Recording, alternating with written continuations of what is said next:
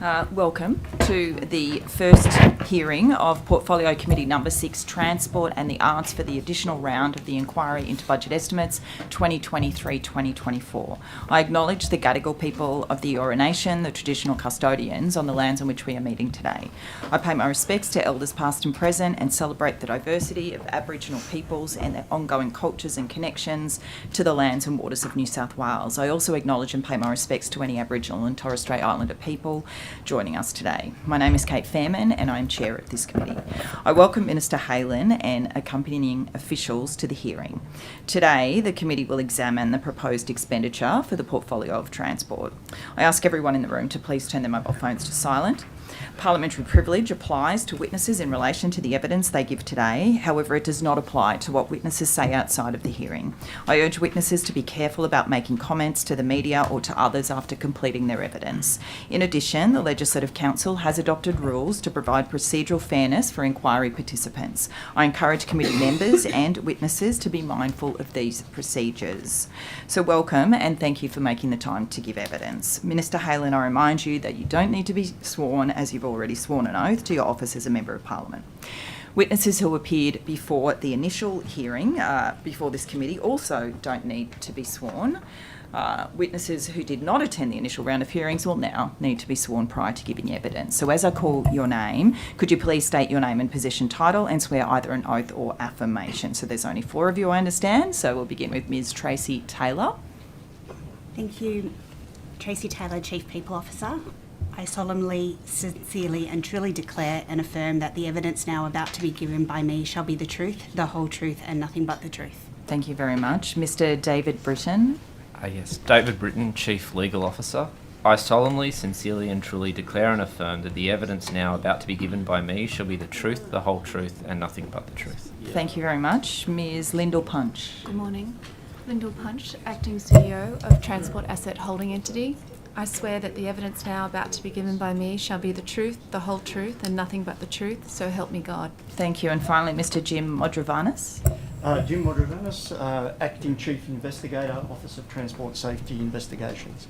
I swear that the evidence now about to be given by me shall be the truth, the whole truth and nothing but the truth, so help me God. Thank you. And confirming that is everybody? Yep. Today's hearing will be conducted from 9:15 to 9:15 a.m. to 5:30 p.m. We are joined by the Minister for the morning session from 9:15 a.m. to 1 p.m. with a 15-minute break at 11 a.m. In the afternoon, we will hear from departmental witnesses from 2 p.m. to 5:30 p.m. with a 15-minute break at 3:30 p.m. During these sessions, there will be questions from the opposition and crossbench members only, and then 15 minutes allocated for government questions at 10:45 a.m., 12:45 p.m. and 5:15 p.m, by which time maybe we'll begin with questions from the opposition.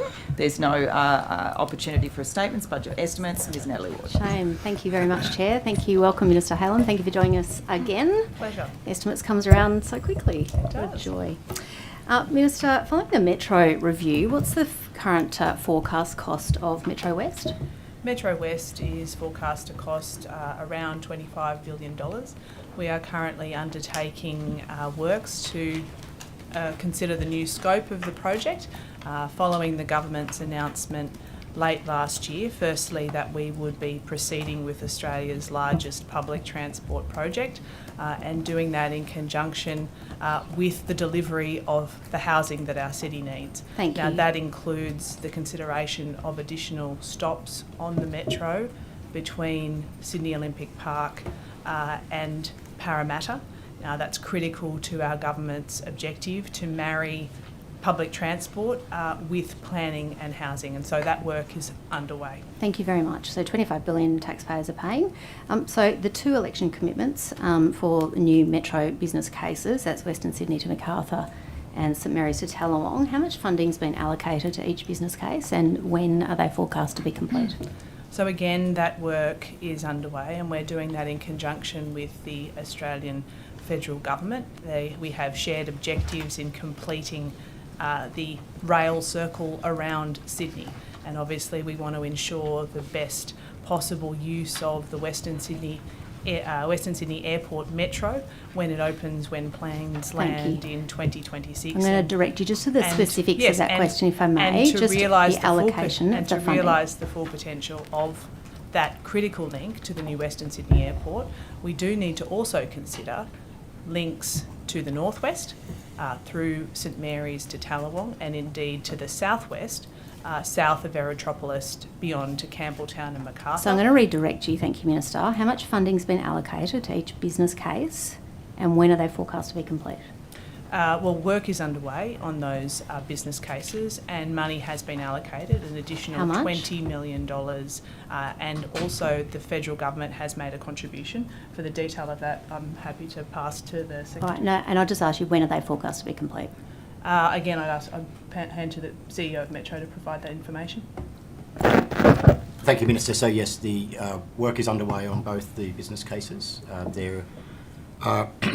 We expect over the next 12 to 18 months we'll be able to provide government with the options for both the north and the south. Okay, so 20 million and 12 to 18 months, is that right? So there's actually in total, there's 30 million been allocated into Restart New South Wales for each of those business cases. Okay, 30 million and 12 to 18 months. Good, thank you.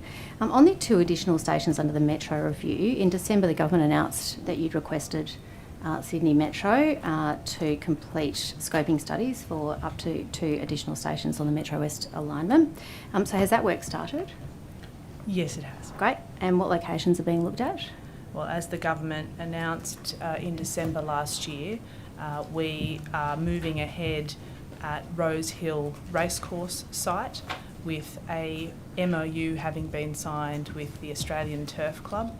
There is an unsolicited proposal to government to not only build a new metro station and 25,000 homes, but public open space in that critical location close to both the CBD and Parramatta. We are progressing with Rose Hill, and we are considering other locations. What other locations are you looking at? We're working through the detail of that. I'm not in a position to provide that Do information. you know the other locations? We're working through the detail of that. Okay, but I'm not asking you to say them here if you're not comfortable doing so, but you're aware of them There are a number of options, and the government is considering them. and you're not prepared to say this, it's fine. And how long are the scoping studies expected to take? We expect to provide further information in the first half of this year. Again, I'd hand to the CEO of Sydney Metro for further information. So 6 months. Yes, so we are working on the detail to give government options. Just how long, Mr. Regan? Well, as the Minister says, by the middle of this year. Thank so you. we're rebaselining the project and providing options, initial scoping options for Rose Hill.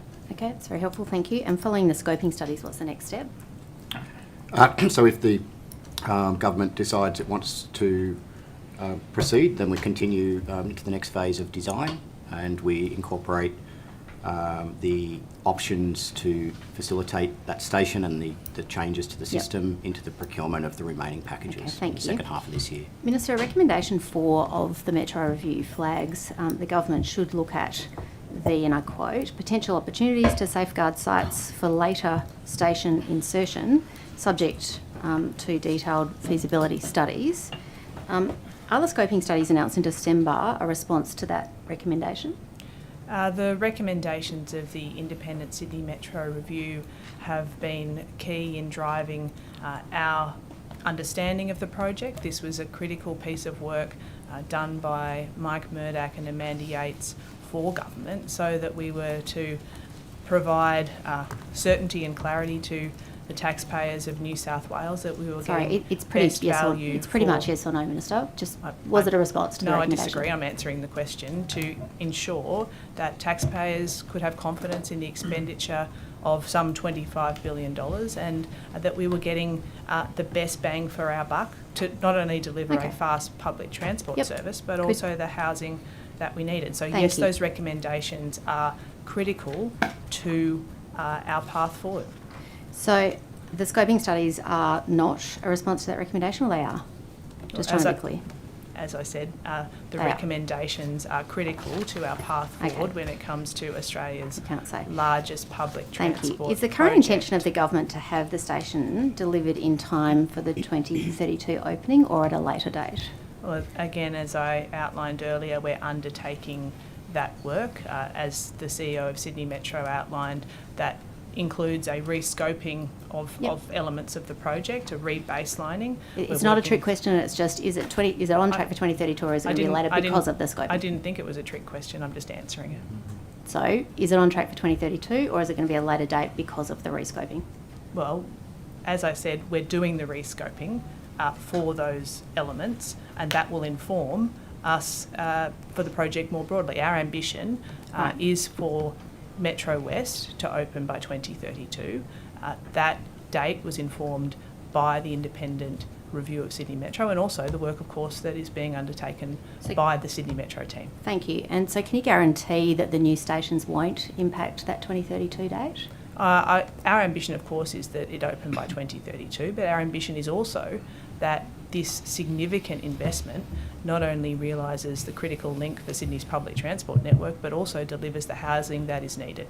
And so our government's approach is to marry housing and planning with Sure, transport. but I'm interested in the Sydney Metro West, which is what I'm asking about, so I'll redirect you to that. I just want to know, can you guarantee that the additional stations won't impact the 2032 date? Well, our ambition is that the project open by 2032, but our ambition is also that we realise the best value for taxpayers and deliver with that investment the housing that our city desperately needs. Sure, but I'm asking you about the delivery date on the Metro project. Yeah, and I understood, and I've heard three times about the housing, so we've got that covered. Yeah, but and I let's answered cover your off on the question. if Thanks I can so finish. much.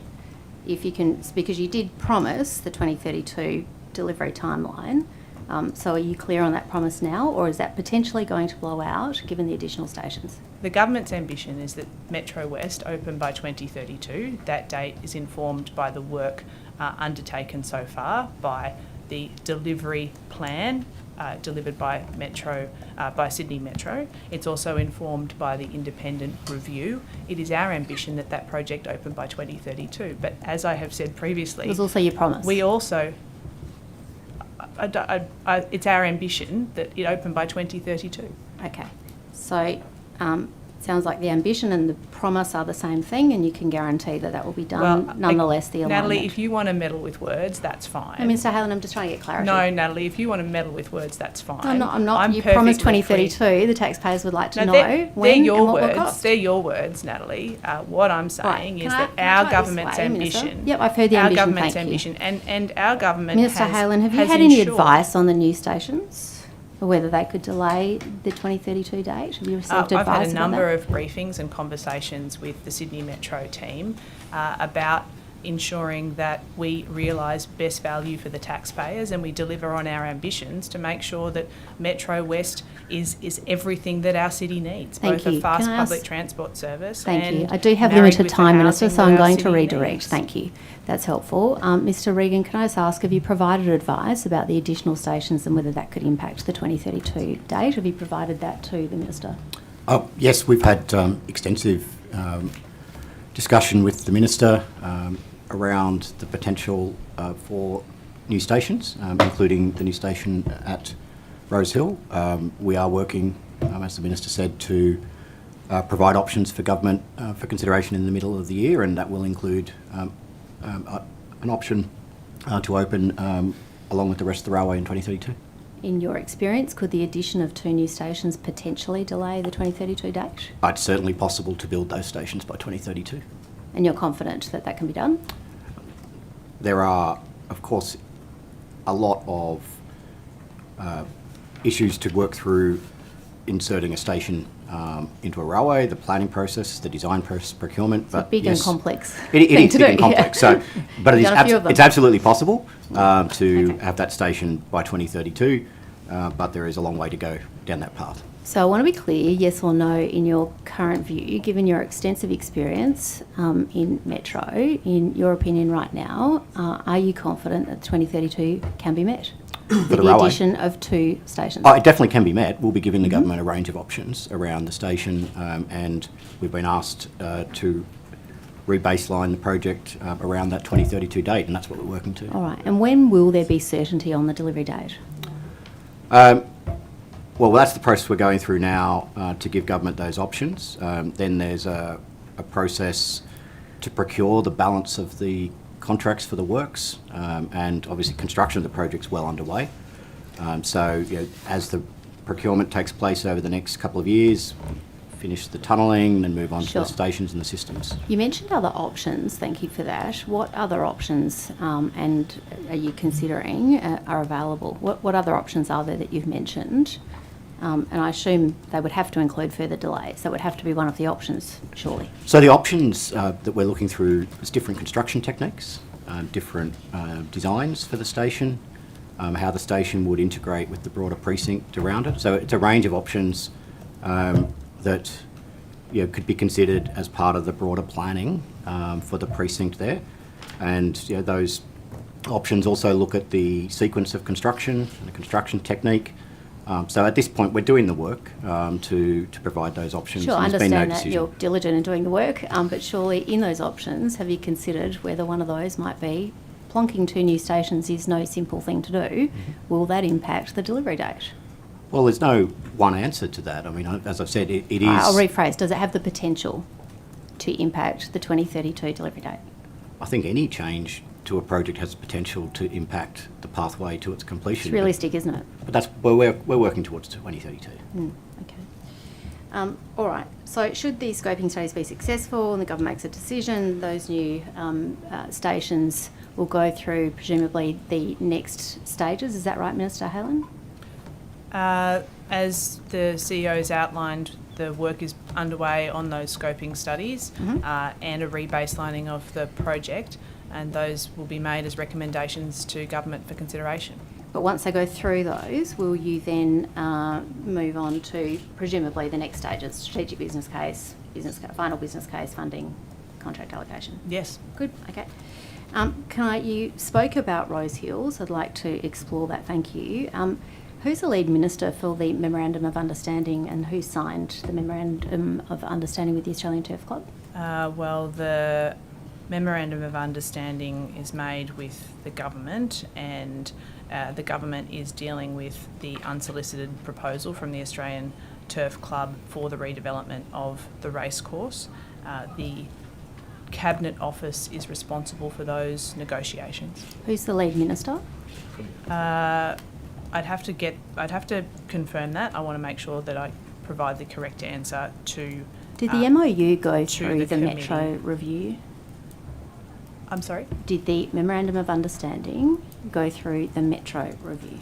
No, the Memorandum of Understanding was signed after the review process had concluded. Okay, so did Transport for New South Wales or Sydney Metro provide formal advice to the government regarding the MOU prior to it being signed? I was not involved in the processes around the MOU or the unsolicited proposal. Have you seen a copy, Minister? No, I have not. You haven't seen a copy of the Memorandum of Understanding No, I have which not. was reached? Does that Memorandum of Understanding include Rosehill Racecourse Railway Station?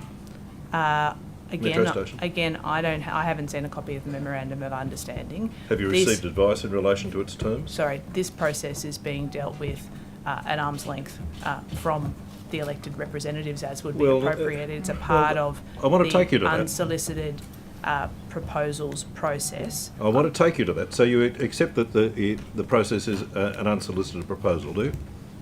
Yes, this is an And you're an aware of the unsolicited obligations proposal. relating to unsolicited proposals? Yes, that. And you're that aware of your obligations in relation to unsolicited proposals? is, as I said, Damien. Are you this is aware of being- your obligations? Sorry, can I Point just of order's finish been my taken, answer? Minister. I'll hear it. For the 4th time in a row, the Honourable Damien Tudor-Hope has I've got the interrupted the answer. Minister Yeah. only seconds after she's I- commenced her I- answer. It's a discourteous approach. Thank you. I've heard the point of order. I was listening very carefully. I don't uphold it, but I will remind the member to allow the minister to complete her Minister, I answer. just want to be clear. You stood at the announcement at the press conference about the Memorandum of Understanding. You're telling us you had no knowledge or understanding, you had not seen the MOU prior to or at the time or since. Having stood at the press conference, announced it, you have no understanding and you've never seen it. Is that what you're telling us? I have an understanding of its significance, But you haven't seen it. Well, I've just confirmed to the committee, I have not seen the memorandum of Do you understanding. do that often? You stand at a press conference not knowing or having seen what it is that you're announcing? I know exactly what we're announcing, and that is that announcement in December was about the government proceeding with That's Metro extreme. West. Well, you didn't have comment about the announcement we made in December. I thought that was pretty It's not extraordinary. about me, Natalie. Minister. It's about you standing at a press conference making an announcement about something you're telling this committee you have no understanding of and you haven't seen. No, I that's just want to be clear. No, that's your interpretation. I said I have an understanding of the importance of the memorandum of understanding. Sure, but you hadn't seen it. I said that to the Okay. committee. I understand the importance of the memorandum of understanding, the significance of it, but it is appropriate that as Minister for Transport, I am focused on the delivery of Metro West, its scope and its delivery, its cost to the taxpayer, and ultimately its benefit. How That's did you what get I'm that focused on. understanding? So you said you had some understanding of the importance. How did you gain that understanding, having not seen it? Well, I'm not involved in the USP process. No, but you told me, I just want to clarify your evidence. I'm not to be fair. involved in the USP process. That is wholly appropriate. Yes, but you told as this you committee know, as a just former now- minister, Minister, I'm can I sure you're redirect you to aware your of those evidence and give you the processes. opportunity just to And it's clarify? wholly appropriate that as Minister for Transport, I'm focused on my responsibilities in relation to Metro West, Sure. the scope of that project, Yep. and the potential to deliver a new train station Sure. as a Understand part all of of that that, but you've project told this at committee- Rose Hill Racecourse. That is my responsibility. I'm going to redirect at you the press then to your conference evidence that you in refer fairness. to. At the press conference that you refer to, that is what I commented on. How did you in gain the that media understanding? release from the opposition? I noted you didn't How have did you comment at gain all, the- Minister. It's not about me. You You stood at a are the press shadow conference, minister Minister. for transport, Order. and I you redirect didn't have you. comment Minister, in relation Minister, to this I project. think you have spent enough time answering the question, and the member is trying to ask you another I'm question. trying to clarify your evidence to this committee today that you gained an understanding of the importance of something you'd never seen. I want to clarify your evidence, and in fairness to you, if I were you, I'd want to clarify it. How did you gain that understanding? Well, thank you for your commentary yet again, Natalie. But my understanding Haylen, this is very important. My understanding is Order. based on the briefings and information I receive, including conversations with my colleagues, with the CEO of Sydney Metro, with the Secretary of Transport for New South So Wales. you received a briefing? And my focus is on the transport element of this critical project. And yes, that does include the potential for a metro station at Rose Hill, but as the Premier has made absolutely clear, that is contingent upon I'm going to the redirect you because I have agreement just a couple with of seconds, the Minister. So don't Australian you Turf think, Club Minister, I'm going to redirect and you. progressing Minister, that project. Haylen, I'm going to redirect you. You are telling this committee that you had not seen the MOU. Don't you think for a project of $25 billion it's important that you should see something in writing that affects that project, a significant project that you've talked about the importance of? Don't you think that you should have, isn't it concerning to you that you stood next to the Minister and you had no understanding of the document that you were promoting that Well, affects a $25 billion project? Firstly, at the press conference that you refer to, the Premier of New South Wales, the Treasurer of New South Wales, Not asking about the them, I'm asking Planning about you. Minister and the Minister for Transport were present. So you had no idea? That is incorrect. Okay, you hadn't seen the MOU that you were at the press conference announcing. Is that correct? The announcement that we were making in relation Wow. was in You've been relation to sidelined, I think. Australia. Don't let if you them do could that. just Well, please you let weren't the even in minister the media respond. release, Natalie. You didn't even comment in the It's media not about release. me. We're asking right, you. that's no, not it's a a response at this transport point. project. Order, It's about Minister, So answer the Minister, question. order. Transport. I will be, trying to get the members to treat you with respect, Minister, but I also ask that Thank you for attempting, that you Chair. try I really not appreciate to that. Yeah. engage in bickering with the members as well. That would be helpful. I want to turn to the issue of Transport for New South Wales salaries. So in I think it was the latest annual report, the last two annual reports, it does indicate that there has been a significant increase in the number of staff earning over $150,000 over a 24-month period. In fact, it was pretty much 2/3 or a 71% increase.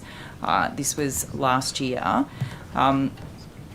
I understand there's 16 executives. This is according to that annual report who are are earning as much as the secretary, which is $588,000, and 134 people are on more than the base salary of yourself, Minister, which is $315,000. Is this appropriate? No. The New South Wales Government went to the election with a clear commitment to reduce the senior executive service across government, and that includes in transport. We inherited a situation across government, but as you highlight, particularly in Transport for New South Wales, where there had been a ballooning of the top end rather than a deliberate a significant investment in the frontline staff that people require for the delivery of essential public transport services. So our government will absolutely honour that commitment to reduce senior executive positions by 15%, because we know that that taxpayers expect that their money is being spent effectively, efficiently on the services that they need. I would perhaps refer you to the Secretary in relation to progress that has been made since the annual report was issued and the new operating model that the Secretary has recently announced that sets us on. So if we get that, thank you. So progress, just in one or two sentences, Mr. Murray, if you could. Data. Yes, excuse me, thank you, Chair. We have, as the Minister has said, embarked on the program that the government has set to reduce senior executive levels by 15%. Just the data, what's happened? We are currently looking at an executive population as of June last year, which was 1,357. So far this financial year, that's been reduced by 37 executives, and that equates to about 3% of that number. Minister, the issue is, though, it's not just the numbers. Of course, that is part of the issue, but it's the salaries, isn't it? Look, I would say that our commitment is around reducing the number of senior executive positions overall, and that is a good outcome for the New South Wales budget, but also the taxpayers of New South Wales. I'm not here to provide an opinion about salary levels, but our government's commitment is very clear, and that is that our focus is on the delivery of frontline essential services. Do you acknowledge that Transport for New South Wales, or are you aware that Transport for New South Wales uses a different grading scale to the rest of the public sector? Look, I again refer to the Secretary in relation to Do you salary see this as levels. your responsibility in any way? You've got a transport budget. We've just heard, for example, of the dire need for bus upgrades, more bus infrastructure. As an example, 3% of the transport budget spend goes to buses. We know that there's, a huge demand and need out there. Meanwhile, you've got 134 people, maybe a few less now, 3% less than that, on more than the base salary in your department, and you don't see that as your responsibility to set the direction and the principle of the matter, which is they're spending a lot of taxpayers' money on these bloated pay packets. Look, firstly, I want the best people in the New South Wales public service. I want the best people in the right jobs delivering quality services for the people of New South Wales. In my very first attendance at the L100, which is the top 100 executives at Transport for New South Wales, which, to illustrate my point earlier, is more than 100 people, interestingly, I presented my 5 key priorities for our government in the transport portfolio. And that number one priority is improving reliability, to increase patronage, and to improve people's confidence in public transport. Now, the best way that we do that is to have the best people in the right jobs, and a part of that is to ensure that money is distributed appropriately, and our government's policy is very clear here that there must be a reduction in the senior public service across the entire government. So you've just reported 3%, so 37 of 1,357. Where does the salary start, Mr. Murray, for those 1,357 executives within Transport for New South Wales? Oh, I'd have to take that on notice, Chair, but what I might add is that we have also announced a restructure where we will take 10 divisions down to 7 and the 3 corporate divisions down to 2, and that will enable us to continue to drive those numbers. You're quite correct in your earlier statement about transport having a different framework to other parts of the public sector. That's because we have transport sector workers within that framework, and they have a special designation. We have the transport senior managers in that pool as well. So we are working through this restructure to get some benchmarking across the system. We do want to make that much more streamlined. But the reason that was established was to be able to recruit into the engineering sector in particular to deliver the mega projects that have been undertaken over recent years. So that's what you're saying with the 746, for example, that I have here, again, maybe 3% less than that, on an average of $257,000. That's your agency has a workforce of almost 15,600. As an example, DCJ, 24,082. Meanwhile, there's hardly any, the scale of their executive salaries is something like 25% less than what, or 75% less, sorry, than what the Transport for New South Wales has. Minister, reducing the numbers of executives seems to be going very slowly. Meanwhile, that is a lot of money to be spending on these senior executives. So you don't see, and I'll just ask it again, that there is any need to assess the amount of money that executives within your agency are being paid? Well, firstly, I would say that we need to be competitive. We need the right people in the right jobs to deliver frontline essential services, but also deliver very complex infrastructure projects. We're talking about, in Sydney Metro alone, for example, a project worth $60 billion delivering a world-class metro service. We do need the best people in the right jobs, but in relation to salaries, our policy is very clear, and that is there must be a reduction of the senior executives so that we are directing taxpayer money in the right way. Now, the Secretary has undertaken a process. I appreciate your commentary around the progress of that, but as you well know, we have inherited a pretty, inherited a range of challenges here, and my illustration of the L100 being more than 100 people, I think, illustrates the scale of that challenge. Okay, thank you. I just want to turn to Sydney Metro, if I can, Mr. Regan, and I wanted to just get the status of a couple of investigations, internal investigations that have been, that are either underway or completed within Sydney Metro. There was an investigation called Alara. You're aware of that, I assume? Yes, sir. What were the findings of that investigation?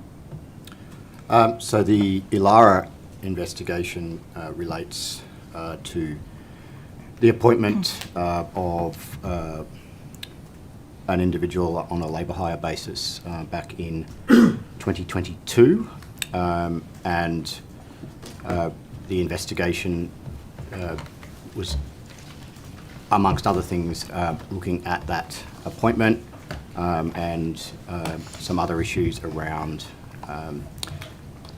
What were the circumstances of that appointment? Why did it become an investigation? So there was, we from time to time receive allegations or complaints around appointments or other issues in the business. When that happens, we clearly have an obligation to investigate them, and we take all those complaints very seriously. As appropriate, we also pass information on those kind of allegations to ICAC, as I'm required to do. ICAC then consider that and advise whether they wish to hand that back to us to investigate or whether they will investigate themselves.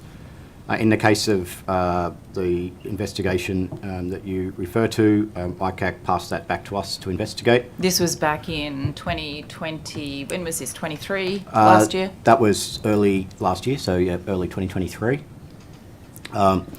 And that investigation was undertaken. We passed that to Transport for New South Wales to investigate, and that investigation was completed late last year. Were there two investigations, Mr. Regan? Was there an external investigation and a Transport for New South Wales investigation into the same matter?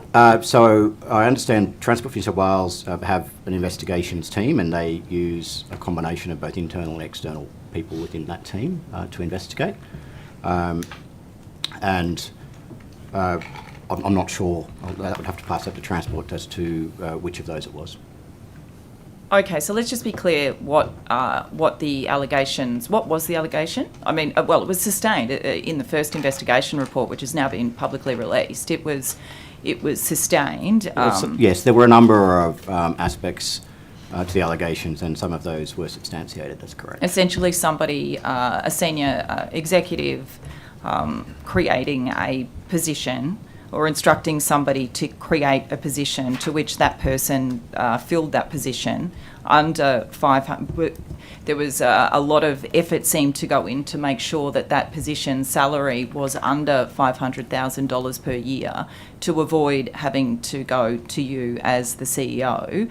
It was signed off, as I understand, by the head of project delivery, I think was his title at the time, Mr. Tim Parker, who is now heading up the Federal High-Speed Rail Authority.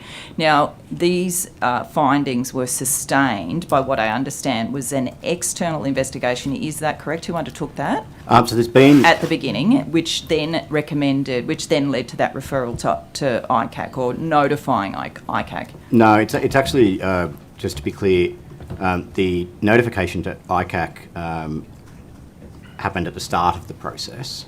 So when we receive allegations, we are under an obligation, if we believe that that may relate to inappropriate conduct, to refer those to ICAC, and then ICAC advise us whether they wish it to be investigated on within Metro, or and then we would at times ask Transport to do that, or whether or not they'll investigate themselves. So the referral happens at the start of the process.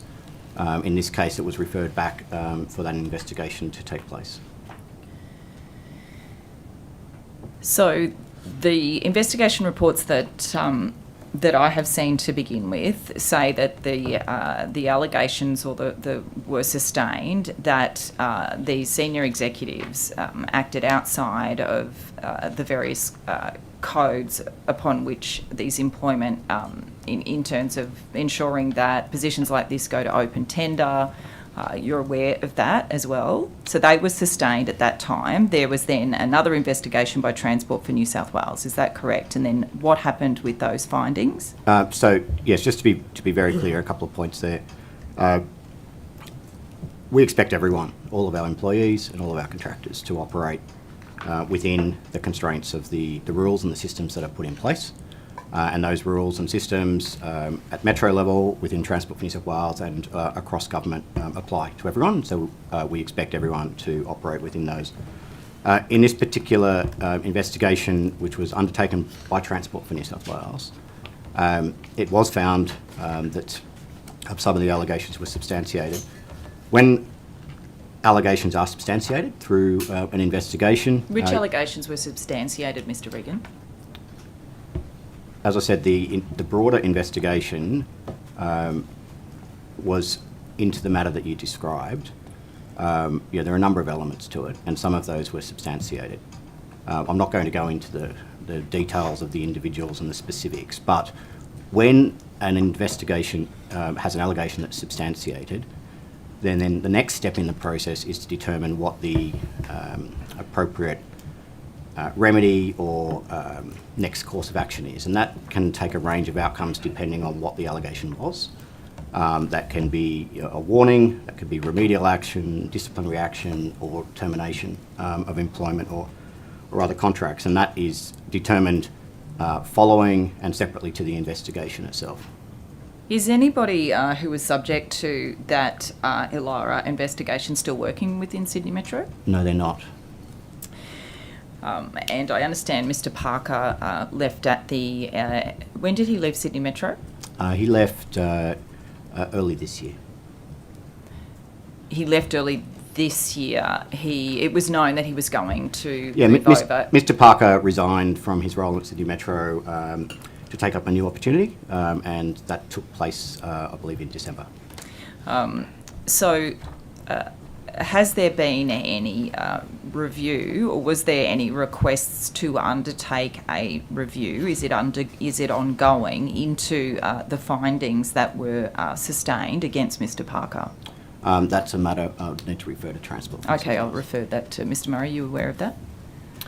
Is there any further review being undertaken now into those allegations or the findings that were sustained, in fact, into the Alara investigation? No, my understanding is that matter has now been closed. What we have done at the Minister's instigation is further review the processes between Transport and Metro to ensure that they are robust, and those findings have been independently verified that we do have the right systems between Metro and Transport for New South Wales and the ICAC for handling these matters. As Mr. Regan has already said, this case, which has bounced around now for a while in terms of these hearings, has previously been provided to the ICAC, which has declined to take any further action. Well, with respect, Mr. Murray, it's actually a different case. I haven't raised this case at these hearings before. The other case is actually Operation Selene, which is a completely different matter. So there's two reasonably serious investigations, both of which suggest that there are failings within Sydney Metro in terms of contractors declaring conflicts of interest and contractors signing their statements of interests and declarations of interests and associations truthfully.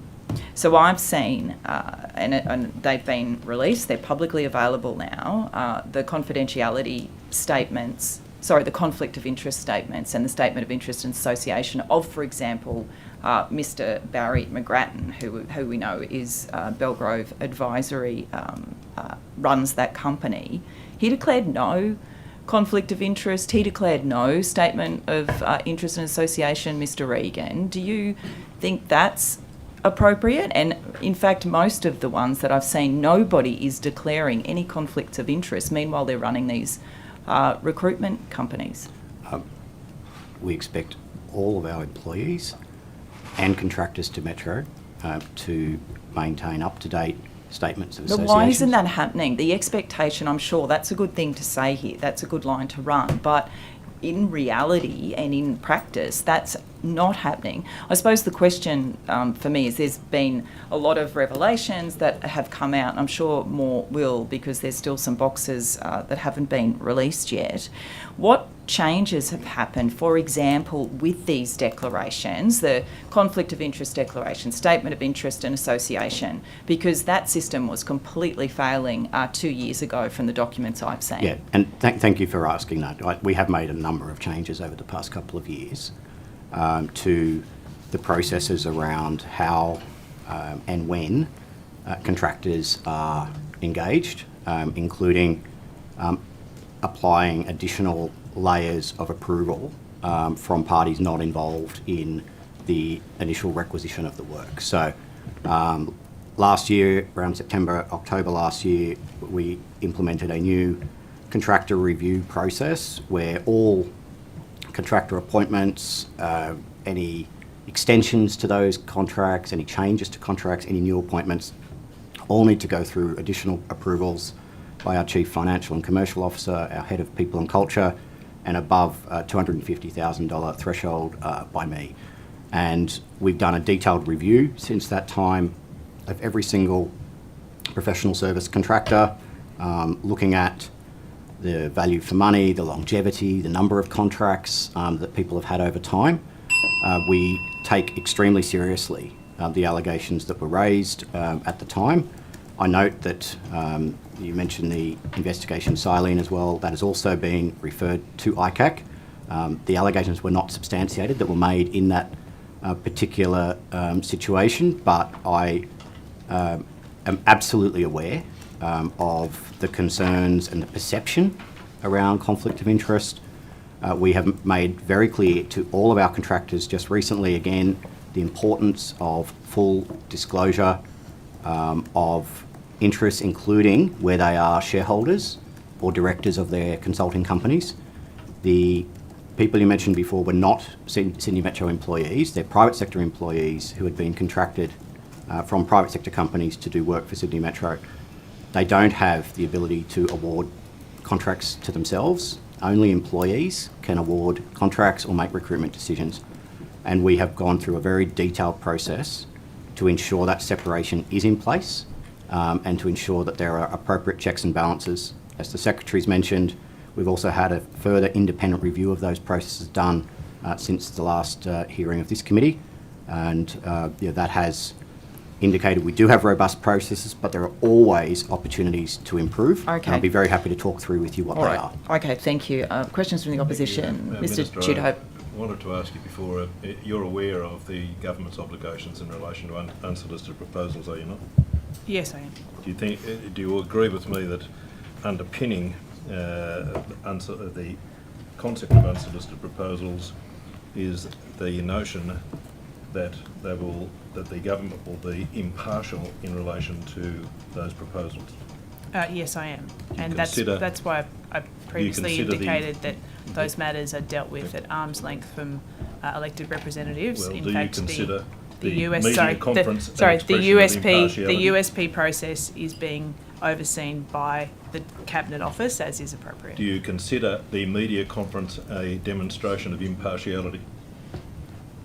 I think that's asking for a matter for an opinion. Well, you were there and cheering on the project, were you not? I was there as the Minister for Transport. And you were cheering it on, were you not? I don't think I was cheering.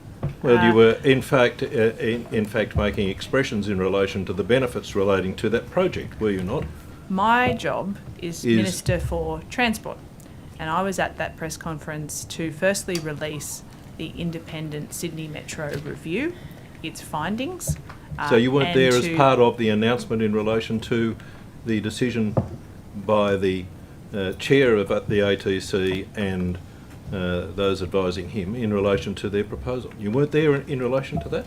Well, the announcement was at Rose Hill Racecourse with, as I outlined, the Premier, the Treasurer, the Minister for Planning and myself and the ATC to announce that the government is committed to building Metro West and doing that in conjunction with the delivery of housing and in line with that policy objective to deliver 25,000 homes, a brand new metro station, an open space at Rose Hill. And that was the announcement. And that was the announcement that you were there as part of making I that think, announcement. I Would you think agree you were with me calling that for it for some time, weren't you? Would you agree In fact, with the Shadow Minister for Transport made some interesting social media posts about how long it might have taken. So I thought you would have been cheering too that we finally did it. This is very unhelpful in terms of getting through this material. So if you would just confine yourself. I'm answering your questions. You're not. No, now you're telling me how to behave, Damien. Minister, would you agree now with me? You're telling me how to behave. Would you agree with me that the Memorandum of Understanding contains a provision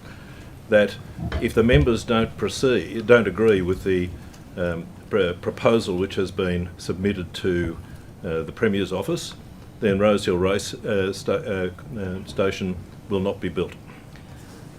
It's a condition of the proposal that the station be delivered. As the Premier has made very clear, the government's ambition to build a new metro station at Rose Hill is contingent upon an agreement with the Australian Turf Club. Because our government's ambition is to ensure that when we deliver Metro West, it is also done in conjunction with the delivery of housing. And do you agree with me? And so, Rose Hill is critical to that. I accept all of that. Do you agree with me, though, that the delivery of a railway station enhances the bottom line for the ATC? We are working through an agreement. Does it or not? Well, we are working through we wouldn't build 25,000 homes without a new metro station. Correct. And vice versa. And that's why the Premier's made absolutely clear. Does it enhance the profits to the ATC? Absolutely clear that this is not a done deal. We are working through the process. That's what we're doing. Now, my responsibility as the Minister for Transport is to ensure that Sydney Metro Did you get probity advice in relation to this? Did you get probity advice in relation to this? Look, firstly, as I've said before, Damien, these matters, the unsolicited proposal process is dealt with by the Cabinet Office. Did you get probity advice? The Minister for Racing got probity advice, Minister. Did you get probity advice? I was briefed about... Did you get probity advice? So firstly, as a Minister of the Crown, of course, no? I received a briefing about the probity advice? Excuse me, can I answer? It's a straightforward question. A point of order has been taken. I need to hear it. Chair, a question has been posed and the Minister is attempting to answer it, and both Ms Ward and Mr Tudor are refusing to let her and keep interjecting. Well, to the point of order, the Minister's clearly not answering the question and spoken over Does it mean you the can keep question. shouting I it think at that her? we should... Yeah, I'll just hear one, then the other, which I've heard. I was listening very carefully. I do think that the question was very direct and simple, and I'll remind the Minister to please try and answer the question. Of course, you can always take a question on notice, but you're here to answer the questions posed to you. Thank you. So I won't uphold the point of order. Yeah. Did you get probity advice? I have been briefed on the unsolicited proposal process, and I'm aware of my obligations. As I have said earlier, it is the responsibility of the Cabinet Office to oversee these processes. It is done at arm's length. It is done at arm's length. Thank you. We've heard that, Minister. We'll redirect now. We've heard that 3 times. Thank you. We're aware of the process. We're just clarifying whether you were and whether you got probity advice, and it seems that you're not able to answer that question directly, so we'll have to assume that's a no. But I'll move on. Your constant commentary, Natalie, is not helping the committee, I would suggest. Minister. Can I ask this? Were you there just to make up numbers? If you hadn't seen the MOU, if you didn't get probity advice, or it's unclear what advice you did get... To make up numbers? Yeah, well, it seems that you were just standing beside them because you were saying you're not part of... On a media conference that was held, probably one of the government's most important announcements of 2023, an announcement that you constantly asked for from the government. In fact, you made a series of social media posts comparing me to a lettuce. Wow.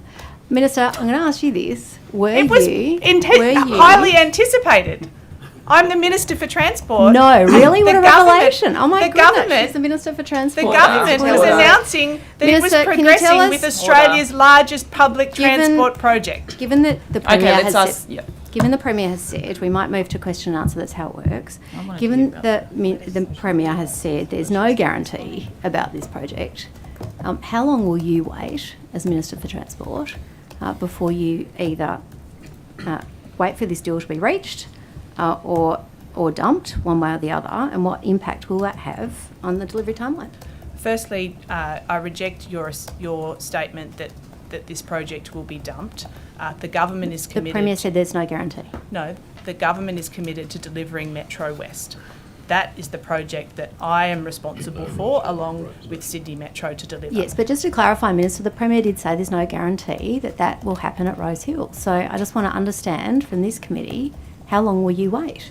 Well, we're not waiting. In fact, just as you heard earlier from the CEO of Sydney Metro, we are currently undertaking works, including a scoping study and a rebaselining of the project to ensure that we are able that Sydney Metro is able to provide that information to government, to make a decision. I'll redirect you to the be able to proceed as we intend, and that is our ambition, because we want to. I'll redirect, Minister. How long? I'll redirect to be clear. You've told us about your ambition. We're very clear on that, so thank you. But we want to understand whether there's any impact on the delivery timeline by this thought bubble MOU arm's length deal that you had nothing to do with. How long will you wait? Well, yet again, I reject your commentary in relation to the question. Sure. There are TBMs in the ground right now. This project is progressing at pace, and the announcement that you seek to characterised in a range of ways at the end of last year, confirmed our commitment to the project and to its potential expanded scope and the delivery of housing and association. Thank with you. that. You've said that. Do you Minister, or do you I'll not move on to my support the next project, question. Natalie? That's what I'd like to know. Clearly. We support proper process, Minister. Yeah, we actually like to see Point that of there's a order, process, Chair. not a thought bubble. A point of order. Well, the Minister A asked thought a question. bubble. Order. This is a project you were This is not begging how for us to estimates announce. work. So we're Order. clearly getting under your skin. Would you like to Begging. answer some No, questions? under my skin, begging. Point of order's been taken by Dr. Kane. Point of order, there are continual interjections by both By the Ms Minister. Natalie Yeah. Ward and Mr Tudor. There's continuing interjections by everybody at this Time point. wasting and running cover. Can I ask some questions? Exactly, Mr. Faraway. You know, been very licked your well game. Not guilty. We'll go back to Thank you. questions. Minister, then I want to answer. ask about Questions, Metro West. answer. So when will the stations, the line wide, the train systems, operations and maintenance contract be put out to tender? I'll refer that detail to the CEO. What, you don't know? Metro. Those are details in relation to the project. I'll refer them to the CEO. Metro Sydney West, Metro. when will the contract be put out to Order. tender? The Minister is able to Wow. ask one of her public servants to answer the question. Yeah, well, So- I'll deal with you this afternoon. I If can you direct wish. that to you this afternoon. Thank you. But the review states, and I want to be Very clear on curious. this, should it not be in the market by early 2024 as originally planned, there will be extensive time and cost pressures on overall delivery. That's your review and your experts.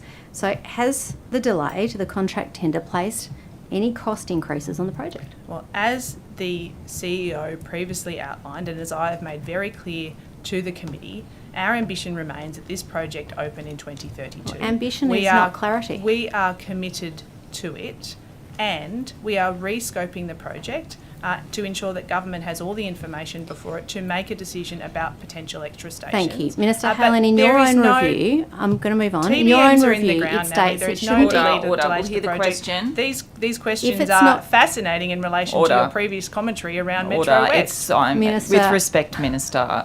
We'll just hear the questions as opposed to commenting on the questions. The comments, clearly the wasting questions, time. or Minister, every I'm gonna single move on. question Were comes you with a series of consulted on comments, the- so it's pretty Yes, difficult yeah, to discern I'm the frustrated question from by the that commentary. as well, and trying to May I ask a question? Thank you, Chair. Thank suggest you. that the Thank member you. ask the questions, I am which is trying your to. role. Thank you. Yeah. Mr Haylen, were you consulted on the transport-oriented development program before it was published? I am a member of Cabinet and Cabinet subcommittees that were a part of the decision-making around the transport-orientated development SEPs. So yes. I was a part of the decision-making. Transport for New South Wales provided information to the Department of Planning in the development of that policy. So did Transport for New South Wales provide formal advice before the release of, I'll call it the TOD, the Transport-Oriented Development Program, by the government? Yes, Transport for New South Wales provided information to the planning department so that the right data and information could be the basis for the right locations Thank for you. these planning changes. All And right that then, includes thank the you. capacity of our railway Good. network and those stations. That's pleasing to hear. Is there a plan being developed to upgrade any or all of the 39 stations included in the TOD program, given the expected increase in patronage? So Transport for New South Wales is obviously working through all of those details and has provided the relevant both current information and future projections based on a range of investments and programs. They include, for example, our accessibility program. Sure, I'm We going to would want redirect you though, ensure because I that don't have much time, we would want to Minister ensure that all Haylen. of that expenditure aligns.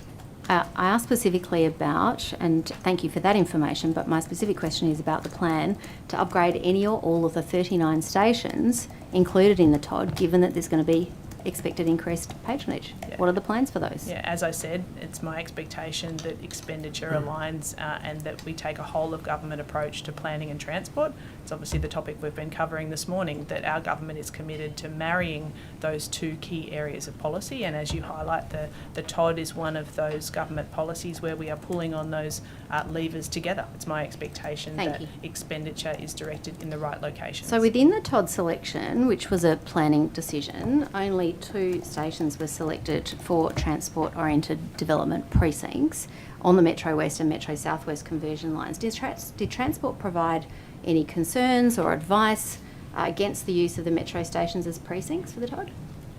Again, Transport provided relevant advice, and the Department of Planning put forward a minute and Cabinet made a determination. I'm happy to hand to the Secretary for further information. That's okay. I about can that. ask the Secretary this afternoon. But thank you for that. Purely from a transport perspective, as Minister for Transport and responsible for Transport New South Wales, is there any reason why stations on either metro line couldn't be rezoned for precinct development? Well, firstly, I'd say that these are decisions of Cabinet based on information from the Department of Planning. I am not a part of the decision matrix that aligns the transport capacity and planning considerations. Those recommendations came forward to Cabinet. Elected representatives were not in the business of selecting one location over another location. Sure. We are in the business of But ensuring to that pick up on those that, two- to pick up on that, you're the minister that takes it to Cabinet. You get the advice and understand that I agree with that. There's advice and there's a planning decision. But what I'm asking is, from purely a transport perspective, as the Minister for Transport, you've told us that's what you are, and for transport, is there any reason why stations on either metro line couldn't be rezoned for precinct development? Look, these are the first set of policies that we are putting forward in relation to the delivery of housing, and that is absolutely our government's priority. As I said earlier, It's a very we're marrying specific transport question. and planning together. This list does not preclude further stations being added into the future.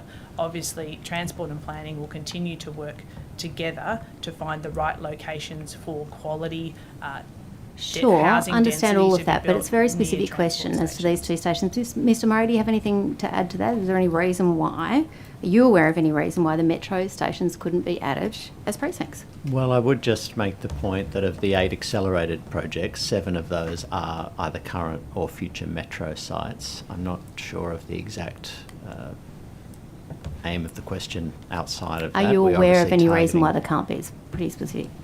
Well, the Planning Department, aided by Transport and aided by other government agencies, have all fed into the process around identifying the 8 accelerated TOD sites and the 31 follow-up sites. All of those have had initial modelling, and Transport is now working with the Department of Planning to fill out those plans and to look at both current infrastructure and what might be required over the timeline of the TOD developments. We're doing that at the moment. Thank you. And I accept that the government picks certain sites. I understand that, and picks certain stations. The question is there a reason why others couldn't be included? Well, as I said, I think the accelerated sites, to have 7 of 8 being metro-related development sites, shows the enormous capacity that we do see around the metro, both in its current form in the northwest and also the proposed sites to the west that will come online. That's why those stations have been selected through the accelerated process. All right, the Property Council commented on the transport-oriented TOD, which is again a planning policy. It said is the need to, and I quote, to leverage the state's catalytic investment in the Sydney Metro program. From a transport perspective, Minister Haylen, would rezoning development increase the return taxpayers would receive via increased patronage on the state's investment in the metro system?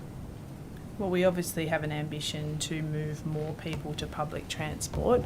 As I outlined earlier, my ambition is to improve people's confidence in public transport and give them the real option to use public transport as a mode of choice, not of last resort. And we know that if you live next to, on top of, close to a public transport hub, like a new metro station, you are highly likely to use it. Yes, that does provide an increase in patronage. That is an overall good thing for the state, but also a good thing for those residents. So rezoning on Metro West and Metro South West could support these ambitions? There are a number of TODs that are located along the southwest metro line, as there are on the northwest and other heavy rail locations. So, of course, it is our ambition through the Department of Planning's recommendations to align housing development with quality, reliable public transport. So rezoning on those would be a good thing. You said you've had an ambition for better transport. I've understood that. I've heard that. would you support further precinct development along the Metro Southwest in the future? The fact is that we have a housing crisis in New South Wales. There are young people leaving our state in droves. The dream of owning a home is far from is gone for many people. In fact, they dream of renting a Sure. home. I've got 1 minute, so I'm it's- going to redirect you. We've heard about yeah, ambitions it's and on- dreams, and I hear that. But would you support further precinct development Look, along? I'm not answering hypothetical questions. As I have But you've talked about outlined- your ambition. It's very specific about the rezoning. It's not a hypothetical. Would you support further precinct development along Metro Southwest to meet that ambition Well, I for think further the housing? question is a hypothetical question, but as I have So is said, that a no? our government will be guided. Why wouldn't you but support Our that? government will be guided by ensuring that we are locating quality, density, new housing that is You've desperately talked about your needed, ambition. You've talked close about your to dreams of young public people. Why don't you transport. support it?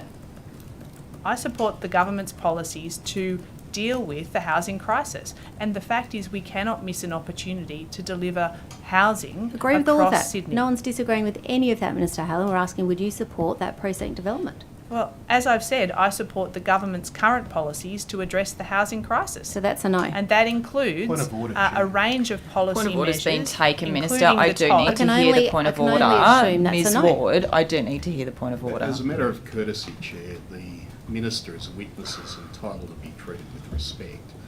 When a question's being asked, it's only a matter of seconds before there is an interjection with commentary trying Yes. to recharacterise To the point of or order. rephrase To what the the point of Minister order. has said. Yeah. And it's just Thank dishonest. you, thank you. It's disrespectful We'll hear for the from- Minister to Mr. this Chair, we don't need committee a lecture, not to thank you. answer the questions as put.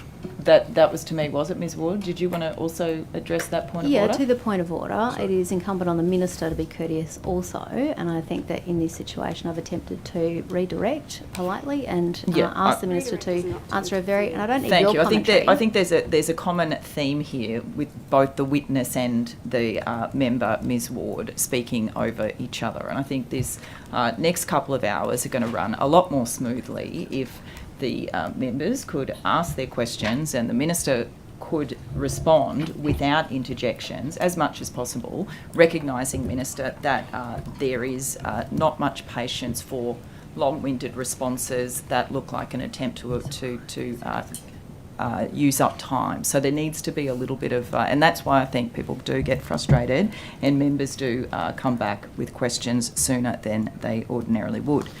Right, that's me. It's my time now, isn't it? Yes. All right, let's go to the issue of bus shelters. If we can, bus shelters in Western Sydney. There's another inquiry that this committee is undertaking into the transport needs of Western Sydney, and we have heard quite a bit of evidence during that inquiry about the dire situation of the bus stops in Western Sydney, so many without bus shelters. For example, Penrith, there was a mapping exercise done. They mapped the sweltering cities mapped 500 bus stops in Penrith. 70% of those stops had no shelter, no shade, no seats. I understand that Penrith Council has a budget to install 4 new shelters every year. So that's, that'll take that out to well before any of us are long gone, well after all of us are long gone. Minister, what support will your government provide for councils to fast track ensuring that bus shelters, particularly in bus stops, particularly in Western Sydney, have shade? Thank you for your interest in a critical mode of public transport, and as you rightly identify, there are large parts of Western Sydney and southwestern Sydney who rely on bus services. Only yesterday we released the second report from the Bus Industry Task Force that makes very clear the neglect of this critical mode, a mode that transports 40% of people but only has received 2% of the capital investment. And things like bus shelters are critical to people's ability to choose public transport. It's not just the frequency or reliability, Yes. but also the Yeah. environment. So the government is acutely aware of all of the different elements that mean that public transport is not an option for people. Our ambition is that it becomes the first mode Thank you, of choice. Minister. And so I have would- given you a lot of time. You know my question was quite specific, and I heard you, I think it was on ABC Sydney this week, essentially saying that it's up to councils to fund those shelters. Somebody phoned in about that. That's what you said. Is it really just up to councils? We've got, there are stories of mothers having to wait in 45-degree heat with a baby strapped to their chest with no shelter in the middle of the day. People over 80 having to do the same thing. It's unacceptable to just say it's up to councils, isn't it? It's a policy decision. Are you looking at it? Can you guarantee that councils can get more support from the state government for this? Well, at this stage, I can't guarantee this because we're working through the neglect that we have inherited in relation to the bus industry. The fact is that the former government has not invested as they should. In fact, governments over time have not allocated So what are you the going money to that's do, required. Minister? So, as I outlined earlier, we have initiated the bus industry task force that is doing an incredible amount of work to understand all facets of the system, including, and I completely agree and sympathise that it's not acceptable to have to wait in 40-degree heat for a bus, because the reality is you just won't catch it. And that's where everybody loses. I completely appreciate that. Yes, it is the responsibility of councils to provide shelters, but this is, I agree, a very complex area whereby I am forced as the Minister for Transport to write back to councils to say it is their responsibility. Sure. And So, I Minister, appreciate in the long term. we've identified the problem. Okay, we've identified the problem. Yes, You're I now have the Minister for Transport. I am acutely aware of the no doubt the challenges in terms of what you spend that money on. Maybe a few less senior executive salaries actually could pay for a few bus shelters in Western Sydney. That could be a good avenue of funding. Well, can I but say to that, Chair, to that as I identified earlier, our government's priority is frontline services, and we are discussing essential frontline services yes, but for the people of the Western issue with the Sydney. bus shelters, it's not complex. This one's not complex. This one is just putting some funding into a bucket of money for councils to access to be able to fast track their shelters. We know that the heat in Western Sydney is becoming literally a life and death issue. And as you said, people aren't catching buses because the infrastructure just isn't there for them to catch buses. So surely this is such low-hanging fruit, Minister, for you to commit to putting money into some bucket so that councils can do this work. Look, I appreciate that councils are in charge of those shelters and that those residents deserve a sheltered place to wait. The fact is they are waiting too long because that's there the is problem. no We know there's a there is problem. no frequency of service. And the fact is if your bus only comes once an hour, you're just not going to catch it, let alone whether there's nowhere for you to wait in the boiling heat or pouring rain. I completely appreciate that, but I'm sure you would also appreciate the complexity and significant expense of remedying these issues, and that's why our government has instituted the bus industry task force to work through them, and we're we're already already have any hope that this year's budget might provide some relief that they can start seeing bus shelters? Well, bus shelters are an element of the requirements that these residents need, and I completely agree with you on that. However, service frequency and reliability is also something that we are focused on. Yeah, they go together though, and our government is investing over $300 million, unlike the former government, to deliver services, bus services from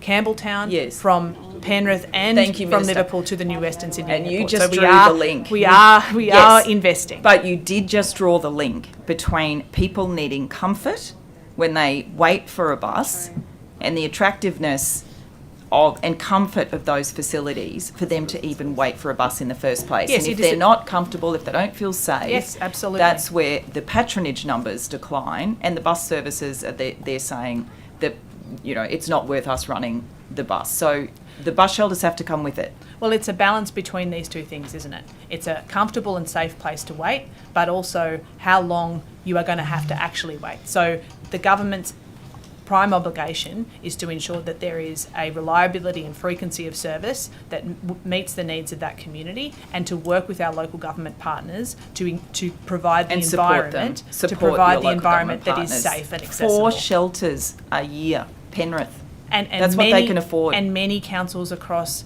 Penrith's not alone. the state face that same challenge. I appreciate the scope and scale of the problem. Minister, will you guarantee that there won't be any budget cuts to Sydney trains? In relation to Metro and the delivery of essential services, yes, I can make that guarantee. To Sydney trains? Yes. Mr. Longland, is that your understanding as well? That's correct. We're obviously working through the budget process each year and allocating funding to all of the critical deliverables that we do each year. But yeah, there's no plans to reduce the Sydney Trains budget around service delivery. Okay, thank you, Minister. I wanted to turn to the airport access fee issue. How much does your government get from that airport station access fee that commuters have to pay? I'm sorry, I don't have that figure in front of me. I'd happily refer it to the Secretary for further information. Sure. I will seek that number, and hopefully we can come back to you during the course of the hearing. So my understanding is that it's $80 to $100 million per year.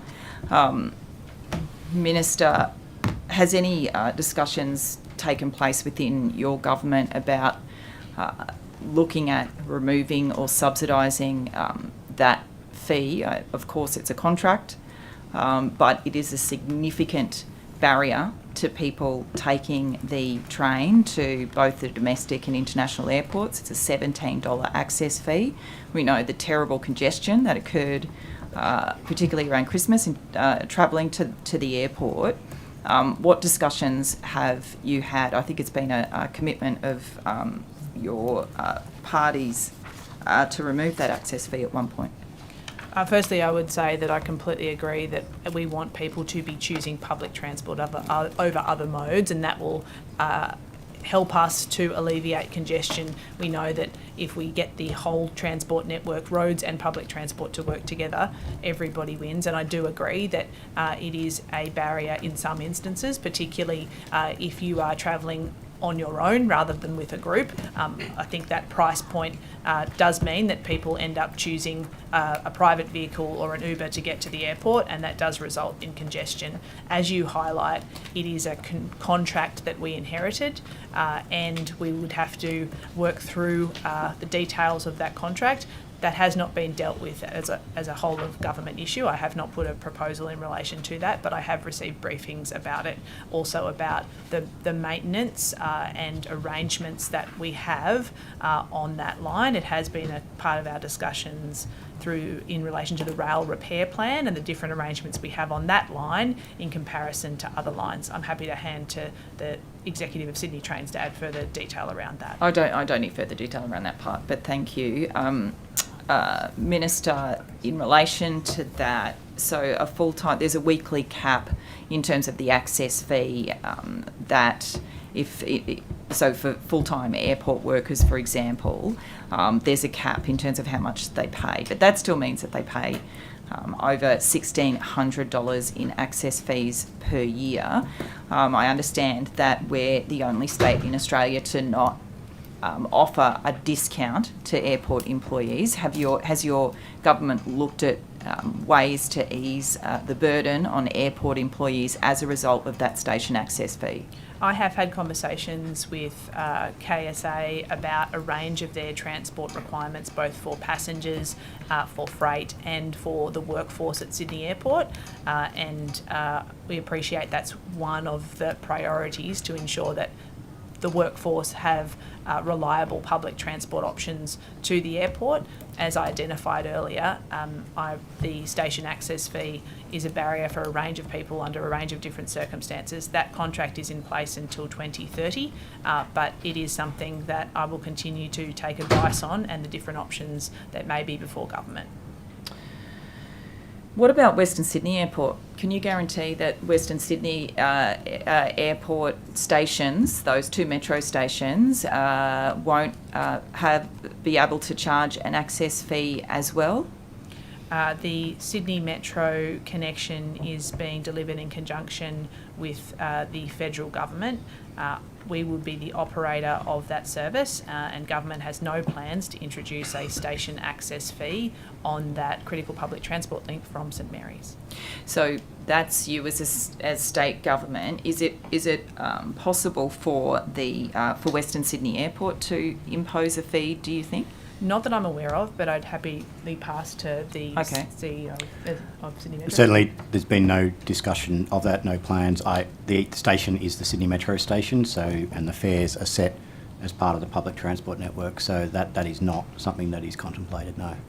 Because at this stage, of course, what we know with Sydney Airport is that the station access fee really is there to discourage people from catching that train so that they can, or to make a profit off that service, if you like, because people coming through the airport driving are charged a fee. The parking is exorbitant. Ubers, taxis, everybody has to pay. I was asking the Western Sydney Airport witnesses to the Western Sydney Inquiry the other day as to whether they would be charging a fee. They didn't rule it out entirely.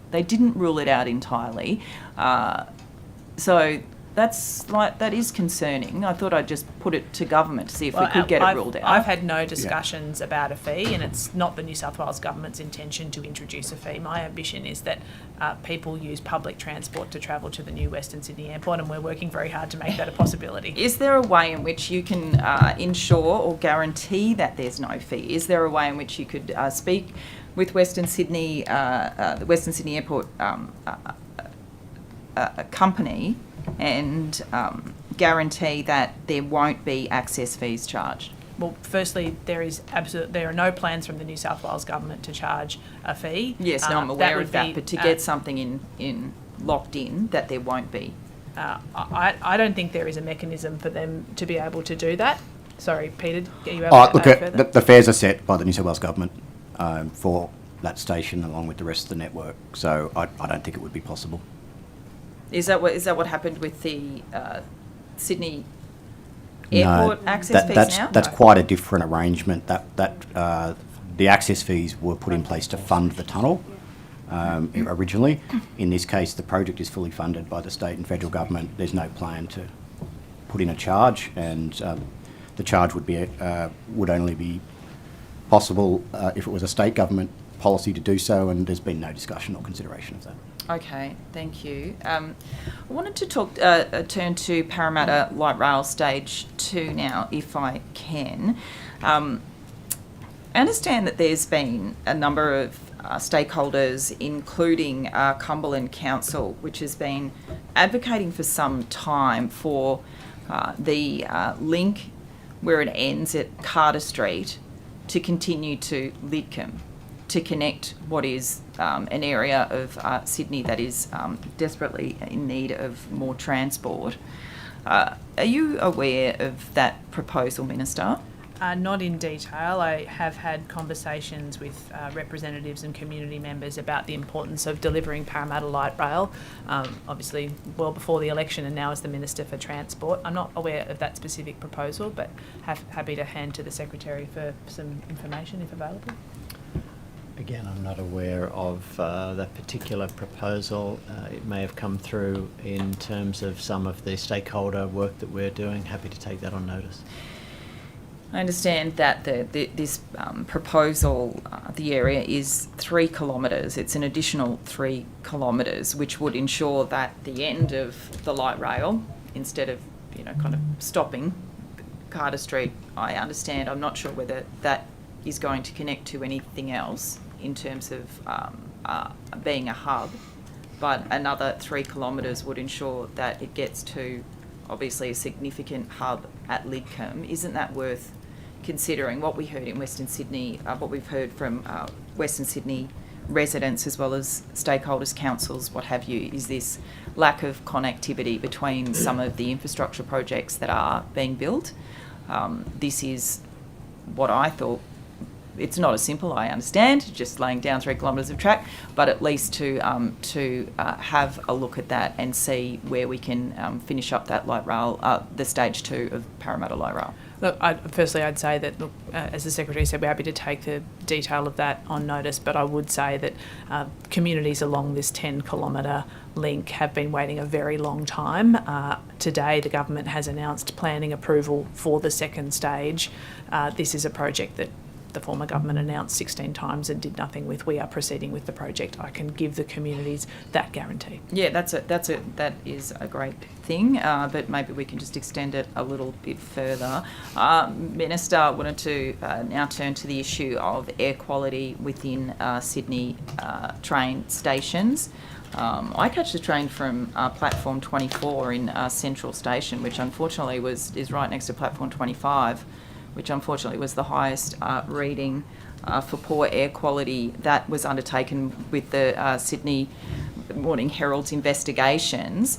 Why did Transport for New South Wales say in that article that it had no significant concerns about the air quality dust monitoring and that research? Why did they? What was that? Firstly, I'd say that, look, I take the concerns seriously that were raised in the Herald, and I've taken action in relation to that to ensure that those experiments and the results are verified, scientifically verified, and I've asked Sydney Trains and Sydney Metro to look into a variety of options to validate air quality monitoring results, and then also, if necessary, commission independent testing of that. But I would say that we have no immediate health concerns in relation to for passengers or for workers, as has been made clear by the Chief Executive of Sydney Trains and the Coordinator General. Our trains are not diesel operated, they are electric operated trains, and also when we undertake maintenance in the underground system,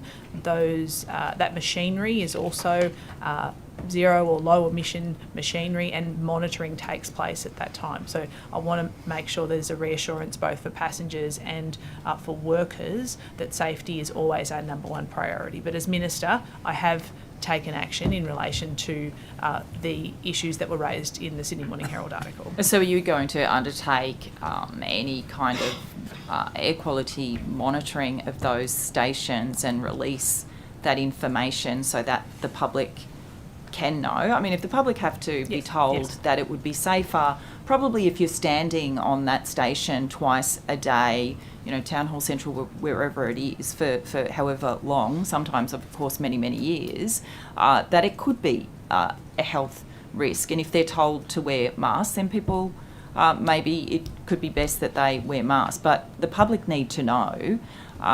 So are you doing that firstly? So firstly, I would say that that testing is underway. It could take a number of weeks for those details to be returned, but as soon as we have an update, Sydney Trains and Sydney Metro will Who's taking the testing? Make that public. I'd have to refer to Sydney Trains for further information. Thank you. So just to reiterate, we obviously take the safety of passengers and staff very seriously. The testing, at the moment we're working with the EPA to define a testing methodology which will roll out across not just the 16 stations that were tested, and which was effectively a spot test. So somebody set up a tripod, they checked for a number of minutes about the air quality at that particular time.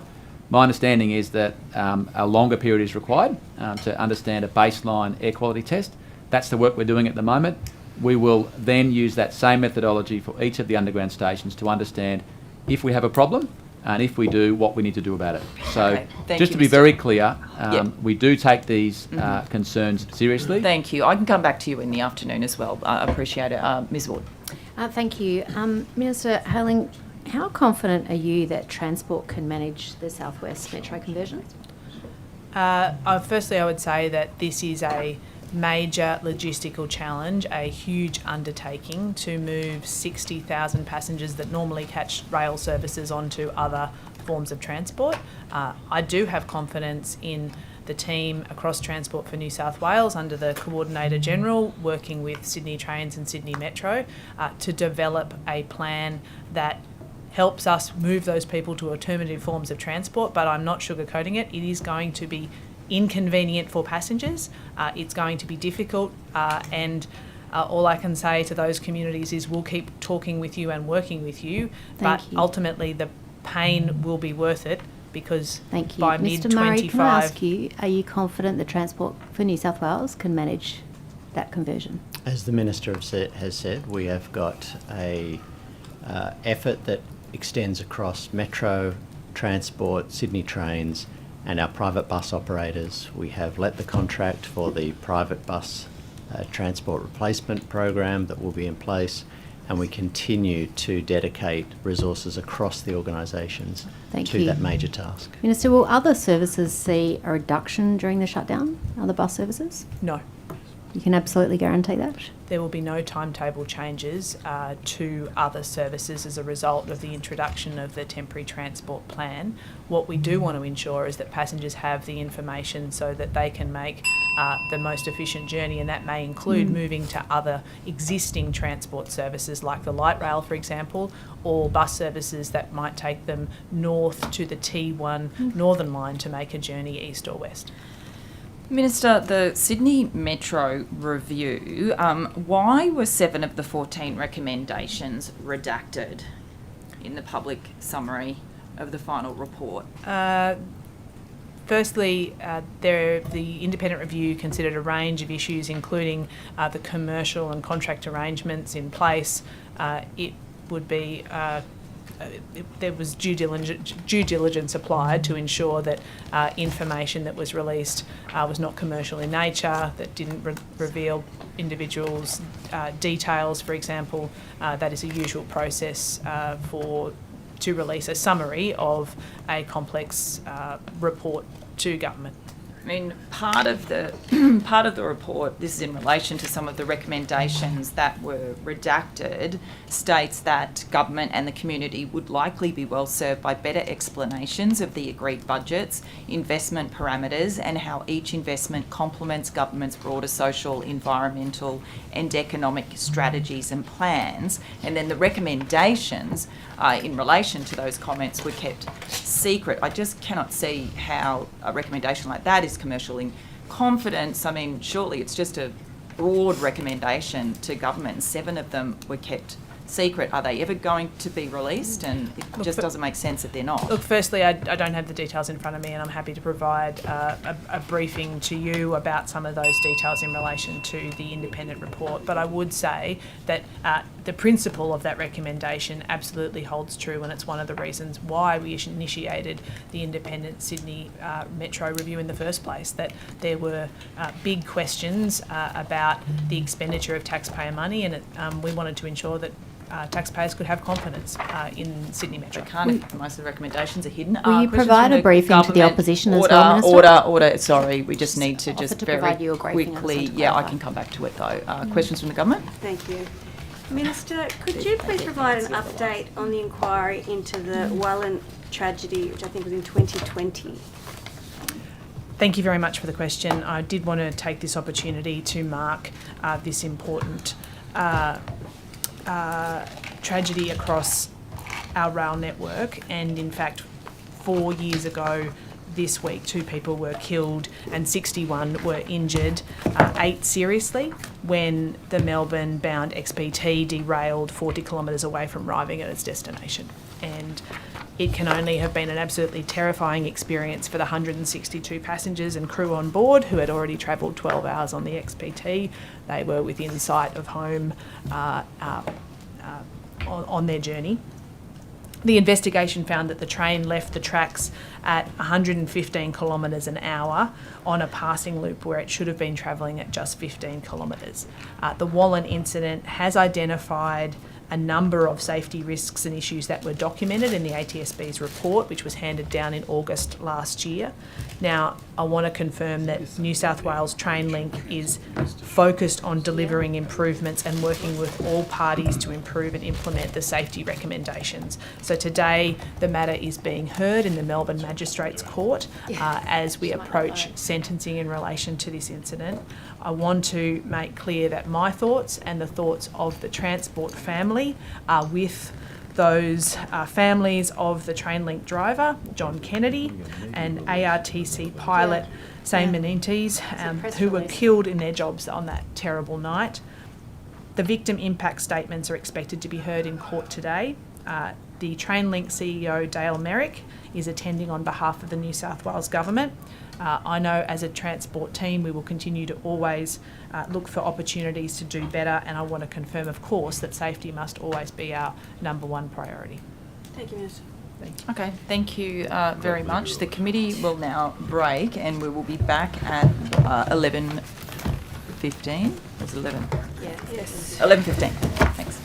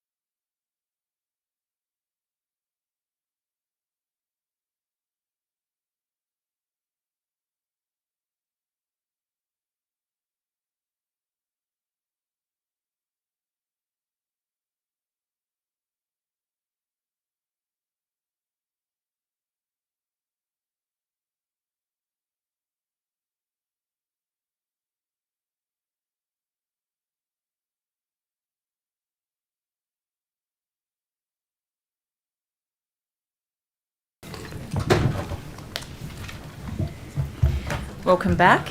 We'll proceed straight to questions again from the opposition. Ms Natalie Wood. Thank you, Chair. Thank you, everybody. Mr Haylen, is it correct that with Mr Ash resigning from Transport for New South Wales, the investigation into his conduct has concluded? The investigation that you refer to in relation to the public servant is the responsibility of Transport for New South Wales as his employer, and I'll hand to the Secretary for further information. Sure. Mr Murray? Yes, Ms Ward, thank you for the question. My briefing has been that the investigation is now concluded. So prior to his resignation, were any findings put to Mr Ash? No, Mr Ash was part of that investigation, and before he took part in any of those discussions, he indicated he would resign, and that did in fact take place. Sorry, he indicated he'd resign, and what did you say? If you can just pull the microphone, I couldn't hear that last bit. Through the discussion, the comments were put to Mr Ash, and he indicated to the team that was talking to him through that process that he would resign, which came to pass. So can I just clarify, there were no findings put to him, or his comments were made, or as it all just disappeared when he resigned? As you know, as Secretary, it's not my role to conduct the investigation, but Mr Britton is here and Ms Taylor, who can provide any other comment on that matter. So what were the comments that were put to him? We ran an investigation. We followed a pretty standard process. I don't propose to comment on the details of that process. Mr Ash resigned during the course of the investigation, and we finalised the investigation following that resignation. So what were the comments that were put to him, or what were the comments that he made? I don't think it's appropriate for me to comment on the process of an investigation of a specific employee. Okay. So I just want to clarify, Mr Ash is no longer an employee of Transport for New South Wales, and the investigation into his actions is concluded? Yes. Okay. There's been a lot of discussion regarding DLOs and what they can or cannot do as public servants, and I just want to clear up some details for the committee. What is the role of a DLO, Minister? Well, the role of a DLO is outlined in the DLO circular and also guided by the Transport DLO handbook. Okay, good. Mr Murray or Ms Taylor, the Chief People Officer, as you're both senior public servants, you'd be aware of the Public Service Commissioner's framework for behaving ethically. That's correct, isn't it? Yes. Ms Taylor? Yes. Thank you. You both manage a workforce of over 28,000 employees, some of who I'm sure are watching today. Would you agree that engaging in partisan political interest while employed as a public servant during work hours is not acting in the public interest? Well, again, I can turn to my two colleagues, but I would say that an investigation was conducted under the absolute terms of Yeah, public Mr Murray, I'm not service asking about protocol. Mr Ash, just to be clear. I'm asking you. You manage a workforce of 28,000 employees, and I just want to be clear. Do you agree that engaging in partisan political interest while employed as a public servant during work hours is not acting in the public interest? Is it a policy of Transport for New South Wales? I think, as has been covered and is contained in the Premier's memorandum around DLOs and the Transport DLO's handbook, which has been updated and was discussed at last year's estimates hearings, there are specific signatures required around the conduct of a DLO when positioned in a ministerial office, and that is what Transport will uphold. So I'm asking you a very specific question. It's a yes or no whether this work is acceptable or it's not. I'm asking about the policy of Transport for New South Wales. Yes, the is it policies are acceptable to clear. work as a public servant at Transport for New South Wales and engage in partisan political activity during work hours and on the taxpayer's dime? The policies are clear that this is an apolitical positioning in a ministerial office. Okay, thank you. And so, for example, certain work that would be partisan would not be acceptable. Is that correct? That is covered by the circular. So, preparing pro-Liberal Party or pro-Labor Party material while on the taxpayer's dime, organising meetings or flyers bagging out political parties in material is not acceptable because that's partisan political work. Is that Well, correct? I'm not going to get into hypotheticals. I've answered the question about there is a clear guidance. That was what was being looked at in the investigation, which you Yeah, I are just want to be alluding clear. back to. I just want to be very specific and clear about the particular activities so we can be clear for everybody watching and clarify this issue and make it very clear what can and cannot be done. So those activities cannot be done or they can. The role of a DLO is very clear. It is a representative. So let's and- make it clear. And Let's be very clear. Order. He, representative. with respect, Ms. Ward, I'll move he is on. trying to make it clear. He said to be very clear, Thank you. and then you spoke over him. So I just apologise. remind you once again to allow Thank the you. witness to Right, I answer had the heard that question. answer 3 times. Okay. I have some documents I'd just like to circulate to you if you don't mind circulating those. There's one more for the opposition as well. So I'm just going to hand you some documents. You referred to the guidelines and the policy. I just want to go to the first document which is coming to you. These are some talking points from the Public Service Commissioner, which states, and there's a copy coming to you now, and I'll quote, DLOs must be politically neutral and impartial and must avoid party political activities. It's very clear from the talking points. I'm going to put to you that in principle, that under the GSE Act, providing clearly political and partisan advice is against the DLO's employment obligations as a matter of policy. Is that correct or incorrect? Ms. Ward, I have acknowledged that the Premier Circular, the comments from the Public Service Commissioner and the Transport Guidebook for all DLOs are consistent around the guidance. I can't speculate on individual matters. I'm not asking you to. We're not talking about Kieran Ash anymore. We're just being very clear about the policy, and you as the Secretary set the policy. So I want to be clear and understand from you that it's your expectation that in principle under the GSE Act, providing clearly political and partisan advice is against a DLO's employment obligations. That's correct, isn't it? That's correct. Thank you. Mr Murray, acknowledging that there are exceptions for department staff seconded for the purposes of media support, and I acknowledge that I had a media support person in my office when I was a minister. I want to put to you a draft document of the DLO handbook returned under a Standing Order 52, a call for papers in the upper house that was distributed around Transport for New South Wales in late August 2023. That's document 2 in the bundle before you. Can you turn to that document number 2? So this is an SO52 document that was Point of returned order, to Chair. Parliament. Point The of order's bundle. been Sorry, taken. we've got a bundle now for the. Yeah, we don't have these documents, Yep, and we need we to just have had to them. make another copy. We've got that for you. So One Secretary, copy. document 2. Document number 2. Yes. So there's a highlighted section there on this document from the DLO handbook. Can you read out that highlighted section for the benefit of Hansard? I might need a larger print I acknowledge version. it's small, but that's the document that was produced to the House. Perhaps you could read it out for us. I'm not sure I can make that out in this light. Certainly, I'm happy to read it out. The document says a DLO should not, and there's dot points, and I'll go through them. Dot point 1, carry out policy development or research work. Dot point 2, prepare speeches, media releases, ministerial statements, parliamentary questions and answers or other similar documents.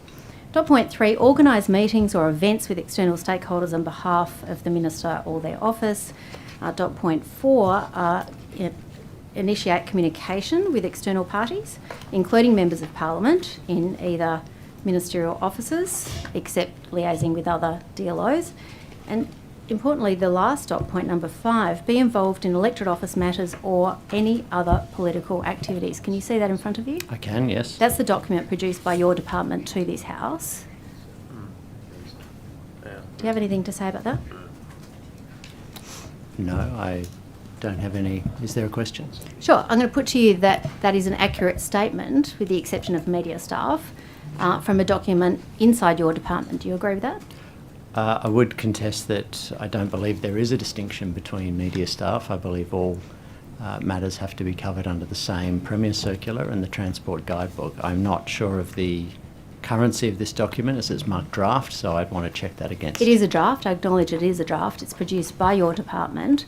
It's dated the 18th of September 2023. You produced it to the House under a Standing Order 52 call for papers, and that paragraph was included in that document on that date. That's yes, accurate, but is that isn't it? is that in the final version of the document? I'll get to that, but my question is, do you agree or disagree that that's an accurate statement about what a DLO should or should not do? I would need to compare that against the Premier's circular, because there, as has been the subject of the inquiries, there has been debate around the roles of DLO in, for example, dealing with stakeholders that are common to the Minister and the Department. Well, so, Mr Murray, that's exactly the point. We're trying to clarify what a DLO can or cannot do. This is a document from your department with an explicit paragraph in there stating what a DLO should not do, including be involved in other party political activities. It's very clear from the document that your department produced. Is it accurate? All our departmental documents cover the fact that there is not party political work in the DLO framework. I'm just saying I haven't seen this document in this context before. It's just been provided today. I'm happy to review it. It was produced by your department under a Standing Order 52 under your watch. That's correct, but it has draft printed across the entire I don't disagree text. with. Acknowledge that. It's on the document. That's very clear. I'm just saying, I'd be do you more than agree happy, with that paragraph? I'd Point be of more order, than Chair. happy to look at the Point of final order, Chair. published version Point of of the order's handbook. been taken. The witness has clearly indicated that he's prepared to consider the material in the appropriate context and take it away, and yet Ms Ward continues to ask the same question. I think it's very reasonable when presented with a document to check the provenance and see where it's from. There is no point of order. I'll allow the member to continue recognising that the witness was getting to the point in terms of responding. So continue, Ms Ward. Thank you. So I just wanted to be clear that that's in a document returned to the Parliament by your department. I have no doubt about that. Sure. And that is an accurate statement, isn't it? That they are the things that a DLO should not do, given that's a draft. All of our DLOs are required to be impartial. Thank you. Can I ask you to turn to document number 3? That is the current Departmental Liaison Officer Handbook, dated August 2023, a week later. This one, my document 3, is also marked draft. Yes, but I'll put to you that that was the final document produced by your department, if you don't recognise it. There was a draft that was produced under your papers to the Parliament, and then this was produced as a later document, and we understand the final document, unless there's a third one or another one clarifying, but I put it to you, and it's no trick to it, that there was a draft and then there was this document produced later. It is clear that this paragraph was then... if you turn to document 2, where we were, the final version is behind the draft on document 2. Do you see that document? Yes. Right. So you've got on the front, you've got a draft, 18 September 2023, with a highlighted paragraph about things that DLOs cannot do. You've got a document behind that, which is the final version, Transport for New South Wales. That paragraph has been taken out. So roughly a week later, that language was removed. I'm going to put to you, Mr Murray, that according to the return, on 18 August, that paragraph was included, and that the final DLO handbook, distributed roughly a week later, that language was removed. Why was that paragraph removed? I was not involved in the drafting of this handbook. You're the Secretary of the Department. Did you sign off on the final DLO handbook for your department? I believe I saw the final as it went live, and I've committed before in this House that we would update the DLO handbook after the discussions of last year. The Transport Chief of Staff is present in the room, and her team would have been involved in the drafting. I could ask Ms Carroll to perhaps comment. Can I just be clear? So who managed the DLO handbook? That's through the Chief of Staff. Certainly. All right. So can you have a look at those documents? There's a copy there for you. Thank you, Ms Carroll. So you manage the DLO handbook? Yes, that's done through the Office of the Secretary. Thank you. Why was that language removed? So Through the course of last year, we undertook a holistic review of the handbook. The handbook was a document that we had inherited from years past. It had a number of strict and conservative parameters in there around the role that a DLO could perform. We did a whole lot of reviewing of processes, some of the settings in there as well. One of the things that that paragraph said was that a DLO cannot undertake policy work. That's inconsistent with practices of DLOs generally across the public service. So we updated the terms of that to reflect our expectations of DLOs. And there is a new paragraph that has been included in substitution of that paragraph, which still carries the same tenor of intent. Thank and you. it makes very clear that party political activities are not to be conducted by DLOs. There's no negotiation on that. Thank you. I just wanted to be clear on that aspect as well. So they can do policy work, but they can't do political work. Can they do partisan political work, for example? Can they write political speeches for ministers? So we are guided by the DPC circular, which says that DLOs must be impartial. So there is no partisan work to be carried out, regardless of the activity being undertaken by a DLO. So they can't write party political speeches? Anything that is not impartial is not allowed under the work of a DLO.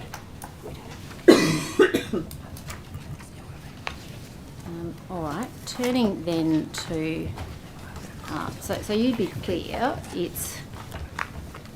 it's absolutely clear, regardless of what draft or what version we're looking at, that a DLO's employment obligations to conduct any activities, that they cannot be done in a partisan political way. That's correct. Our handbook is a reflection of the DPC circular, and that makes clear that all DLOs across the public service must be impartial and non-partisan. Thank you. I just want to be clear about what's included then, and can I turn to document 4? This is a speech prepared for a McKell lunch. Can I ask you to turn to the first page and the headed paragraph, the department, and in that paragraph there's a sentence, I'll begin, this is a draft speech for the Minister prepared by the DLO, and it states, I'll begin by observing that 12 years is a long time for any government. You can certainly leave a mark on a department, shape the way it thinks and operates to suit your political will. So Transport has found it a little strange and confusing to serve a minister that wasn't some type of Liberal. Do you see that sentence? I do. You do, you see that? Thank you. Would you consider that to be party political? Point of order, Chair. A point of order's been taken. We're asking a public servant about their opinion that they're not required to give. Well, I'm happy for the Minister to ask. Just to be clear, in terms of opinion, we're talking about a guide, an internal Transport for New South Wales guide that defines party political, and these are the public servants that wrote the guide and are answering questions about that guide. So I won't uphold the point of order, but I will remind the member to be very careful when it comes to opinions of public I'll servants. rephrase, Chair. As the policy lead and person responsible for the DLO handbook, if you were considering what would be contained and acceptable under the terms of that DLO handbook and the work to be carried out, would drafting a sentence such as this one before you fall within and be acceptable work of a DLO or unacceptable partisan political work? This is the first time I've seen this document. Point of order has been taken. I'm by not Mr. sure Lawrence. exactly who the DLO concern was, but wasn't clear from the question. I'm not But asking about just a Kieran little Ash. bit concerned about the issue of adverse reflection on third parties in circumstances where the evidence has been that Mr. Ash has left the department, that an investigation into any impropriety was not concluded, and now we're delving into, it seems, what may have been the subject of that investigation, but I'm not sure on the question if he was the DLO concerned. Chair, I'm not seeking to name anyone. I haven't named anyone at all in this. There's a document here that's been produced to the House, and I'm seeking simply to clarify so we can all be clear. To the point of order, Chair. I haven't finished. Yeah, we'll finish to So we the can all be point, very then we'll clear go to and- Mr Murphy. Yeah, and just get an answer Yeah. whether it falls in. You're just taking up my time. Yeah, To the and- point of order, Chair, I mean, It's a matter the of honourable policy. member has named a particular individual No, at it's not. least twice, Mm. and then asked a series of questions that, taken together, provide an adverse reflection on an individual who's not here to give evidence or defend themselves before this Thank court. you. It's a matter I of policy. don't uphold the point of order. The member has documentation before her that has been released to the House. I think she is asking the question very carefully, so I'll allow her to continue. Sorry, can you repeat the question? Certainly. Bobby? So, as the policy person administering the DLO handbook with the various iterations, is it within a DLO's employment obligations to conduct activities like this with the words in front of you writing political lines such as these? Yes or no? I don't want to comment on the specific document. What I will reiterate is that DLOs must be politically neutral and impartial whilst assisting ministers. So any activity, and I don't know who the author of this is or what contribution has been made, any work that is party political is not within the remit I'm not of a asking DLO. about any individual. I'm just Okay. saying, is this sentence within the guidelines or not? Point of order. Point of order's Pretty been sure taken. that question was asked after I time mean- expired. It is up to me as chair if I wish to allow the member to go into crossbench time, which You do. I have done. okay. So thank you. You've I think done we've that, got Chair. a little bit of lax letter, in relation to this. One last question, Ms Ward. Well, you've done it. Sorry, Is this You're- sentence you've acceptable asked or the not? question. That sentence doesn't make any logical sense. So if it's intended to be party political, that's not consistent with the DLO handbook. Okay, Or we'll the now go DLO to guidelines. Thank you. Questions from the crossbench, Ms Abigail Boyd. Thank you. As fascinating as all of that was, I'm going to turn to something very different. Good morning, by the way. Morning. Still in morning. Yes, we are. Excellent. I wanted to talk to you, and this is something that I mentioned last estimates as well, just in relation to the accessibility of our transport system. Minister, you inherited well over a decade of delays when it came to being able to make our transport system accessible. Back in 2019, we had an audit office report into the Transport Access Program that revealed that the then government, or the department under the then government, had not even done an audit of what was required to meet the current standards, let alone begun that work and got a timeline. What are knowing very well that there's a federal process on updating those guidelines, what is the current government doing to meet the current guidelines? So firstly, I'm acutely aware of the fact that deadlines have been missed, and our number one priority is making sure that our public transport network is accessible to more people, and that is what our Safe Accessible Transport program is focused on, and that's what our additional $300 million is being spent on. I would say that our engagement with the federal government has been constructive. However, the fact is that while they would like progress to occur faster, they have not supplied any funding to support states or territories to do that. Given that this was an existing responsibility of the New South Wales government, again accepting that you have not been the Transport Minister for the entirety of that time, the obligations to make our transport system fully accessible is something that the states and territories agreed to back in the early 2000s. And so we are now 22 years after those initial standards were put in place and we knew about them. Accepting that we might be tight on finances, it is still the New South Wales government's obligation, is it not, to make our system accessible under those current guidelines? That is correct, and it is a priority of our government to make as many points of access accessible as quickly as possible, but as you highlight, that does require significant funding. What is the timeline for New South Wales's compliance with the current standards?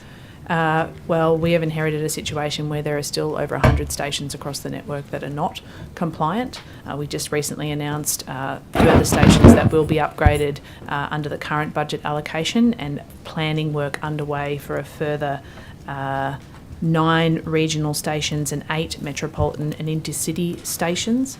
In relation to the long-term trajectory of full compliance, I'd have to refer you to the Secretary for further information. Thank you. Secretary, is there a timeline for full compliance under the current standards? That's a discussion that we are currently having with our interstate and national counterparts in terms of the commitments that are made and the best way that nationally we can coordinate efforts and uplift disability access in the fastest possible way. So, Secretary, the current negotiations with your federal colleagues and with the other states and territories are in relation to new, hopefully better guidelines.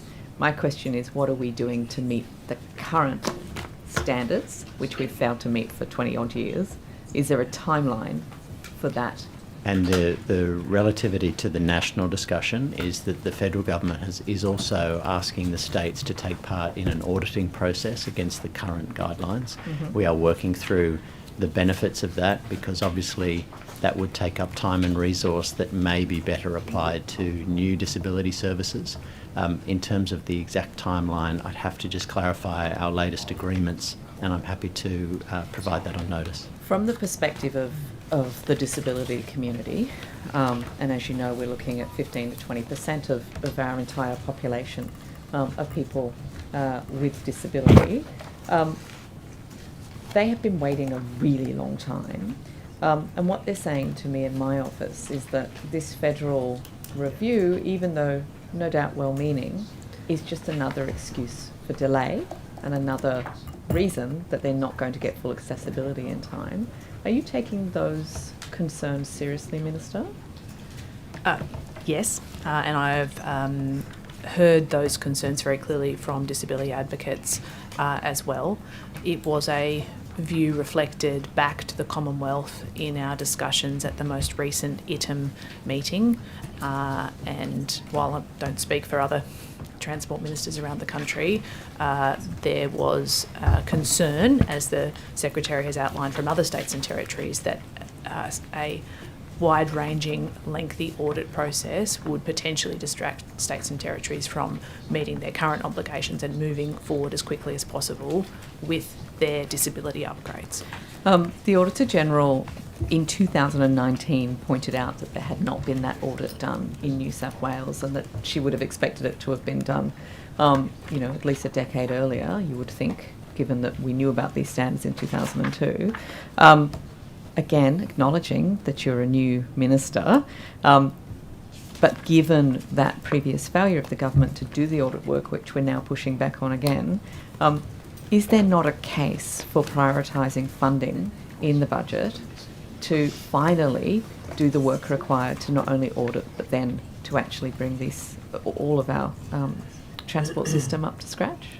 I would say that this is an absolute priority of the government. We have, as you rightly point out, inherited a situation that sees us behind on a range of fronts, and I appreciate that for many people this is it's unfair, it's not equitable, and they want to be able to access public transport, particularly at their local station, bus stop, light rail stop. That's what we want to see. The government has made an investment, a significant investment, to bring forward some of the long-awaited upgrades in places that have been on a priority list for a long time but were overlooked by the former government. Now, that matrix of decision-making around which station or access point goes next is the same matrix that was used by the former government to inform our program, but we won't be subverting it in the same way.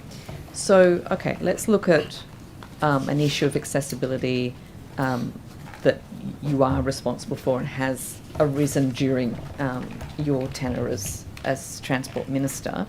The bus replacements for the closure between Marrickville and Sydenham for that conversion.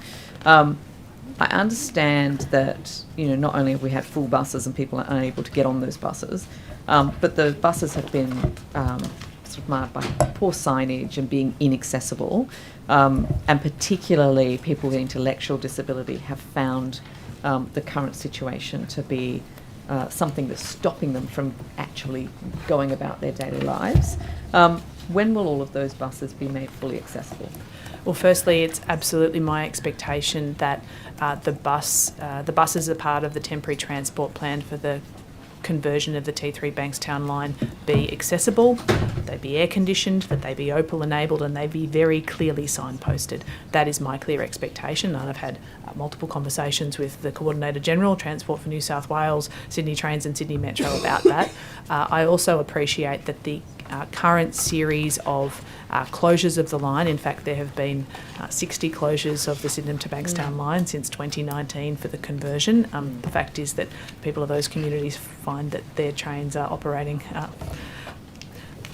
rarely on weekends or for school holidays. We appreciate that this is a significant disturbance. The fact is that over that period, there have been a range of buses used, including under the former government, that were not disability compliant. My expectation is, both for planned and unplanned works, we want to, wherever possible, ensure that there are buses that meet those. Okay, just on the signage and access for passengers with disability, with intellectual disability, I have had conversations with those advocates around those issues, and I acknowledge that particularly around signage there are barriers. So not just in terms of temporary situations, like at Marrickville, for example, the one you highlight, but also across our network. And I have asked, in relation to the development and continued rollout of our new program, that consideration be given to looking at a trial, a way to overcome some of the signage and other arrangements that have created a barrier for those passengers. One of the problems with people with disability encountering inaccessible transport is that, especially if it's maybe it'll be accessible one day, maybe it won't the other, is that they just no longer use that transport. Can you give certainty about when those buses will be fully accessible? So for the temporary transport plan, as distinct from the current track work, my expectation is that all of those buses will be disability compliant. The government has signed the contract, the initial contract with Transit Systems for one component of the temporary transport plan, and I have had confirmation that that is a requirement of that contract, that those buses be disability compliant. I'll hand to the Coordinator General for some further confirmation of that. Yeah, that is true. 60 brand new buses will be part of that. Very high visible branding. The pink that we use between Epping and Chatswood certainly resonated with our customers, and certainly for groups, and we do expect that all those buses will be compliant. We also have a lot of marshals, a lot of people. The best help you can get is by someone else helping you. We'll have a lot of volunteers in that area as well to assist customers while we operate that plan. Just two quick additional ones, if I may. In relation to the Transport approved zero emission buses, I understand consultation on the acoustic vehicle alerting system sound was going to commence for the disability sector in 2024. Because they're so silent, people are a bit concerned for the blind and vision impaired people. Has that commenced, and who are you consulting with? I understand that those discussions are occurring. Again, I'll hand to the Coordinator Yes, General. thanks very much for the question. Certainly we're working with industry. We have a new bus panel 4, which is the latest requirements for vehicles, and the industry is working to ensure that we can give that balance between the beautiful quiet buses, but also giving people audible warning in certain circumstances. And I know, travelling on a custom Denning bus the other day, there were certainly useful audio sounds to help us understand at low speed particularly. Okay, so have we started consulting? I believe the industry has started consulting. All right. It is a global problem. There isn't a global standard, Yeah. and we're trying to ensure that it's fit for Australian Could you purposes. take on notice which stakeholders you're consulting with? We'll certainly share with you what the industry has Thank been you. doing so far. And a quick final one. The Accessible Transport Advisory Committee of Transport for New South Wales has a large number of advocates who have been providing free advice Yes. to the New South Wales Government. Will that committee be granted, for example, the status of a paid board or given some other way of being compensated for their work? This issue has been brought to my attention, and in my view it's completely unacceptable, and I'm moving to rectify it, and I'll provide you further information when that has occurred. Fabulous. Thank you, Chair. Thank you. Minister, I see that you've given bus drivers free Opal use, free use of their Opal card. What discussions or consideration is being given to expanding that to all public transport drivers? Firstly, the provision of Opal cards to bus drivers was a recommendation of the bus task force report, the first report. I'm pleased that we are progressing that, and that bus drivers will receive their Opal cards from mid-March and then through April. I actually have been frustrated with the progress of the rollout. However, we did confront some tax issues, and we wanted to make sure that bus drivers were not worse off by providing them with the concession. But my expectation is that all workers across our public transport system should be entitled to and will receive an Opal card in the same way as we are providing to bus drivers. Okay, so what's the timeline for that, did you say? The bus drivers will start receiving their cards between March and April, and then Transport for New South Wales will continue that rollout. I'll hand to the Secretary for further information. Mm-hmm. Yes, Chair, we anticipate that the former STA drivers who do have some card at the moment, some access to an Opal card, would be the first conversions, as the Minister has said. That would be during March. In April, pending final stock purchases and configuration, we would anticipate rolling out in conjunction with the transport unions and the private bus operators. Okay, all right. And so there's no kind of completion date here for that in terms of having or public transport drivers being able to In terms use their of, I'll just answer for the bus drivers first. We anticipate that could take a couple of tranches just in terms of both production and ensuring data integrity with the private bus operators. Once we have done that, we will look at other modes of transport, but I should note that obviously our Sydney trains and our New South Wales trains staff already have that access, and we would then look at all of the other modes. Yeah, I think under the government's industrial light rail processes. drivers, in particular, I understand are quite concerned about that. I mean, while I say it's great for bus drivers, a number of them have contacted our office with concerns. So is that being considered as well then? Yes, it is, and obviously our light rail drivers will have counterparts at the same employer, the same umbrella company, who will then receive it because their parent company is a private bus operator as well as a light rail operator. So we are obviously conscious of that equity across the transport workforce. We do need to build that out in conjunction with the operators and also under the government's industrial framework. Okay, thank you. I want to go back to the issue of the high salaries, and Mr. Murray, you gave the statistic of the 3% of executives had either taken up an offer or left. What is the process to reduce the number of senior executives? What are they being offered in terms of exit packages? How are you going about that? Because 3% doesn't seem that much. And I know it's 15% ultimately, but it seems to be going quite slowly. Would you agree? That's right, but we've only just unveiled the top-line restructure, which will help us then to reset the organisation. I would like to just pick up the comments that I made earlier. You asked about salary banding and transport's appropriateness of salaries as opposed to the rest of the public sector.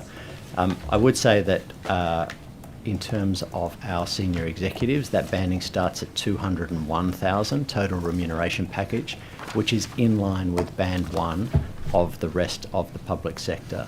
In terms of us... Do you know how many people are on that one and above within the agency? What I would say is that we only have a small number of executives that sit outside the GSE framework, but with the Transport Specialist Network, in fact, it is 73 across the entire executive population that sit outside of normal government remuneration bands. Okay, thank you, Minister. I'll go to the Sydney Metro Independent Review again, which I was asking about before the break. I understand that you received a presentation of the final report of that Sydney Metro Independent Review on the 14th of December. That public summary I was talking about, which is quite light on, I have to say, that was published on the Sydney Metro website on the 7th of December. So what was the reason for that 3-month delay between you receiving the report and the public report being made public? Well, the independent Sydney Metro Review team briefed me as the Minister on their findings, and then that then goes through the Cabinet process before Government then subsequently releases the summary of the report. So I, as Minister, I have to take it through the Cabinet process. Yeah, so that was 3 months, and what kind of came out the other end of whatever that 3-month process was a very, very reduced... I mean, there really isn't that much in there for the public to understand how things are going. And as I said before, there's 7 of the 14 recommendations are actually redacted. So is there any expectation that there will be any further release, any more information provided publicly about that independent review into Sydney Metro? Well, an assessment was made of what information should and shouldn't be released on the basis of what I said earlier in response to your question. What I would say, however, is that we wanted to be clear about what we had inherited and the best path forward. That has informed Government's announcements in relation to Sydney Metro since then. And I hope you would see a different approach when it comes to being upfront and clear and transparent. 2 seconds. Sorry. But it does seem to imply that there's a lot of problems associated with Sydney Metro, keeping so much of it from the public, doesn't it? Well, the very purpose of our review was to ensure that we understood everything about the project and that we had that assurance through the review process. You would see that Government continues to make clear to the public our intentions. While I appreciate there are elements redacted within the summary of the report, that does not preclude Government sharing critical information with the public about the project as it proceeds. Thank you, Ms Haylen. Questions from the opposition? Ms Natalie Wood. Thank you, Chair. Mr Murray, is the Transition Office still operational? Yes, it is. What's the total cost of the Transition Office? Documents revealed to Parliament show an expected total cost of nearly $1.8 million in staff costs. Is that correct? Yes, but they are staff seconded in from substantive roles across the organisation. There was no additional employment into the ranks of the Transition Office, and in fact I understand 5 of the roles, I think there are 17 roles in total, 5 of them are vacant. For any of those staff seconded in, have replacements had to be paid to fill their roles from where they were seconded? I'd have to have a look at that. Take that on notice and provide that to yeah. the committee, please. Thank you. So when will it cease to operate, or will it remain a permanent fixture of Transport for New South Wales? No, the Transition Office is tied to the government reviews that are underway. So obviously the Metro review, which has just been discussed, is complete. The bus review is continuing on for a number of months, and the Transition Office provides the support to the bus review, and the Carolyn Walsh Rail review is continuing. The Transition Office is also the Secretariat for the Tahi review. So when will it finish? At this stage, we had looked at around a mid-year time frame, but it will now be looked at in regards to the organisational restructure that I announced last week. Thank you. Ms Taylor, I have some questions for you. Thank you. If you can turn to the documents. It's correct that you've been the Chief People Officer since September 2021. That's correct, isn't it? Yes, I think so. That's Thank you. right. So it's fair to say you're familiar with the relevant recruitment legislation and policies. You're familiar with the legislation within the public service, obviously. Yes, given I that am. time. Thank you. Can I ask what prompted you to Point ask... of order, Chair. Point of order's Oh, been seriously, taken. you're just running down my time. It's a fair We question. still don't have copies of... We've got one copy here. You have to speak to the Secretary. Yeah, I've yeah, provided a you've bundle got, for you. it's not a requirement to provide copies. There's one Ms. copy. I Taylor- don't have a copy right now. You've got my copy. Let's continue. Ms Taylor, what prompted you to ask the Public Service Commissioner for advice about whether a person from the Transport Minister's office could be on a selection panel for an Executive Director position? I was asked by the then Secretary as well as the Chief of Staff on a range of matters in relation to the establishment of the Transition Office, including what the role would look like, how we would go about placement and also potential candidates. As you would know, Ms Ward, there was changes to the Government Sector Employment Act at the end of last year. And to ensure that I could provide fulsome advice, I reached out to the Public Service Commissioner to test that legislation through a range of scenarios to ensure that I could provide fulsome advice to the Secretary at the time. All right, and so what prompted you to ask whether, following the interviews, if two candidates could be put forward to the Minister to make a choice? So what I was On a doing public service role. What I was doing in the conversation with Ms Lowe was really just testing the boundaries of the changes to the legislation, so I could determine how to best advise the Secretary on how to go about the placement approach. So I used a range of questions to do just that. Thank you. And just to be clear, so it was the former Secretary and Chief of Staff's idea? They asked me for some advice, and I made a decision to talk to Miss Lowe, which is not abnormal for me to do, especially when there has been changes in legislation, and that legislation change was quite recent. So why did you need to test? Why did you feel you said you needed to test the boundaries of that? Why did you feel that? Could you just expand on that evidence? I wanted to make sure it was fulsome advice. I wanted to ensure that I could provide the then Secretary the appropriate advice on how to actually go about doing that placement approach. Okay. Ms Carroll, documents show that the public servant, I'm not naming anybody, but the public servant who was originally appointed to lead the transition office was originally picked, was the ministerial office suggestion or their pick to be the second in charge of the office. Is that your understanding of the original intention? Yes, that's correct. Okay, thank you. Now, if you can go to document 7 in the bundle, that's your evidence from last estimates hearing, just to be fair. So turning back to your evidence last time, the conversations you had with the former Secretary on the head of the Transition Office position, you acknowledged he passed on information to you after his conversations with the former Chief of Staff. During those conversations, did he ever provide names of people for you to look into? No. Okay. Just to clarify, so your evidence is that the former Secretary never asked you or provided you with names of transport for people from Transport for New South Wales. So neither he nor Transport for New South Wales provided you with a list of possible names from the former Chief of Staff to be considered for the Transition Office. That's correct. No one provided you with those names. The former Chief of Staff didn't provide them and the former Secretary didn't provide them. No, the name that was referred to in the email that you've just referred to was put to me as a suggestion from the Minister's office at the time. From the Minister, the Minister's Chief of Staff? Deputy Chief of Staff. The Deputy Chief of Staff, yep, That's put correct. forward a name for you to consider for the Transition Office. For Transport to consider, not for For Transport to specifically. consider, yep. So the suggestion was, can you put this person into that role? Will you consider this person for that role? That's Thank correct. you. Yep, just want to be clear.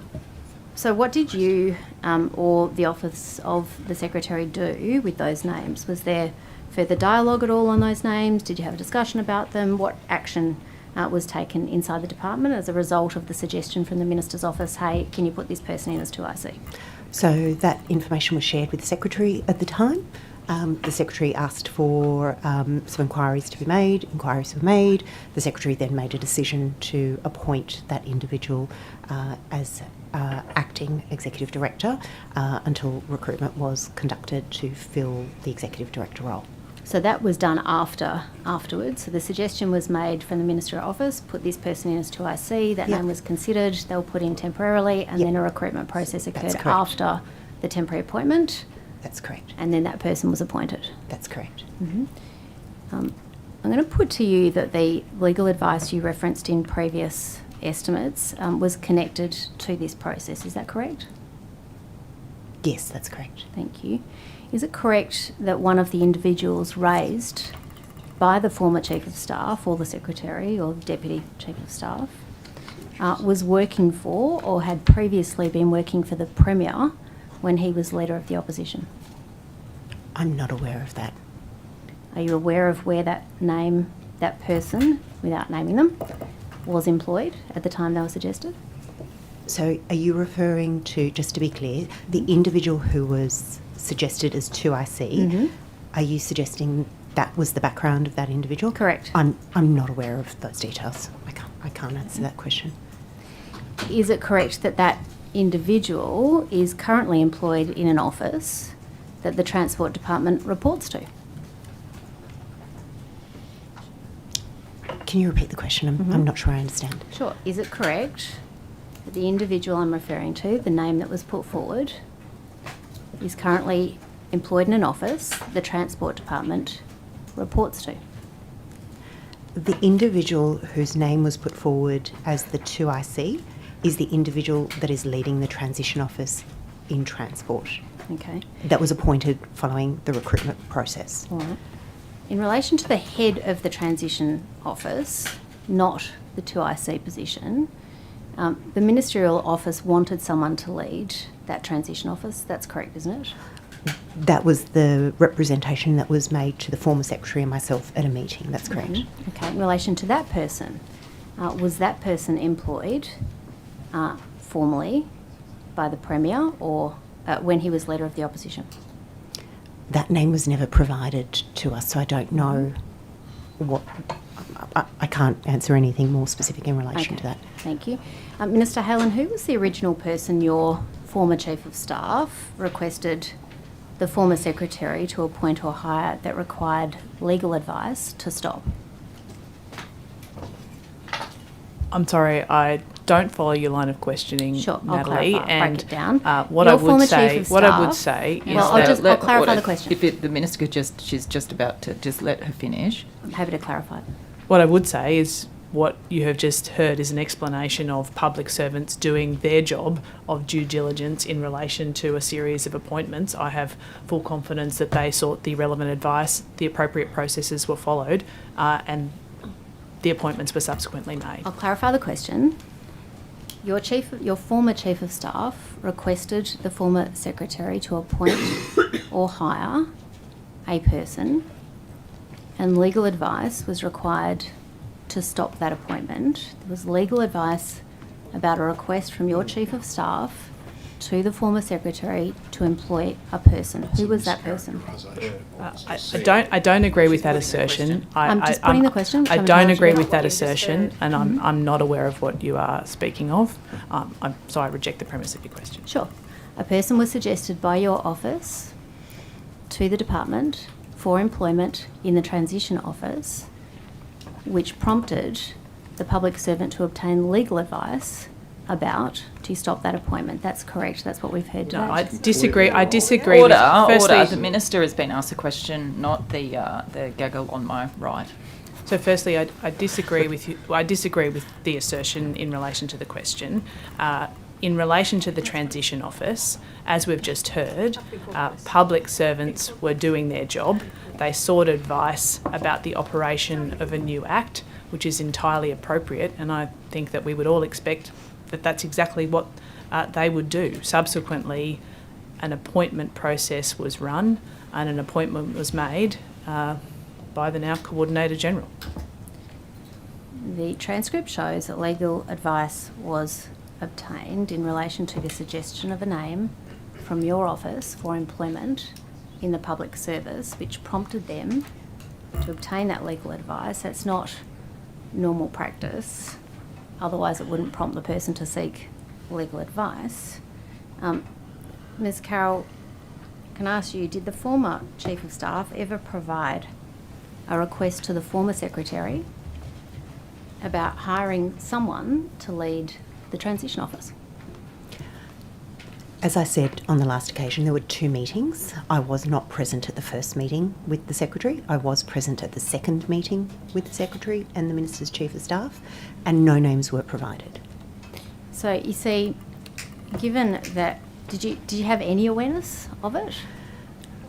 Of a name? Being put forward? No, I wasn't. No name was provided to me. Did you have it? Sorry, I'll just clarify that though. Did you have any awareness of a name being put forward by the Minister's Office to the Secretary to lead the transition office? No.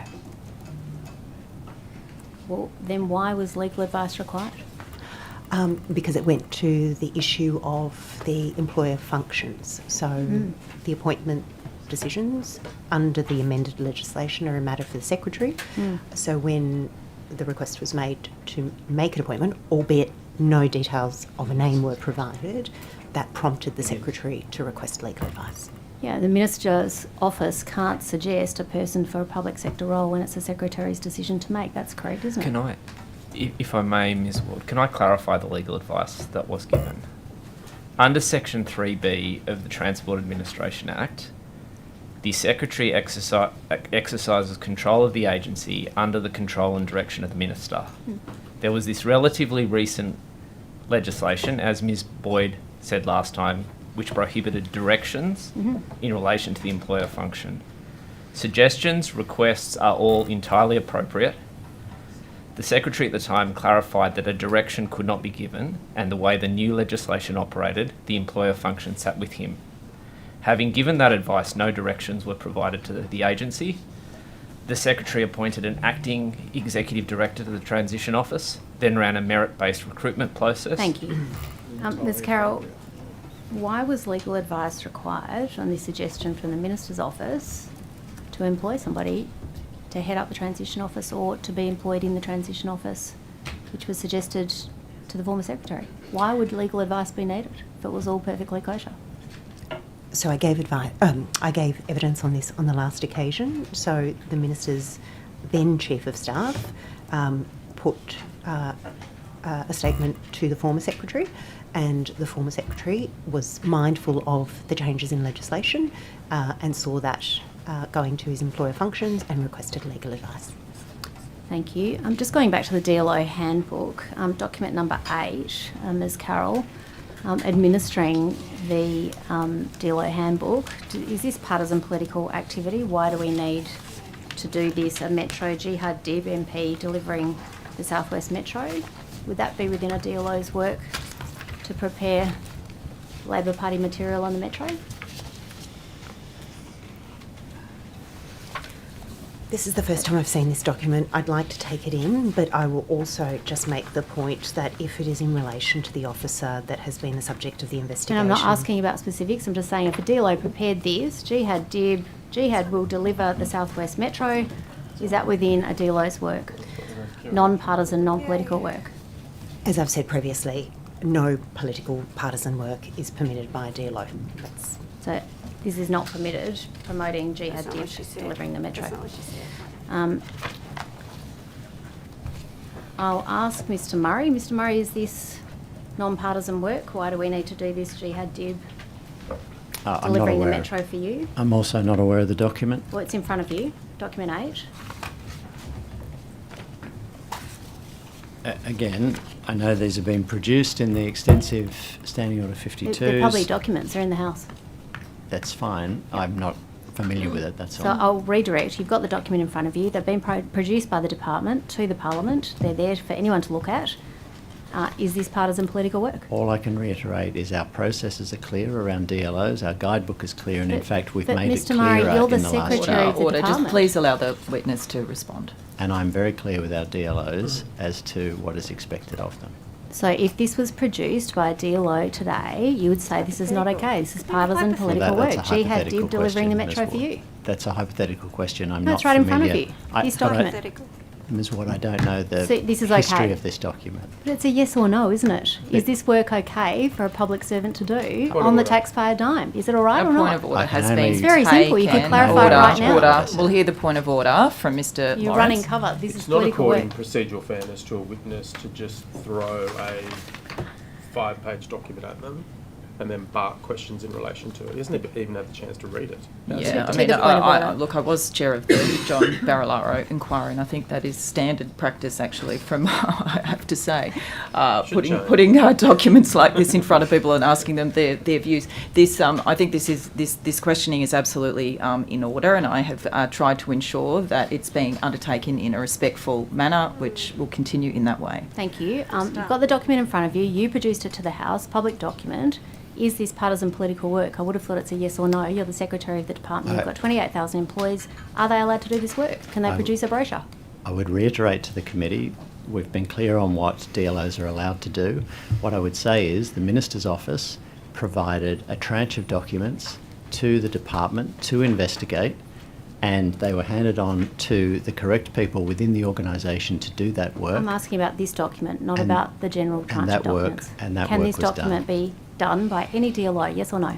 DLO's work is very clear, it must be non-partisan. Right, so this is partisan, clearly. Jihad Dib delivering for you. That's not neutral, Still is it? hypothetical. It's not a hypothetical. Well, Stop is running it- cover. Order. Well, Yes are you or saying no? someone produced Order. Wow, so the Secretary can't tell. Why can't you answer the question, Secretary? I've answered the question. We are very really clear with our haven't, though. DLOs, and we've increased the understanding of the requirements of our DLOs. And in fact, further to the recent cases, we are increasing again the way that we will supervise and monitor our DLOs to make sure that they have confidence and that the government and the opposition has confidence in how they're administered. I'd like to have confidence right now that this document is not okay for a DLO to produce. I'd like absolute clarity and confidence given all of the things that we've had to go through. You've got public servants watching right now. Is it okay for them to produce a brochure for Jihad Dib about the Metro? I'm unwilling to comment on the document because I don't know its history, I don't know where it's come It's from. in front of you. It was produced by a DLO. But it could be, it could be through any Stop process. running cover. So you got a DLO that didn't have to face any sort of investigation. They were able to resign and move on with their lives. There was no consequence for that. You can't provide clarity on whether a DLO can do political work. What are you running here, Mr. Murray? There's 28,000 people and apparently they can do political work for you now. Ms Ward, there are not just 28,000, there are 30,000. There are also a large number of our staff involved in DLO work for this government, for previous governments. They are hard-working, mostly dispute young with that. public servants. We have instigated an investigation into the matters that were raised, and we are improving our processes. Well, apparently not. We can't even get clarity on a document in front of you. It's apparently entirely unclear and people can do political work and those paragraphs are taken out of the handbook. People Not cannot only do is it political unclear, you work. can't even answer it here. I would have thought you would welcome the opportunity This to isn't clear this questioning, up. This is badgering. You'd want today to say that is not okay. We don't do political work because we're politically neutral. That's what the public servants does, and I make that very clear. But apparently you can't do that today. As soon as, sorry, David, as soon as the investigation, as soon as the material was received from the Minister's Office, we began an investigation the very next morning. The Public Service Commission was kept Thank appraised you. all Has the the way Minister through. and the increased Premier's her Department. understanding of what DLOs can and cannot do? I've given evidence to this committee before and I'm happy to reiterate it now, and that is that there are clear rules and functions in relation to the role of DLOs, and I expect DLOs in my office to abide by the Code of Conduct. Have you, but my question was, have you... Order, that's it, your question. It was just, There have is you no increased order, your answer? order, Questions order. out, mate. No, I gave it last The time, not system this is- time, No, Ms no, Ward. no, no. Done. My turn now. Who am I asking? Ms Taylor. Yes. The latest People Matters employee survey found, as I understand it, that 11% of the people who responded, Transport for New South Wales staff reported harassment, bullying and discrimination. Is there an issue within Transport for New South Wales? 11%, it's not just unsatisfied, it's not just unhappy. They reported harassment, bullying and discrimination. What's going on within Transport for New South Wales? That sounds like a toxic work culture to me. Thank you for your question. And yes, it is disappointing that our people are still exposed to what we classify as unacceptable behaviour. But And we are constantly working on addressing our culture. We've got a range of things in place. We've recently just announced and launched our discrimination and harassment prevention strategy. We are rolling out a range of training and education which we classify as respect at transport, so that we can help our people understand what is acceptable and unacceptable behaviour, as well as help them understand when they say something, how they say something. So providing them with the visibility of the reporting mechanisms. There's also ongoing leadership training that we do to ensure that our leaders are observing when these behaviours may be happening and are actually stepping in and intervening. I have quite a few Transport for New South Wales staff, I suppose, that do contact my office, as you could call them whistleblowers actually, that talk to me about the culture and about what's going on within Transport for New South Wales. One of those is that people who do speak up or make complaints are often bullied out or treated very badly as a result, including within Sydney Metro, I will say, Mr. Egan, which I'll get to later. Are you aware of that, firstly, of people making complaints and then suddenly finding that they're out of a job? I don't have any particular examples that have been brought to my attention. What I would tell you, Ms. Fairman, in the last calendar year, we had 1,165 substantive matters brought to the Professional Standards Unit. 156 of those went into disciplinary investigations. So we take what these... was that, the first figure, sorry?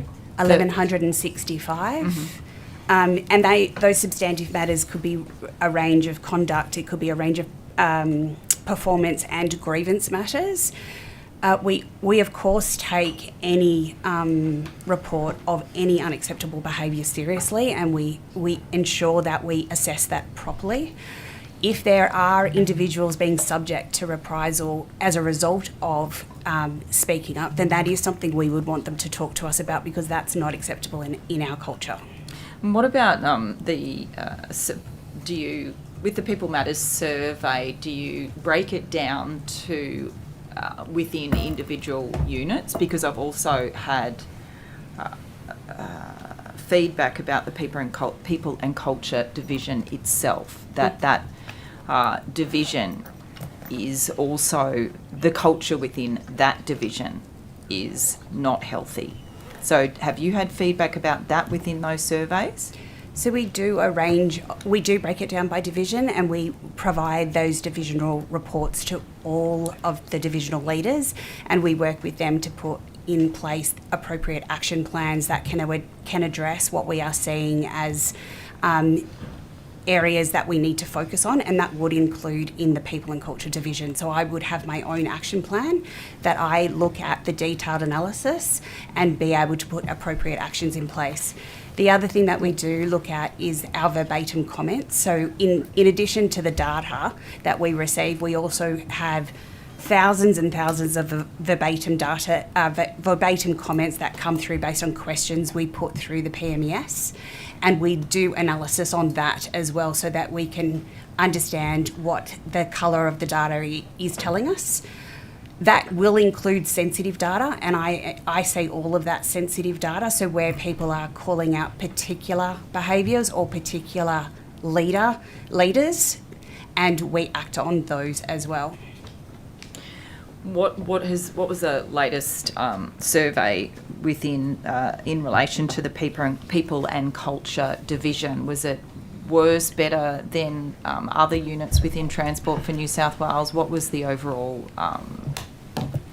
let's see, the statistic around, say, bullying and harassment? Just talk us through some of the statistics. So, Ms. Fairman, I don't have that in front of me. I'm happy to take it on notice, and I can talk to you later this afternoon about the particulars. What I do know is at the total engagement level, we did actually go up.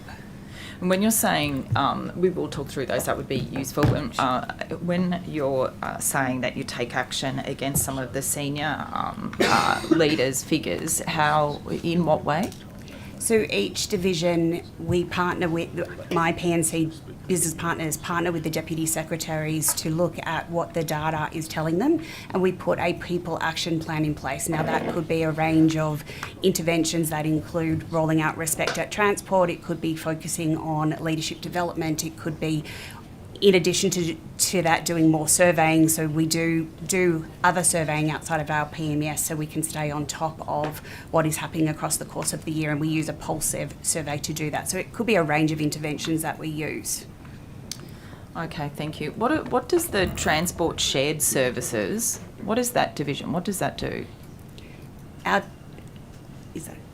not sure. I looked at Mr. Murray, but then I think he looked at you. So I think Ms. Taylor, the unit is a general shared services division. So obviously, with the scale of Transport's operational needs, but also the administrative needs behind that, we do operate our own shared services division for the processing of HR information, regulatory information, and they are largely regional-based positions that have been decentralised to provide that service across Transport. Okay, now I understand there's something like 1,000 or so. I don't believe it's as high as that now, but yes, it is a large unit because of the scale of Transport's operations, and obviously they link in very closely with groups like Service New South Wales. Okay, all right, thank you, Mike. Minister, going back to the Opal card, I have a question around the Gold Seniors Opal card. I understand that anyone working, if they work for more than 20 hours, isn't eligible for that Gold Seniors Opal card, and was wondering what the rationale was for that from your government. That is an existing policy in relation to concessions that you point to. I'd hand to the Secretary for further information on that, or perhaps Howard. Yeah, because it is government policy, that's right, which is why I'm kind of asking for, if from a policy perspective, as you as Minister, I can ask the public servants later about the detail, but you as, in terms of policy, we've been approached again by seniors, actually, wanting to know why they can't access that, and it also is obviously an additional barrier to older people getting back into the workforce. Just wondering what the policy rationale is from your government. Look, that is the current settings around concessions are the ones that we have inherited, and I appreciate people's concerns around a particular barrier that they might see to them using public transport, and we want as many people using public transport as possible. We have, of course, retained the $2.50 travel arrangements for seniors, where people, the expectations, of course, are that we are seeing people work longer, and we want as many people as possible participating in our economy. So I appreciate where the advocates are coming from. I think the Secretary has endeavoured to provide some further information about the statistics in that space, but I'm also happy to take it on notice and provide some further information. Okay. I've got another issue here that a constituent has raised, and it's about disability access and jetty wharves. In particular, this one is the wharves at La Perouse and Kurnell. The particular constituent is concerned about not having access for disabled fishers, and I will say at this point I'd prefer Botany Bay to be closed to fishing and for it to be a sanctuary, but I will ask this question anyway, because if people can fish there right now, then everybody, people with a disability should be able to fish as well, but I did need to put that on the record, but I'll ask the question. So there has been for some time quite a few people who have wanted to have access. I've got a fish care volunteer who has said to me they do rock pool walks with children. They want to do fishing workshops for children with disabilities. That I believe they've lobbied your office about it, but there's no jetty or platform since the removal of what I understand was a jetty, Penryn Jetty, 2008 for the port expansion. Are you aware of this issue, firstly, and just general access to wharves? But let's stick with Botany Bay to begin with. So firstly, in relation to the Kamay Wharf project, as I've provided evidence to this committee before, it was a project that we inherited with escalating costs and difficulties around it. We have taken the most responsible approach to continue the construction of that wharf. I'm also aware that advocacy groups have just now raised this issue with me. I'm happy to look into it as a broader and provide further information to the committee as a result of those inquiries. As a broader principle, however, of course, as we've discussed earlier, we want to see more people be able to access our waterways and through those public interfaces is the right approach. We do know that senior members of our community, for example, are often big users of boat ramps, marinas, and maritime is acutely aware of that.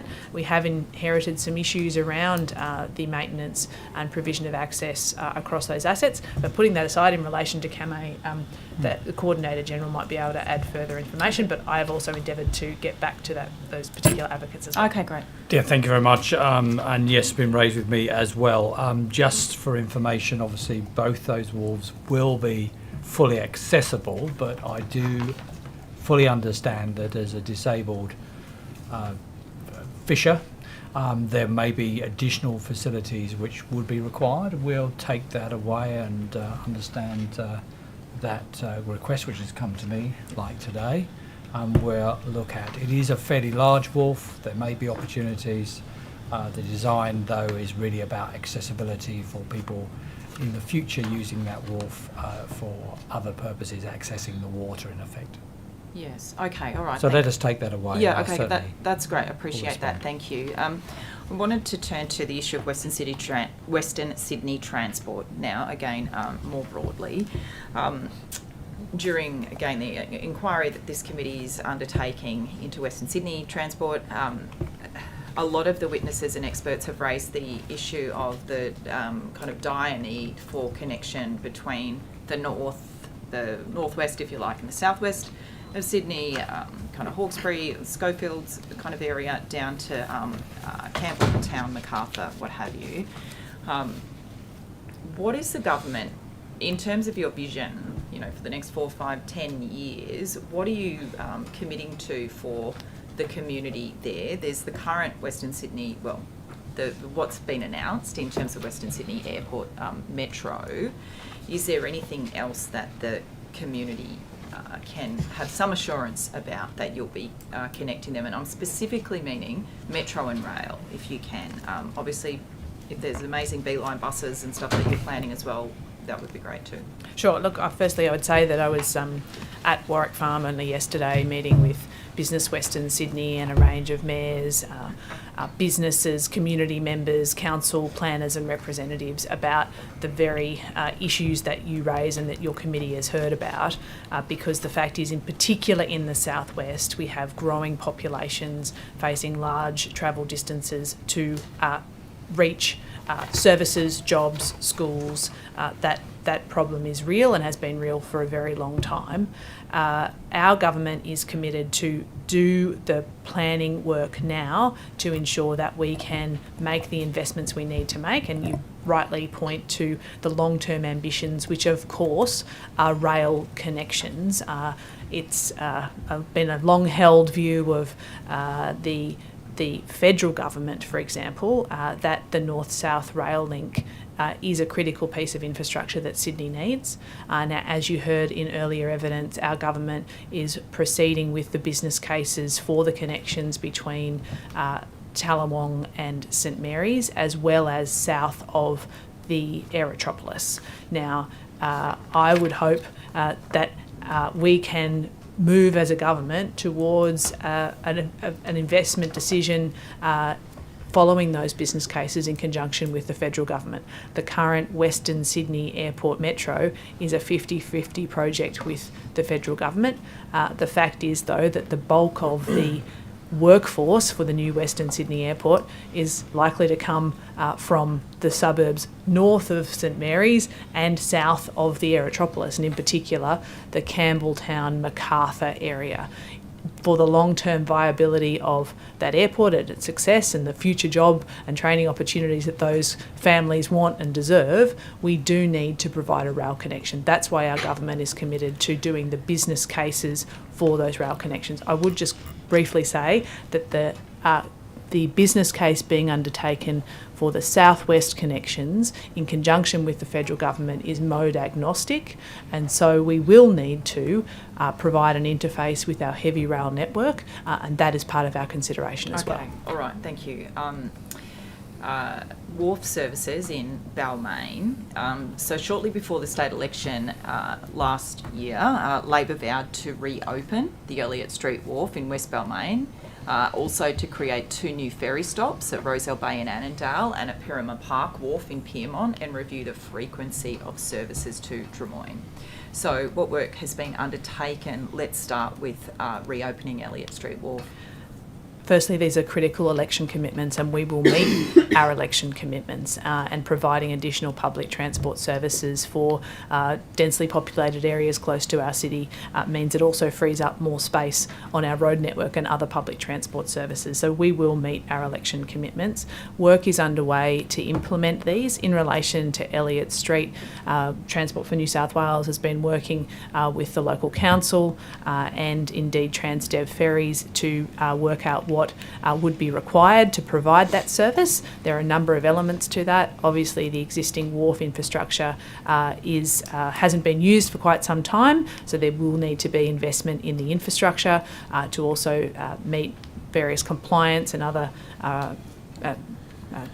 issues. Can I check with that? Can I just check, just because with the Elliott Street Wharf reopening if it indeed does, with the absolute disaster that the opening of Roselle Interchange has been, particularly obviously for the residents of Balmain, has there been discussions to fast track that since then?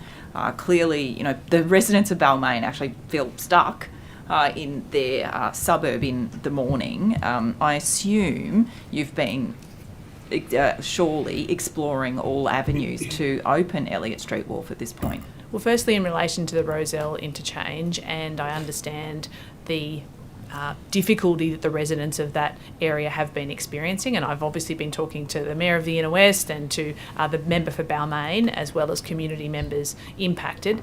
In fact, the Coordinator General and the Secretary have been working closely with the Minister for Roads to make changes that will improve that situation, but my focus is on making sure there are public transport options available. Those are not directly connected to Elliott Street. My concern is that existing services have capacity, and I can confirm that they do have capacity. The good news is we have seen an uptick in the use of public transport services. So just in terms of Elliott Street, I've got 1.5 minutes left. So that hasn't been part of your request to see what, in terms of ferry access, ferry services, upgrades, there's been no urgency as a result of the congestion created by Roselle Interchange My opening. focus in relation to the residents in Roselle and Balmain for public transport was to ensure that the services that are currently in place have capacity, that they are running to timetable and not impacted by the congestion, and that those options are available to people. We do have urgency about delivering our election commitments, and the work is underway when it comes to Elliott Street and the other ferry commitments that you raised. So both infrastructure but also fleet is a consideration as well. Thank you. That was my next question. So you said there is urgency in relation to that in terms of delivering your election commitments. So you're committing to having that work done before the next election? Absolutely. Our government will meet our election commitments. Okay. Thank you. Now that I've said that, I've completely forgot my last question. I've got 33 seconds left. Air quality, air quality monitoring. So can I? Is it fair to say then that there has been no ongoing air quality monitoring in stations of any of the Sydney Trains network historically? You haven't monitored air quality only when there's maintenance workers there. Is that correct? I would say that's incorrect. In fact, there is air quality monitoring that does occur, and I'd hand to the Chief Executive of Sydney Trains to provide that information. Thank you. The answer is we don't undertake regular air quality monitoring at the Sydney Trains underground stations. I'm not sure about Mr. Regan with Sydney Metro. Okay, we'll come back to that because of time. We'll now go to the opposition. Thank you. Minister Haylen, the communities in the Hawkesbury relying on wire-drawn ferries at Webbs Creek, Wiseman's Ferry and Sackville are having their lives completely disrupted by strikes instigated by the Maritime Union of Australia. Never before has this community experienced such chaos, which has been inflicted by the unions. When are you personally going to step in and resolve this conflict so that residents don't have to spend up to an additional 5 hours per trip to get to medical appointments, to get their kids to school and to get to work? You were able to pick up the phone to 2GB radio, yet you would not pick up the phone to the MUA, to the union. Why not? Well, firstly, I would say that I agree that this action is severely inconveniencing these communities. They rely on this connection for jobs, for schools, and we want to make sure that that connection is available to them. And I've made very clear that this dispute needs to be resolved as quickly as possible. And I have implored both the private operator burden as the employer and the representative of the workforce, the Maritime Union of Australia, to sit down at the negotiating table and work it out as quickly as possible. You wouldn't ring them. I can inform the committee. I can inform the committee that the private operator burden has taken this issue to Fair Work, and that matter will be heard on the 1st of March. That's appropriate. Ultimately, we want this issue resolved as quickly as possible. Minister, I quote from your contribution in the Legislative Assembly on the February the 8th, and I quote, "As I have said, I was disappointed that there was a delay in sending out those deeds for Panel 4. I asked Transport to issue them before Christmas. They failed to do so. That is unacceptable. I have advised the House that I have asked Transport to accelerate the rollout of Panel 4. It will be ready on the schedule in March." Why was there a delay from your commitment that you gave to myself and to the member for Oxley in November last year that those deeds would be issued by Christmas?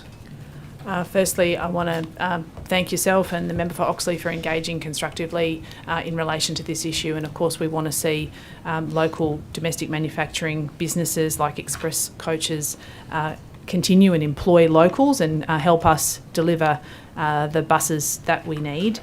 As I explained to the House, I was disappointed that that deadline was not met, and I've expressed that to the Secretary directly. I am pleased, however, that those directions were subsequently made, that orders in fact have been placed now with Express Coaches. So, Minister, just to redirect, by next month, do you believe that Transport will be in a position, and you can guarantee to the committee today, that Panel 4 will be fully rolled out?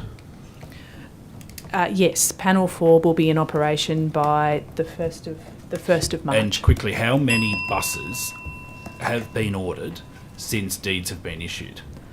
I think I have that information, sorry. I can confirm that I believe that 8 buses. Yes, I understand that Express Coaches has received an order for 8 buses under Panel 3. So Thank you. Order. That's the end of the questions. I'm sorry. Minister, I just wanted to, some questions about taxi drivers now, if I can. For the 12 months up until December 2023, which was the period of the first year of the Point-to-Point Commission's complaint hotline, 536 individual drivers had disciplinary action imposed as a result of more than 2,000 complaints. They range from not using their meters, overcharging customers, the attempting to negotiate upfront fares, refusing shorter trips. And of those 536 drivers, more than 40% were disciplined more than once due to multiple complaints. Of the 536 drivers, there were 99 occasions where companies forced drivers into retraining, 53 temporary suspensions, 33 dismissals. I understand that New South Wales Taxi Council's Chief Executive has written to you asking for the return of a centralised accreditation process. Are you doing that? Where is that up to? And if you're not, why aren't you? Firstly, I would reiterate that the reason why the government has taken the action that it has in terms of increasing fines, the provision of and the compulsory application of stickers with the taxi hotline is because of these drivers that are not doing the right thing. And I appreciate that most drivers do the right thing, but there are those that are not, and it's appropriate that they are disciplined and that they receive those penalties. I have been in discussions about the fact that there is a loophole whereby drivers who have been disciplined by one company could subsequently then move to another for employment. I have been in discussions about how we can ensure that that is no longer the case, and I'm happy to provide information about that as we progress through those discussions. So just to be clear though, we've got the Chief Executive of the New South Wales Taxi Council directly asking for an accreditation system to try and weed out the drivers that are making it extremely difficult for the rest of the drivers, because people are reluctant to take taxis because of those experiences. So it's bad for everybody. Why aren't you considering an accreditation system? I'm not ruling that out. Right. So if you're not, I recognise that there is a loophole. I recognise that we want people to have confidence in the point-to-point industry, and in particular that taxi drivers are doing the right thing, and that those that don't somehow can avoid ramifications for that action. So I am working through a variety of options, and I'm not ruling out an accreditation system. What's the timeline for that? Just, because I feel like it's life and death for taxi drivers at the moment. They really need all the help they can get, and weeding out potentially the multiple, the offenders that are doing this multiple times could be. Yeah, I recognise the issue. I appreciate that it is the number one priority of the Taxi Council. I have received that correspondence, and I have asked for advice about how to progress it and remedy it. Okay, thank you, Minister. Questions from the government? No, early minute. Okay, thank you very much, Minister. Appreciate your time this morning and to come appear before this committee. The committee will now break. We'll be back at 2:00, I understand, with the rest of the public servants here then.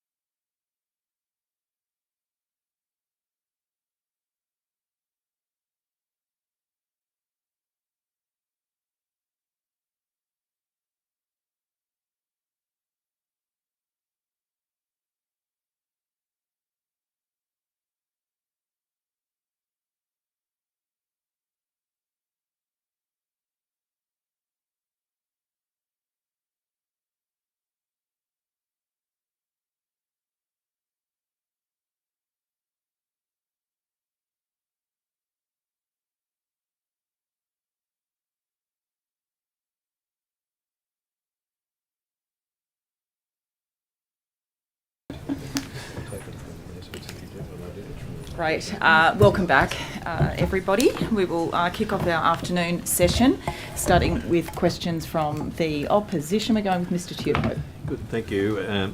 Mr. Collins, can I ask you some questions in relation to the Bankstown to Sydenham line? I think your evidence was that there were an additional 100 buses that... Let me explain that a bit, and thank you very much for your question. 60 buses will be brand new. Yep. Where are they coming from? They're to get a rapid manufacturing of buses. They're coming from China. They're vehicles from China. As you know, they make almost hundreds a day, like they do their cars. So they're coming from China. All the vehicles which will be operated by transit will be accessible vehicles. Yep. We expect the first of those new buses to start before the contract commences, when we finally close the line and put in the temporary transport service. They won't all be available, but they will come pretty quickly. There are over 150 vehicles involved in the total product. As you imagine, 60,000 people.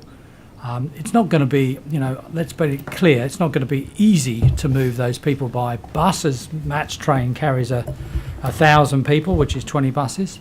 But we are doing everything possible, as we did with the Epping Chatswood shuttle and the closure, with our wonderful pink buses and marshals. You may recall, Mr. Collins, I was the member for Epping at the time. Yep. I thought I was going to lose my seat over that issue. I think... and to your credit, it was a seamless operation. Well, certainly to many of my colleagues' credit, and at the time I think I was responsible for Sydney Trains, and we were certainly very grateful for the efforts people put in. And we do think that model works quite well, and we'll be setting that up, obviously, very soon, and the employers are being recruited as we speak. Well, let me ask you about that. Bus drivers, of course, would be a particular area of concern, I would have thought, for you. Where are you up to in relation to the recruitment of bus drivers? Again, thanks for the question. I do have some really good information. At one time, and almost this time last year, we were probably in the region of 700 bus drivers short on the network for Sydney contracted bus services. As of last week, we were under 250, 249 as of the 11th of February, and there are many people in recruitment. Yep. We have worked very hard with industry. There was a forum this week with all of the senior players, but we're not letting up. We know this industry, it's easy to get a job. You are confident that you will have the additional drivers that you need to be able to start on the day. What's the date, by the way, that this is going to start? Well, we're working obviously with Sydney Metro to understand the finalising date, and I'm sure Mr. Regan can talk about that. But it is, obviously around about August, September for... and you're confident that you'll have the bus absolutely. drivers in place? Yeah, I mean, barring some terrible thing happening across the state. Can I just ask you this, just in respect of the buses which are the new buses, the emissions levels on those buses? They will be the latest of Euro 6, the latest standards which we specified in BP3, and we'll have the latest features, and certainly are a very well-known and regular bus and a bus supplier. Mr. Murray, can I ask you some questions? Have you seen the Memorandum of Understanding? Which Memorandum of Understanding? Which was reached between the government and the Australian Turf Club? No, I have not. You've given some advice in relation to what the Minister should do in relation to her obligations relating to that project? No, our understanding in this process is we continue with the development of the Western Metro, and government will provide further advice in regards to the processes around the above ground developments. I think the Minister's evidence appeared to be that, and you can correct me if I'm wrong on this, that the total project relating to Rose Hill involved reaching an agreement with the ATC, and the delivery of the Rose Hill Metro would depend upon that agreement being reached. Is that right? I think the evidence of the last few days has been that central government is leading on that process.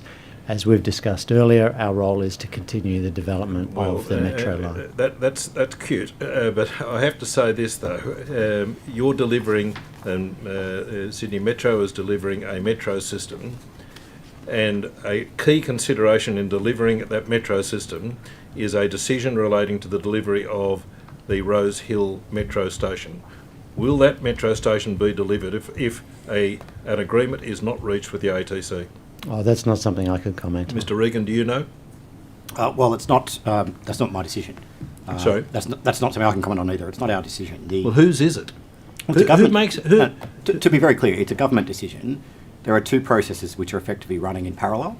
What Sydney Metro has been asked to do is to give the government options around the station and the potential design and timing of the station. But wouldn't you want to know, in terms of the costing of the metro, whether it includes the delivery of the Rose Hill station? Yes, we're working at the moment to give the government the options to include it, and there'll be a decision in the future which will no doubt be influenced by that parallel process, but we're not involved in those negotiations with the ATC. Well, Mr. Murray, would you agree with me that if in fact we do deliver a metro station, that increases the value and the return to the ATC? Well, I'm not in a position to comment on the return to the ATC, but certainly it is an ambitious proposal which has great potential for the housing challenge that the government has identified and the transport challenge for Western Sydney. Well, that's true, and wouldn't you expect that a proper probity process would be adopted in relation to ensuring that the integrity of delivering that outcome? And again, I'm advised by the Premier's office and the Cabinet office that central government will monitor this process as per standard practice in these USPs. You're aware of the provisions of the unsolicited proposals, are you not? Yes, I am. You're aware, are you, of the various stages that have got to go through in relation to the actual approval of an unsolicited proposal? Yes. Is there a potential then for delaying a decision relating to the delivery of the Rose Hill station because of the number of stages that this has got to go through for the purposes of getting a decision relating to an unsolicited proposal? I appreciate the question, but I think, as Mr. Regan and I have said, they are not the processes that we're currently involved in. That's being handled by central government. We are providing the optioneering around what will be required under the government's metro review, which was to make capacity for up to additional 2 stations in the west, and that's what we're doing. Well, are you aware, when you're giving advice to the Minister to whom you're answerable to, and you tell me you're aware of the provisions relating to unsolicited proposals, you're aware, of course, are you, of the probity provisions contained in that document, are you not? Yes, I am. And one of those, of course, is in relation to an impartial treatment of unsolicited proposals. That's correct. So did you give advice to the Minister that she should be not making any public comments in relation to this unsolicited proposal? No, because we're not party to the proposal at the moment. She was present at a media event to announce it. I can't speak to the media event. I wasn't there, but we have a process that we are going through. Central government is then assessing this proposal to join those up at the appropriate time. Well, would you agree with me that potentially a breach of an unsolicited proposal arrangement, certainly in relation to maintaining impartiality, taints the whole process? I'm not sure of the question there. So. Well, the whole notion of unsolicited proposals is to ensure that in the public's mind that when someone comes to the government with a proposal, that the government isn't being seen as a cheerleader for the proposal. Isn't that in fact the whole rationale which exists behind the guidelines which relate to unsolicited proposals? Absolutely. The guidelines have to be, the hurdle rate for an unsolicited proposal is very high, the uniqueness test, the probity, of course, all of those elements have to be first class because of the scale of these projects. And the potential, is it not, for the delivery of windfall outcomes to the proponent of the proposal? That's right, but I can't comment on the status of the proposal. And it's a not within windfall my outcome, remit. of course, and the windfall outcome, of course, might be the delivery of a railway station. Again, not related to the scope that we have in front of us. Mr. Murray, are you confident that the transport network will be reliable tonight? My colleagues and I have been deeply involved in preparations for tonight. We know that our rail network and our bus network has a number of challenges in terms of its age, its resilience. We know that we have been hit over recent weeks by some unavoidable incidents, and it has taken the network some time to But recover talking about from tonight, those. I'll just redirect you. Are you confident about tonight that it'll be reliable? We have stood up staff across the board. We have stood up all available train and bus services to support. We understand the importance of tonight to the people of Sydney, and we really are hopeful to show all of our passengers a great time as they experience the event. So it won't be a blank space, will it? That was very good. You beat me to it. And if it does go wrong, you won't say, "Don't blame me." You, Thank you. I'll move on to Paramatta Light Rail. I'm sorry, Ms. Wood, you'll have to refer to Mr. Collins for the proper table. So blame him. Blame Blame him. him. Blame him. It'll be a blank space. Paramatta Light Rail Stage 2, what's the rough cost of that? I'm going to refer to Ms. Drover at this point for project development. Thank you. Yep, you'll be aware that we achieved planning approval for Stage 2 of Paramatta Light Rail, and that's the whole project. But you'll also be aware that we are proceeding with the tendering phase for the Stage 1 of Paramatta Light Rail Stage 2, which is the enabling bridge. The budget for that is just over $600 million, and the government also allocated an additional $200 million to develop and do early works towards the larger PLR2 project. Thank you, that's helpful. What's the forecast for the whole of the project for Stage 2? I'm not asking about the early works, but what's the forecast? Yeah, so we haven't confirmed the overall project budget for Stage 2. We're doing that work now and finalising the revised final business case for the project. How much money's been allocated to it? Are you aware of that? I mean, Stage 1 was 2.6 billion. How much are we looking at? Is it around the same, or is it 5, or is it, what's the ballpark? So as I said, at the moment we have the just over $600 million for the enabling bridge and $200 million towards the further development of the balance of the project. They're the committed funding for the project at the moment. The balance of the project will still be subject to investment decision. So does Transport know the cost of Paramatta Light Rail Stage 2, which was announced today? And the announcement today was that we had received planning approval for the whole project. That was the announcement. Yes, I understand the announcement. I'm asking if Transport knows the cost for that Stage 2 project. When we've revised the updated final business case, the overall cost will be confirmed.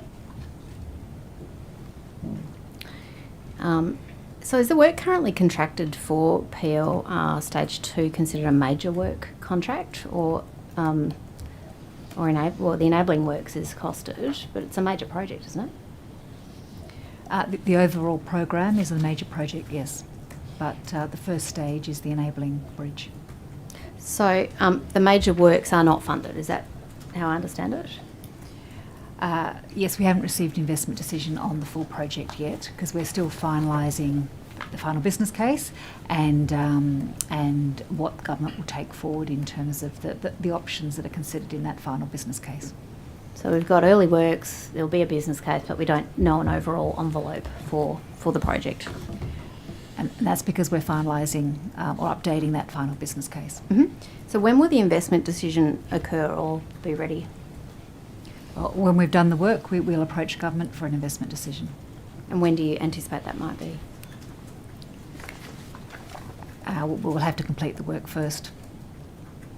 And our focus at the moment is we're in the tender phase for the enabling bridge.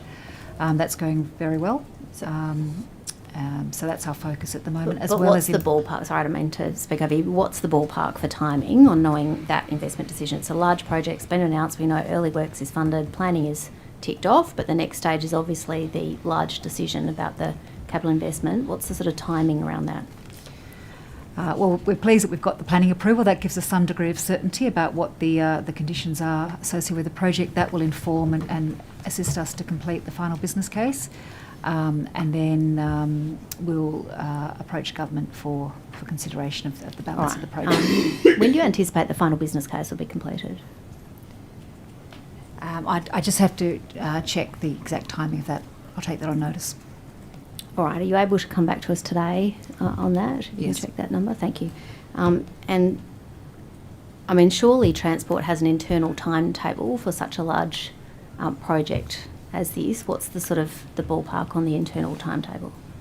Look, I'll come back, as I said, with a more definitive time frame, but at the moment we are updating that final business case. All right, that would be helpful if you could come back today. It's obviously a large announcement, which we welcome, but we'd like to see some understanding of the timeline around it.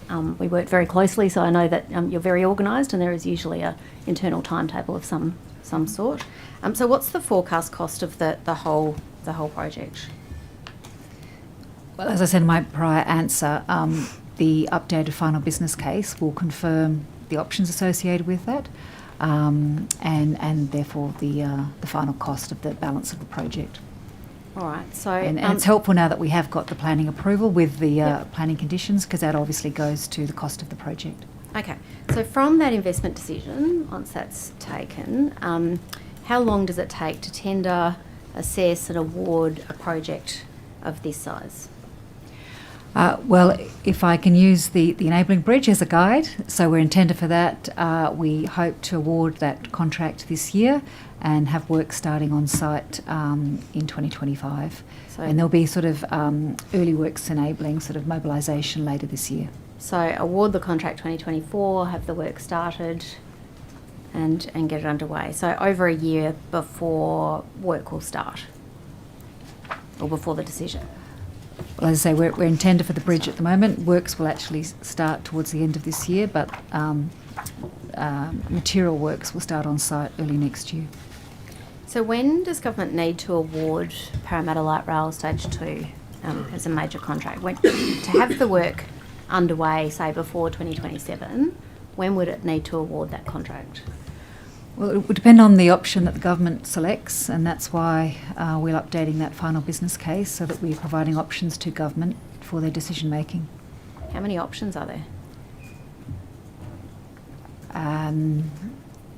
Like any major project, there'll be a range of options for government to consider. I can't enumerate how many exactly they are, but there's always options of timing when government wants to proceed with projects. So that, as I said, is in the final updated business case. All right, so to have the work started for the project by March 2027, the major work started, when would government need to make an investment decision by? In your experience, rolling out these projects with those stages, early works, contract award, when does that decision need to be made to have the major work started by March 27? Look, what I can say, it takes roughly about a year to run a procurement process, award, etc. So roughly a year. 1 year? Well, it depends on the nature and scale of the project, but roughly a year. It sometimes can take longer, depending on the complexity of the project and the structuring, but all of those considerations will be in that final business case for government to make a decision on. Thank you, Mr. Over. Can I turn... Oh, sorry, just a final question. So will the Paramatta Light Rail Stage 2 be going to one contract, or will there be separate contracts? Once again, that the packaging strategy for the balance of the project will be part of those considerations of government. One of the options. Yeah. So you do it as the existing contractor, or you tender it out to... well, certainly we'll be tendering the civil components. There are options for the balance of the project. But as I said, our focus at the moment is we're really pleased that we've got that planning approval. That takes us a step further forward, and we're getting on with the tendering for the enabling bridge. Okay. Can I just ask about the trams on the project? Is it the intention of the government to build the trams that are required for the project in New South Wales? We did a lot of engagement last year, and in fact even in 2022, with industry on the capability and capacity of industry to locally procure the trams. Those considerations are in that final update a business case. Obviously, it's a very small fleet of additional trams that we need for PLR2. I think it's of the order of about a dozen extra trams that we need for PLR2. But that will be a decision of government, but those options will certainly be put forward for government. So you haven't been told by the government it must be built in New South Wales or it must be built in Australia. Can't rule out Tasmania. Well, there is an overall government commitment for local manufacturing of fleet. We're certainly pursuing that for the replacement of the Tangara fleet and the overall future fleet program that we're developing for the balance of the fleet, because it won't just be the Tangara fleet that will need replacing with time. It will be a rolling program, and that's the intent, to not just look at individual fleets of trains, but a more programmatic, systemic, decades-long approach, so that we can actually build an industry and maintain that industry over the longer term. So we're looking at that so that all rolling stock in New South Wales certainly will have options for at least 50% content. Not Tasmania. Thank you. Thank you, Ms. Drover. Mr. Egan, I just wanted to, now that we've got some time to just get into the detail a bit more, I just want to just be very clear around the investigations that did happen in relation to the Alara issues that were investigated with Alara, and what those investigations, when those investigations took place. So just to be, if I've got this correct, it was in November 2022 that Sydney Metro received multiple anonymous complaints. This is from a fact-finding investigation plan for Interview Management Solutions to undertake their investigation. So the plan summarises what the Sydney Metro Fraud and Corruption Prevention and Investigations team looked into. So they did this, as I understand, as a result of these complaints that were received in November 2022. Current members of the senior leadership team of the Health and Safety Branch Sydney Metro were allegedly, and these are the anonymous complaints, suggested corrupt conduct and/or maladministration in the areas of procurement, business management and recruitment. So they were the anonymous complaints that were received November 2022. The Sydney Metro Fraud and Corruption Prevention Investigations team then undertook a review into that. Is that your understanding? I think that's right. I don't have to hand all of the specific details there, but yes, there were a number of complaints that were made which triggered a process, as it should do, to investigate those complaints. And that, I think, the timeframes that you described, I recall to be correct. That's right. Okay, so we've got that unit. Let's call it the Fraud and Corruption Prevention Unit that looked into those complaints. This says that they finalised a review of the complaints and conducted a series of initial fact-finding activities, the results of which are set out within its Alara preliminary assessment, or it's called the Alara assessment, provided on the 10th of May 2023. So that's correct. So 10th of May 2023. Sydney Metro had obtained this initial fact-finding report called the Alara Assessment, 10th of May 2023. Were you aware of that report? I was aware of that report. Again, I would have to confirm the exact dates, but yes, it is correct. The initial investigation was undertaken by the Sydney Metro Fraud and Corruption Prevention team in response to a number of allegations that we'd received around potential inappropriate conduct in the health and safety area of Metro. That's correct. Okay, and that initial Alara assessment, what was its initial findings, where it says the results of which are set out within its Alara preliminary assessment? What did they suggest that any of those allegations were substantiated? What was the kind of premise of that report? Yeah, I don't have the exact details of what was in that, but certainly what I do recall, I'll try and be as helpful as I can on this, that initial investigation raised for us sufficient concern that there needed to be further investigation. And I think it's at or about that time, it may have been a little earlier, that as that was emerging, that we also took the step to refer the matter to ICAC for consideration as well, because it did appear that there were there is a risk of there being potential actual corruption allegations that we needed to pass over, which we did. So this is actually a fact-finding investigation plan for a private investigation company to undertake another investigation, is what I'm deducing from this document. Interview Management Solutions were then contracted to then undertake their investigation, an external investigation. Would that be correct? I'd have to come back and confirm that, because then the next level of investigation was then undertaken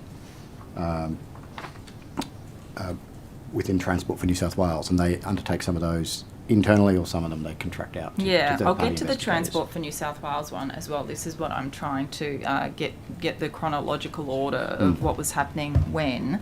So the first one was the Sydney Metro Fraud and Investigation Squad team. They reported their findings on the 10th of May 2023. Then on the 15th of May 2023, it looks like they have produced this document for Interview Management Solutions, who then on the 15th of May provide a quote to the person who is the Senior Manager of Corruption Prevention Investigation within People and Culture Transport for New South Wales, and that quote, just $10,147.50, probably the cheapest quote ever given to Transport for New South Wales and Sydney Metro about anything, actually. That actually is 10,000. It's not even I don't have my glasses on, but it is.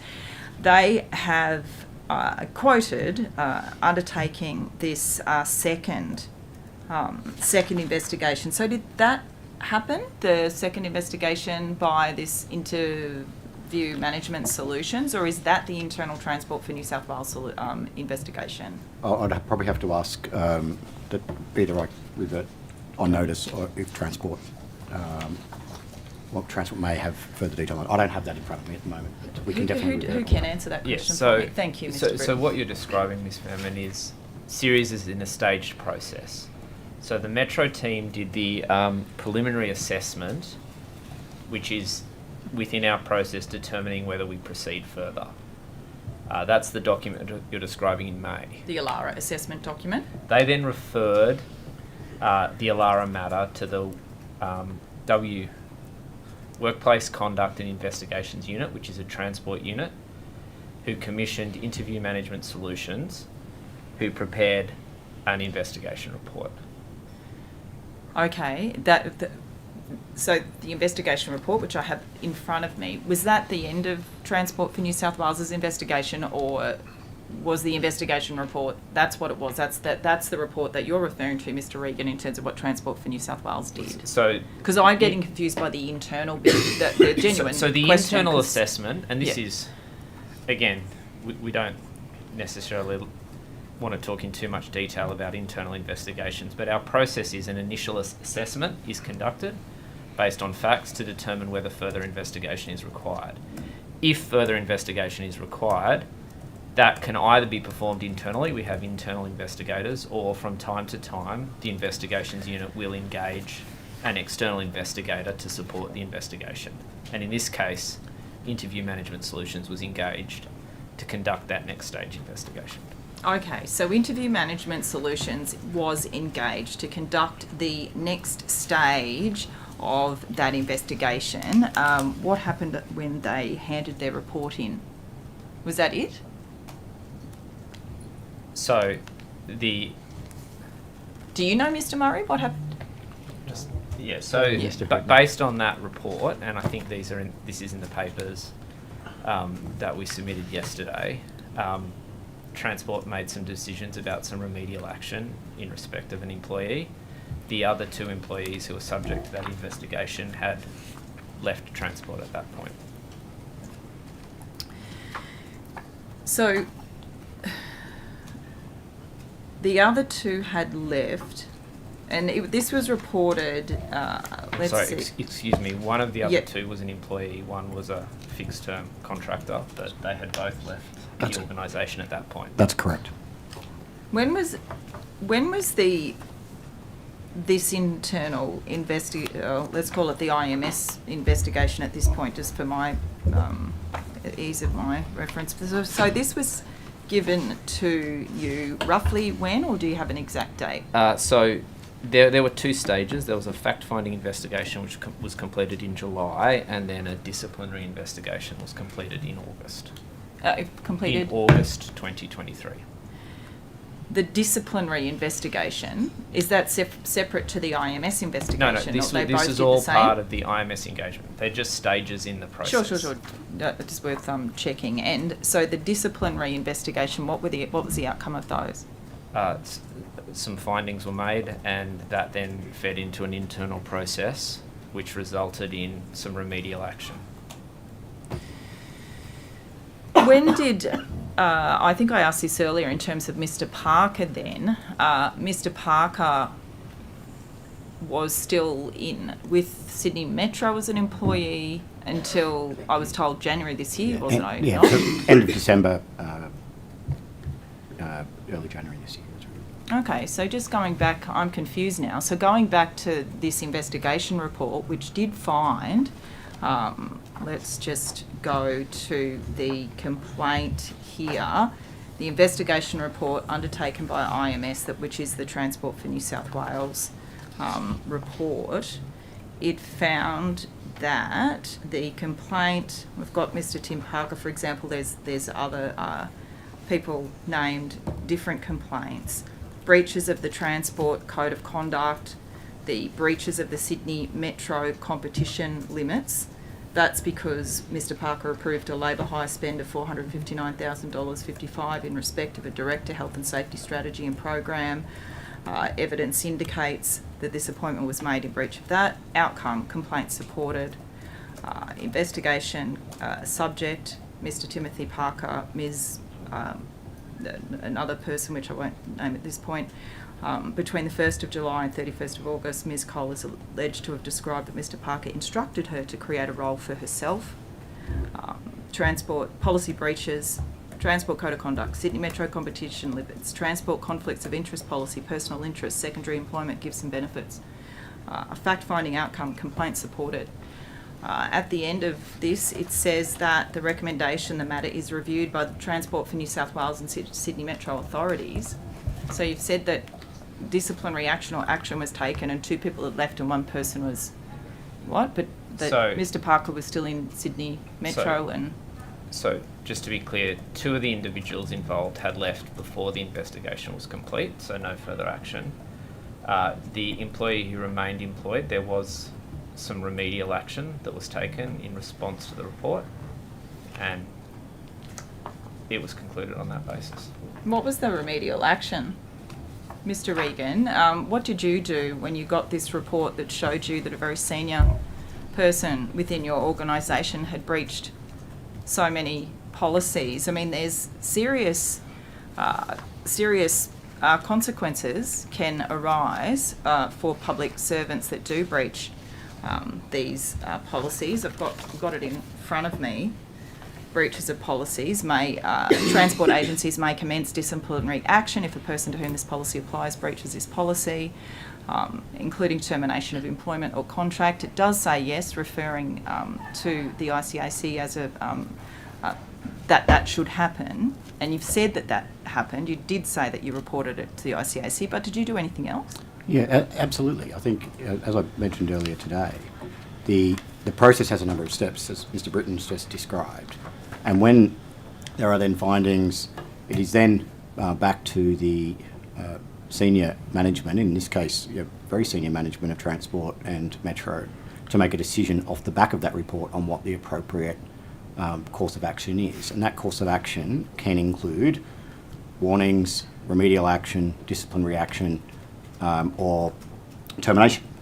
And it depends on what the particular allegations that were substantiated and the broader circumstances as to which course of action is then next put in place. as Mr. Britton said, there was remedial action put in place. These types of issues, can be quite complex, especially around the definitions of things like competition limits and processes that do take some time to work through. And it is also, there is a part of that process where when the findings of investigations and then decisions around next steps, there is another procedural step where, of course, that has to be put to the person to whom the allegation has been made against. And so these things happen in sequence. And when those findings are put to the person whom they're made against, they are given the opportunity to respond. And that can often provide then additional information that then needs to be looked at. So there is a process that takes some time. Of course there is, Mr. Regan. That's what an investigation is about. That's right. Of course there is. Yeah. But that's what this is. That's what this is, the fact-finding investigation No, report, isn't it? that's a lot earlier in the piece.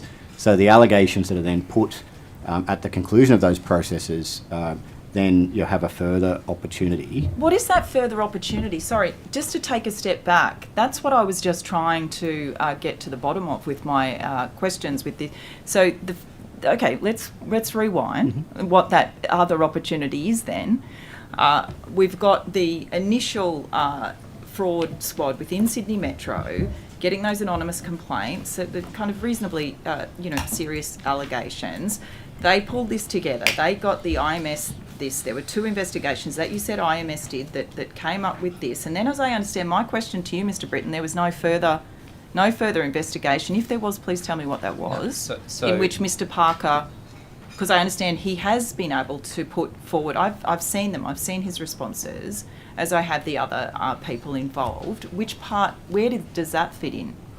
So, the role of an investigator, or IMS, is to form a view on the allegations. It then is a matter for the organisation and the relevant decision makers to decide what, if any, action should be taken. So following the work done by IMS, there was, and I think this is clear on the papers, a lot of internal discussion and decisions about what steps should be taken, and ultimately some remedial action was taken in respect to this employee. So let's be clear. The initial Alara assessment found that there were issues. They did look into it. I've got it in terms of that assessment. They did find or did suggest that there were issues that needed to be explored further. They were concerned sufficiently. That's correct. Right? This second one, this external investigator that was able to look at, as I understand it, people's emails, personal messages, a lot of detail, a lot of information, substantiated quite a few of the complaints. They also dismissed a number of the complaints, but they substantiated those complaints. Yes. To the point that they went and outlined the specific public sector codes that were breached, and there was quite a few of them. But they didn't, to be clear, they didn't all apply to all the people. No, that's sure. Right. But I did read out what did apply to, for example, and I'm just using one example here because he is in a very senior position now with the National High Speed Rail Authority, that there were all of those codes breached. Then the outcome of that was for Transport for New South Wales and for Sydney Metro to review, is reviewed by the authorities, and it sounds like the review then basically said nothing to see here. Because what was the disciplinary action taken? If 2 people had left, firstly, where are they? I mean, have they left? I assume they're not in the public service anymore. I'd hope not. They have left Sydney Metro. They're not employed. And then the disciplinary action, because Mr. Parker stayed in the position until December, so there wasn't just disciplinary action? No, to be clear, there was remedial action, which is not disciplinary action. And what does that mean, Mr. Egan? It's Mr. Regan. Regan, sorry. Mr. Regan is a different Mr. Regan. There's a Mr. Egan there is. who... I do get it confused yes. with Egan, I must admit. I've been surprised previously where we've been mistaken. So the process that was followed is some of those earlier steps. I think just for absolute clarity, the person being investigated is not aware or been brought into that. I'll reframe the question. So we've got this investigation, this report that finds that your very, very senior person within Sydney Metro, after a lot of investigation, had breached the Transport Code of Conduct, the conflict of interest policy, the gifts and registers. What disciplinary action was taken against Mr. Parker at that time after that was found out? The issue particularly around the application of what's called competition limits, which goes to a point that was raised earlier around the thresholds at which financial approvals are provided, becomes a key factor in this. Doesn't sound so. Remedial is within the organisation. You changed it so someone like Mr. Parker couldn't do what he did again for $495,000. No, they are separate issues. Is that what you mean by remedial? No, the issue I'm raising around the thresholds is that there are clearly... Did anything happen to Mr. Parker? Was there any disciplinary action whatsoever after this fact-finding investigation, one of the most senior people in your team? What did you do about it? That's a matter that was dealt with internally. There was... Doesn't sound like it, Mr. Reid. Well, I'm sorry, I'm not... This is not a process that we would normally be discussing in a public forum. Well, it's because it's a blatant misuse of public money. Mr. Tudor. Thank you. Punch, perhaps I can ask you some questions in relation to Tahi. When do you expect the formal changes to Tahi's status from a for-profit state-owned corporation to a non-commercial public, non-financial corporation to be completed? Thank you for the question. I'm happy to take that question, but I will refer to the Transport Secretary for anything to do with the operating model, which includes the changes of Tahi from a state-owned corporation to a non-commercial PNFC. Thank you, Ms. Punch. We are underway with the process. As you're aware, a series of legislation was passed towards the end of last year, which enabled the first steps in changing the status of Tahi and its PNFC status to become apparent. We are now in a process with Carolyn Walsh, where we have set up a number of working groups to deal with the governance first and also the financial status of Tahi in terms of the remaking of its objectives and how it will be structured within the transport portfolio. And the answer to my question was? Sorry, could you repeat the the answer to my question? When do you expect it to be completed? We're working through that at the moment. The Treasurer has indicated that he expects further legislation before the House the first half of this year, and that's what we're working to achieve. Well, and that probably goes to this next question, which I'll ask you, Ms. Punch. What do you see as the implications of the direction to Tahi to use its cash reserves? Thank you for the question. So I think any questions in relation to Tahi's cash and the future of Tahi's cash is actually a matter for New South Wales Treasury. Sorry? Why is it a matter for Treasury? It's currently... Could I clarify the question? Is it in regards to our current cash position, or Correct. is it in regards to our future cash position? And the direction to use your current cash reserves. So in terms of our current cash position, Tahi is still a state-owned corporation. Correct. That is governed by the Tahi board.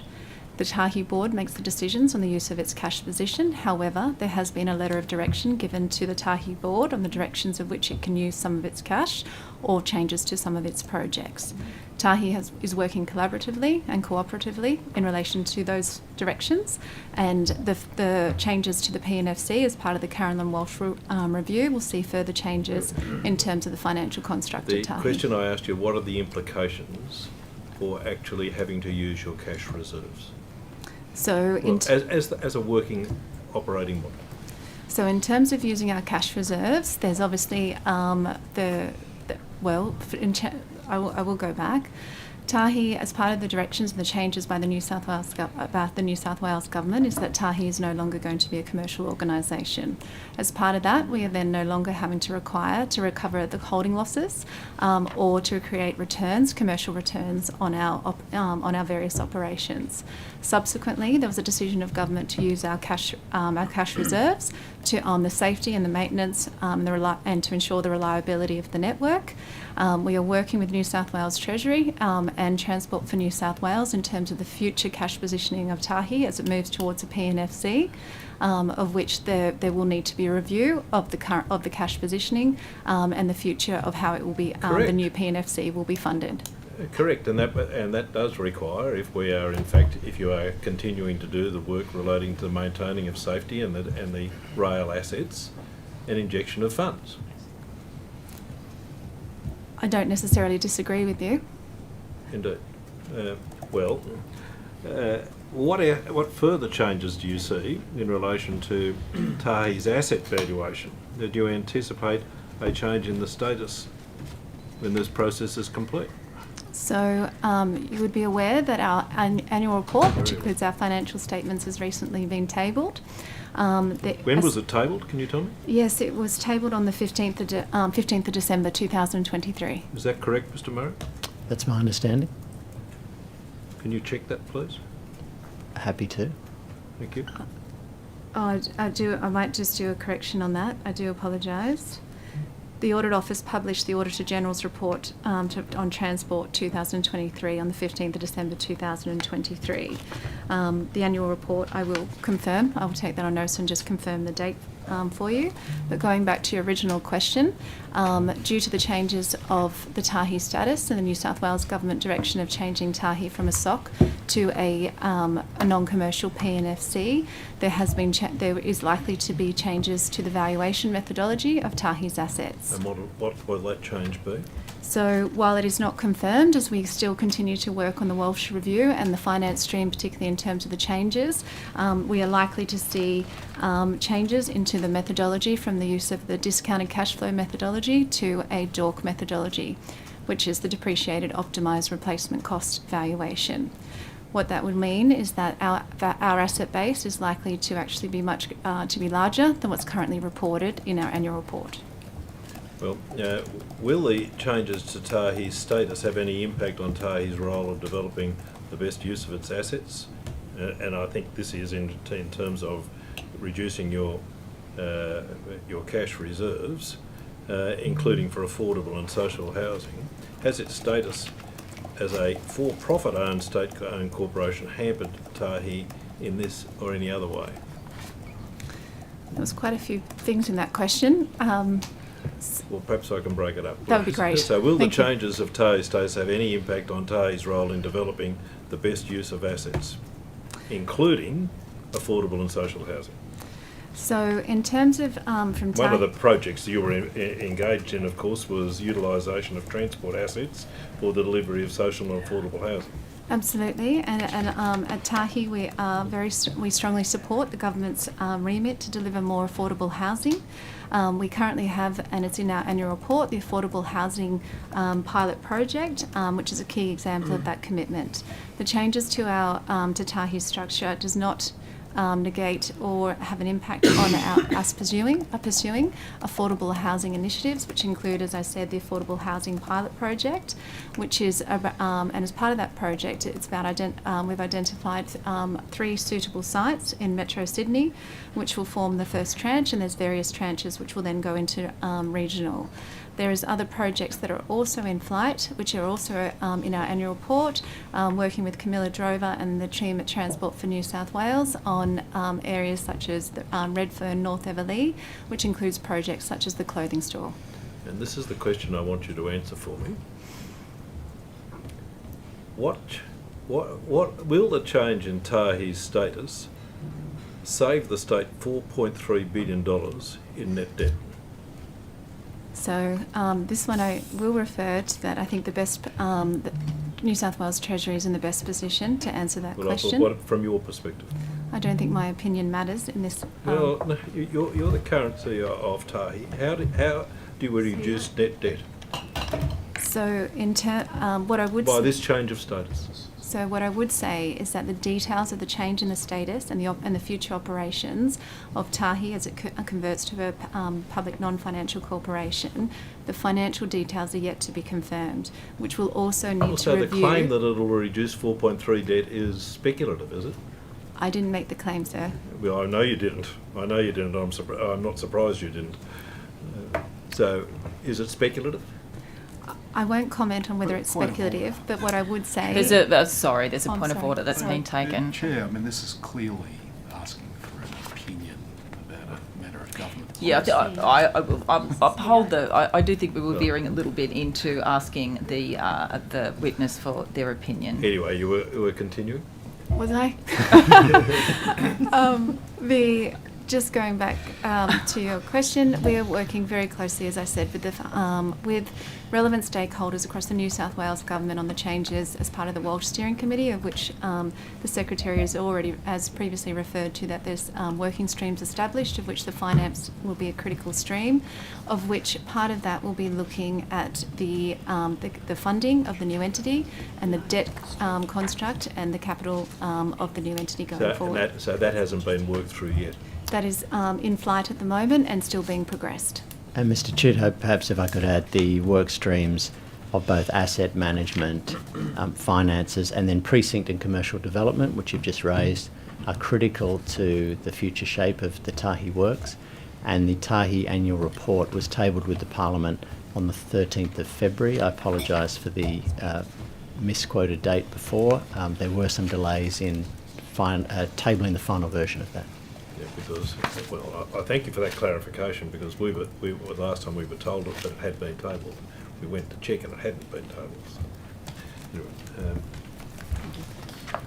Thank you, Chair. Can I just turn to the bus task force and the review? Whoever's dealing with that through you, Mr. Murray. Pleasingly, the report was delivered yesterday, 4 months late, and just in time for estimates, which is terrific. Turning to the recommendations of it, does Transport for New South Wales capital budget have the $909 million spare to fund the recommendations of the task force, or will it require new funding? Well, the next step, Ms Ward, thank you for the question. The next step is to take the recommendations that were unveiled in the report yesterday and to develop a medium-term bus plan that will be factor in future investment for Sydney bus services, and they will be done in regards to the planning for the other services, obviously with Metro and heavy rail development, but we are committed to improving those bus services, particularly in infill corridors where there have been no services to link with the major service. I understand that, yep, but my question, so can I ask you this, when did you personally receive the bus review? I'd have to check the date that I received the... Could you check that and come back to us today, if possible? If possible, yes. Okay. Why does it say October on your website? What's it, the report? I would have to check. Okay, if you could today, that would be very helpful. The file says the report is October 2023. Again, I'd have to check that. It was provided obviously by the task force that works through those processes and provides it up to the department for consideration. So did the government receive the report in October 2023? I'd have to check the dates. Right, if you could clarify that for the record, please, because it would appear that's what's on your publications, so it'd be good to clarify that. It certainly didn't receive the report in October in its final version, because I know there was work proceeding through recent months on the elements that are considered within, and I had met with Mr. Collins and also members of the bus task force during that period while the report was being compiled. Did government receive it last year? It's not in final version. This is that work was continuing through that period. So government received a draft last year? I think the government would have received elements of that process, but Mr. Collins, do you have any other timeline? Clarifying, I think the date of the final report should be October, but there was an early draft I saw, and we've been working with the task force since that time on various elements of it, and as announced yesterday, my role as Coordinator General, part of the task force recommendation, is to work with my transport planning colleagues and my contracts team to prepare that medium-term bus plan. As we know, we've certainly everyone is clear. If you go out on the streets, you'll see pretty old buses and shonky Thank old you. bus I stops. might redirect Mr. Collins. Appreciate that very much and the work. So can I just clarify on that then? Have you started work on the recommendations? We have certainly received the report as the Minister announced yesterday. Yes, but We have you started work on We've those started recommendations? work on those recommendations. Yes, what work has been started on the recommendations? Well, initially, obviously, working with our colleagues in the transport planning area is looking to gather all the information regarding growth areas where we feel that further work could be done, and working obviously with my contracts colleagues as well, because the practical sense of how you implement those changes. Isn't that work part of the review though? That's not work on the recommendations from the review, that's part of what's already taking place. Am I to understand that government's had the report for some time and hasn't started work on the recommendations, or it's had it in draft and hasn't started on the recommendations, or? No, the final announceable report, which was this Yesterday, week, from that announcement, we in Transport for New South Wales, as the required bodies who do the transport planning and the bus routes, actually then take that information and recommendations from the task force, and there's a lot of detail in it, you may have seen already, and then we obviously work through that, how to implement that medium-term bus plan. So when did you see those final recommendations, Mr. Collins? The final copy of that has only been recently given to us, but I saw the early drafts from October last year, and we've been working through a number of those recommendations and facts, and some changes were made. All right. Not sure that's entirely clear. I may come back to that. So in terms of the funding, the recommendation, and I know, Mr. Murray, you've sort of addressed that generally in terms of the capital budget, but the specific recommendation about $909 million, which is needed, do you have that spare, or will that be taken from other areas, or will you require new funding? We will definitely require new funding for the scale of the recommendations that are contained throughout that extensive report. We are looking at the medium-term bus plan now and exactly what capital envelope would be required. We don't have that picture or that staging yet to be able to put back to government, but that's what we'll be doing now that we have the final version.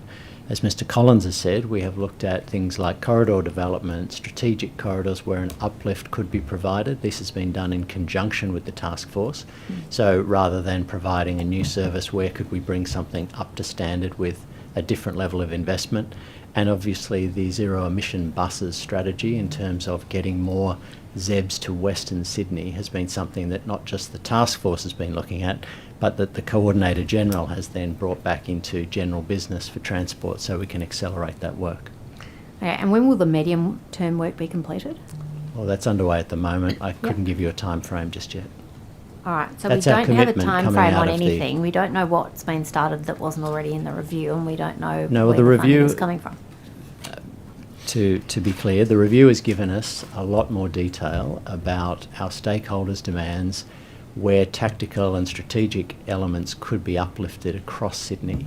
And we now have to put that into an operational context and then a financial context. So that work has begun, and we're very committed to developing that so that government can make some clear funding decisions. So when will the government be provided with that advice to make that funding decision, that investment decision? As I said, I can't give you a time frame just yet. We've only just received that final report, and Mr. Lee and the task force are continuing work on the next round to deliver more recommendations which we will factor into that work. Well, Mr. Murray, will it be this year, or will it be this next financial year, or what is your timeline? I mean, you have clearly been planning ahead for this, I hope. Is there a time frame in mind? would say You can't say you're just waiting to receive the report and then you'll have a think about it. No, but I would say, as per with the Bus Task Force Report 1, we moved immediately to implement, and a number, I don't have it in front of me, but a number of the recommendations of that work have already been put into place. In particular around governance and our approach to the bus sector. Elements like the Opal card are currently in delivery. So that will be our expectation as well with the second report, is that there'll be some things that we can jump on. I'll come back to that, yeah, if I may. Thank you. I'll just read, just got one final thing in the 2 minutes I've left. According to the e-tender website, the Bus Task Force Chair, Mr. Lee, you mentioned, His company has 2 contracts worth in excess of $700,000 awarded to him. Why is the chair of the bus task force being paid more than the Secretary of Transport for a part-time job? No, that's an incorrect assumption based on the e-tender website. I'm advised that the initial contract... It's your website. No, the detail is correct in terms of 2 specific Contracts. charging codes, but the first one relates to the entire contract. The second one only relates to the amount of the first one that hadn't been paid out. So it was that Mr. Lee and his company had changed contract terms, changed ABN or something similar to that, and so it was reissued for the amount that was still owing. The original figure is the correct figure. So how much is he being paid?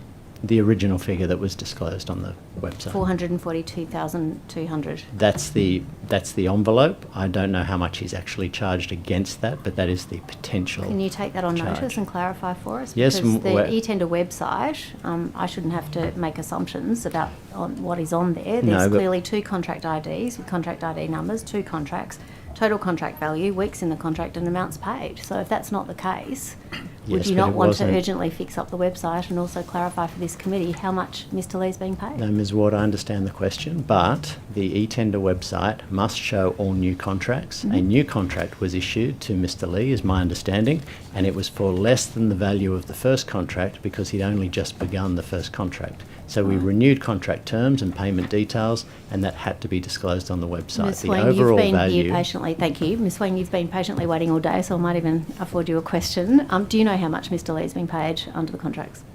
I'll have to take that on notice. All right. Could you get that back to us today? I'm happy to do that. Thank you. Appreciate that. In the 17 seconds I have left, are there any other contracts that are of a similar nature where they're combined?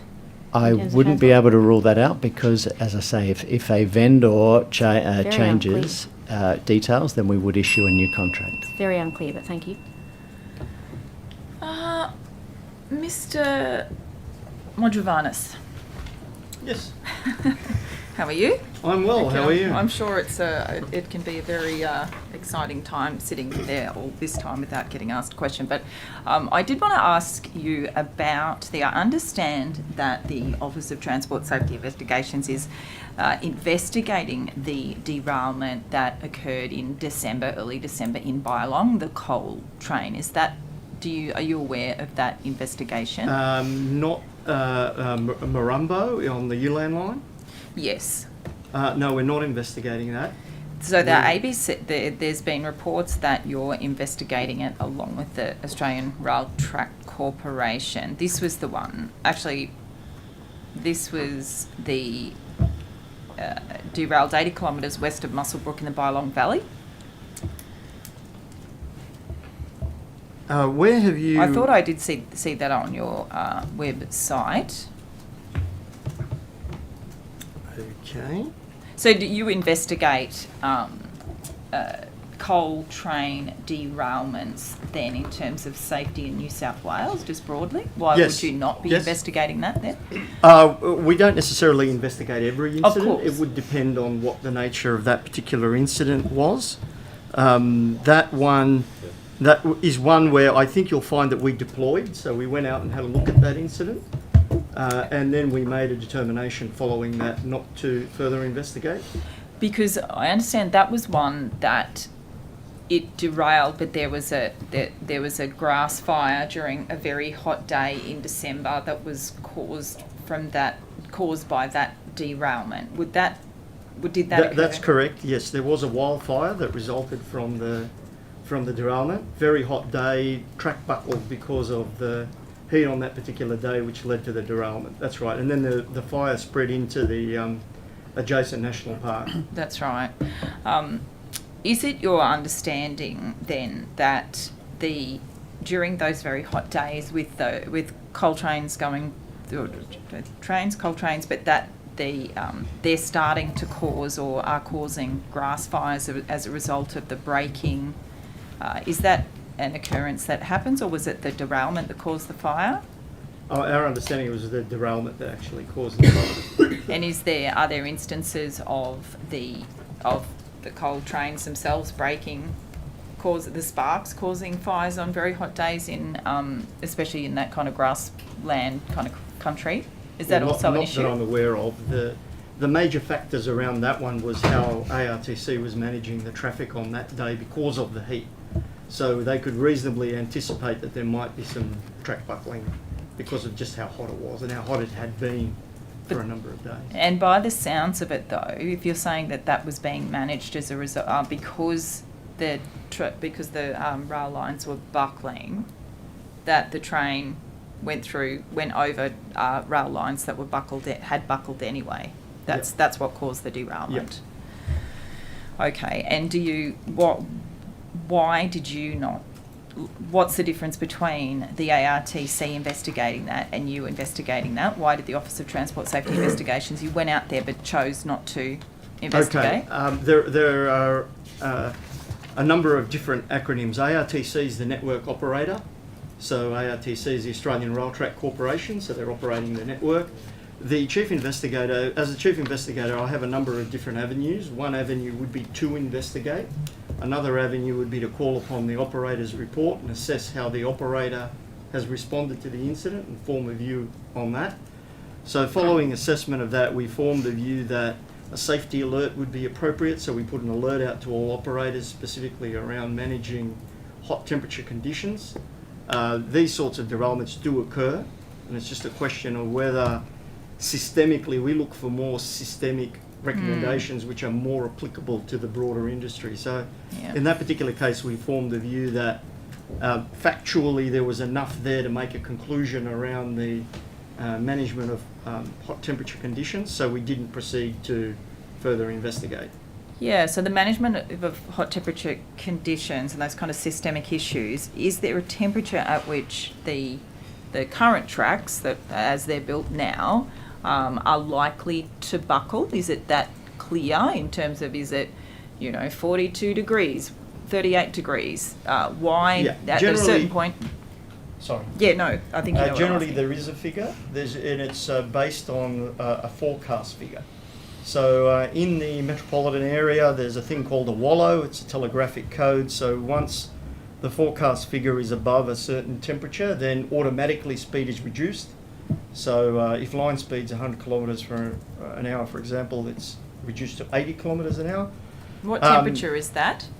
I can't. I'll have to take that one on notice. I can't remember that particular standard off the top of my head. I used to head the standards. And it's just temperature? It's not... temperature. Yeah. Temperature. And it also depends on the nature of the structure of the rail, whether it's concrete sleepered, timber sleepered, the weight of the rail, etc. So it varies. ARTC would have their own code, so it would be ARTC's, within ARTC's safety system, whatever that number is. Okay. And so they slow down, but is there a particular point then as well? And I've been asked, I've been approached by the community out near Balmain, actually, that with concerns about the potential for these trains to cause fires on these very, very, very hot days where you're almost not allowed, understandably, to do anything that would cause a spark. Is there a point at which the coal trains don't or should not travel if the lines are buckling, or is it going a certain pace safe enough? Do you know what I'm saying? Of course, yes. the days are getting hotter. The number of very hot days are going to get hotter. And I'm just wondering, from your perspective as the Acting Chief Investigator for the Office of Transport Safety Investigations, is there a point or a heat level that where we should just say it's too unsafe for this to occur?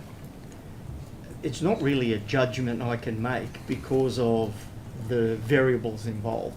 The operator is accountable for their safety management system. It's for them to make the appropriate assessments and determine what the safe operating profile is of that network, and to manage to that profile. But we were concerned that they lost some focus. They weren't managing to that profile, and that's why we put the alert out to remind people that you have these provisions within your safety management system and you need to adhere to these, particularly in areas such as remote areas, such as on the Ulan line there. Yes. So they would have something in their system to manage that, and it could comprise all the factors that you've described. So on that day, was that the day that you issued that alert you were just mentioning? We Or would was have it that issued the week? alert some days later because it's quite a After remote the area. derailment? Yes, after the derailment, because it's a remote area, so my staff took some time to get up there.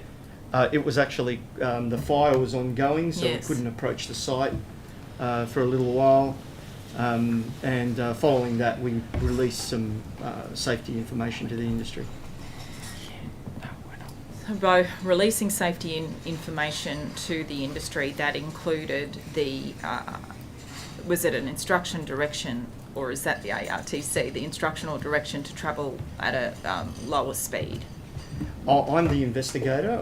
I can offer recommendations. I don't have the power to issue directions. That would be, the ARTC as a network owner would have to implement their own risk controls. Failing that, the National Rail Safety Regulator is the regulatory authority that could issue directions if they saw fit. And is that your recommendations in relation to this derailment? Are they public? Who did you give them to? Well, they'd be on our website. Right. Okay, so they are public. That's good. That's, yes.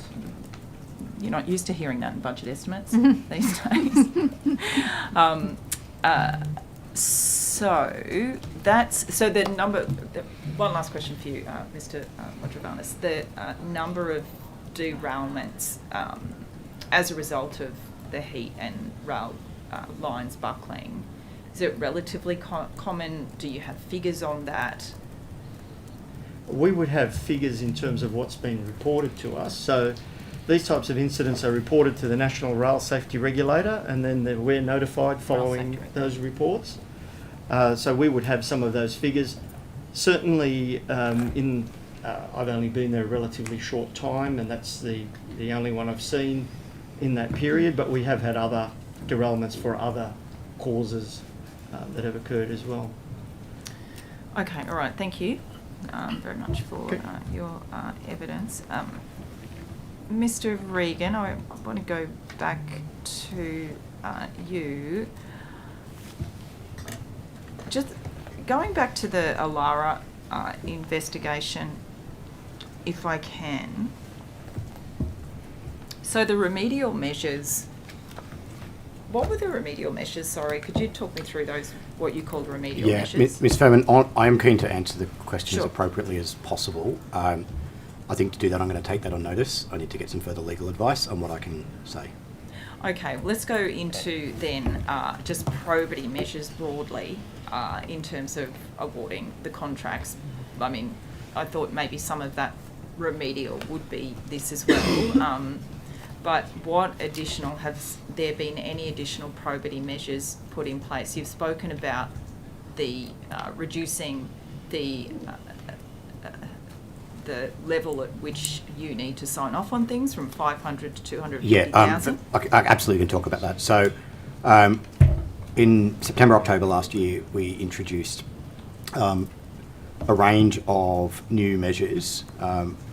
We announced we would do a detailed review of all of our professional service contractor and labour hire arrangements, but we also put in place additional measures to ensure that while we were doing that review and then going forward, we had greater comfort and assurance that processes were being properly adhered to.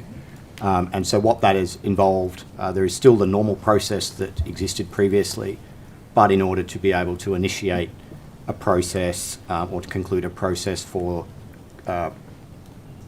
bringing on board any new professional service contractor or a labour hire arrangement, there is an additional approval required separately from the business, part of the business that's requesting the role. That needs to go to our Head of People and Culture and our Chief Financial and Commercial Officer if it's up to 250,000, and anything above 250,000 comes to the Chief Executive for a further layer of approval.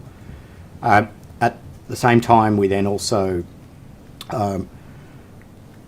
brought in an independent legal firm to do a detailed review of our processes for the whole chain that Mr. Britton and I were talking about before, of looking at what happens from when allegations are received through the different steps at the investigation processes and right through that sequence of tasks that happens.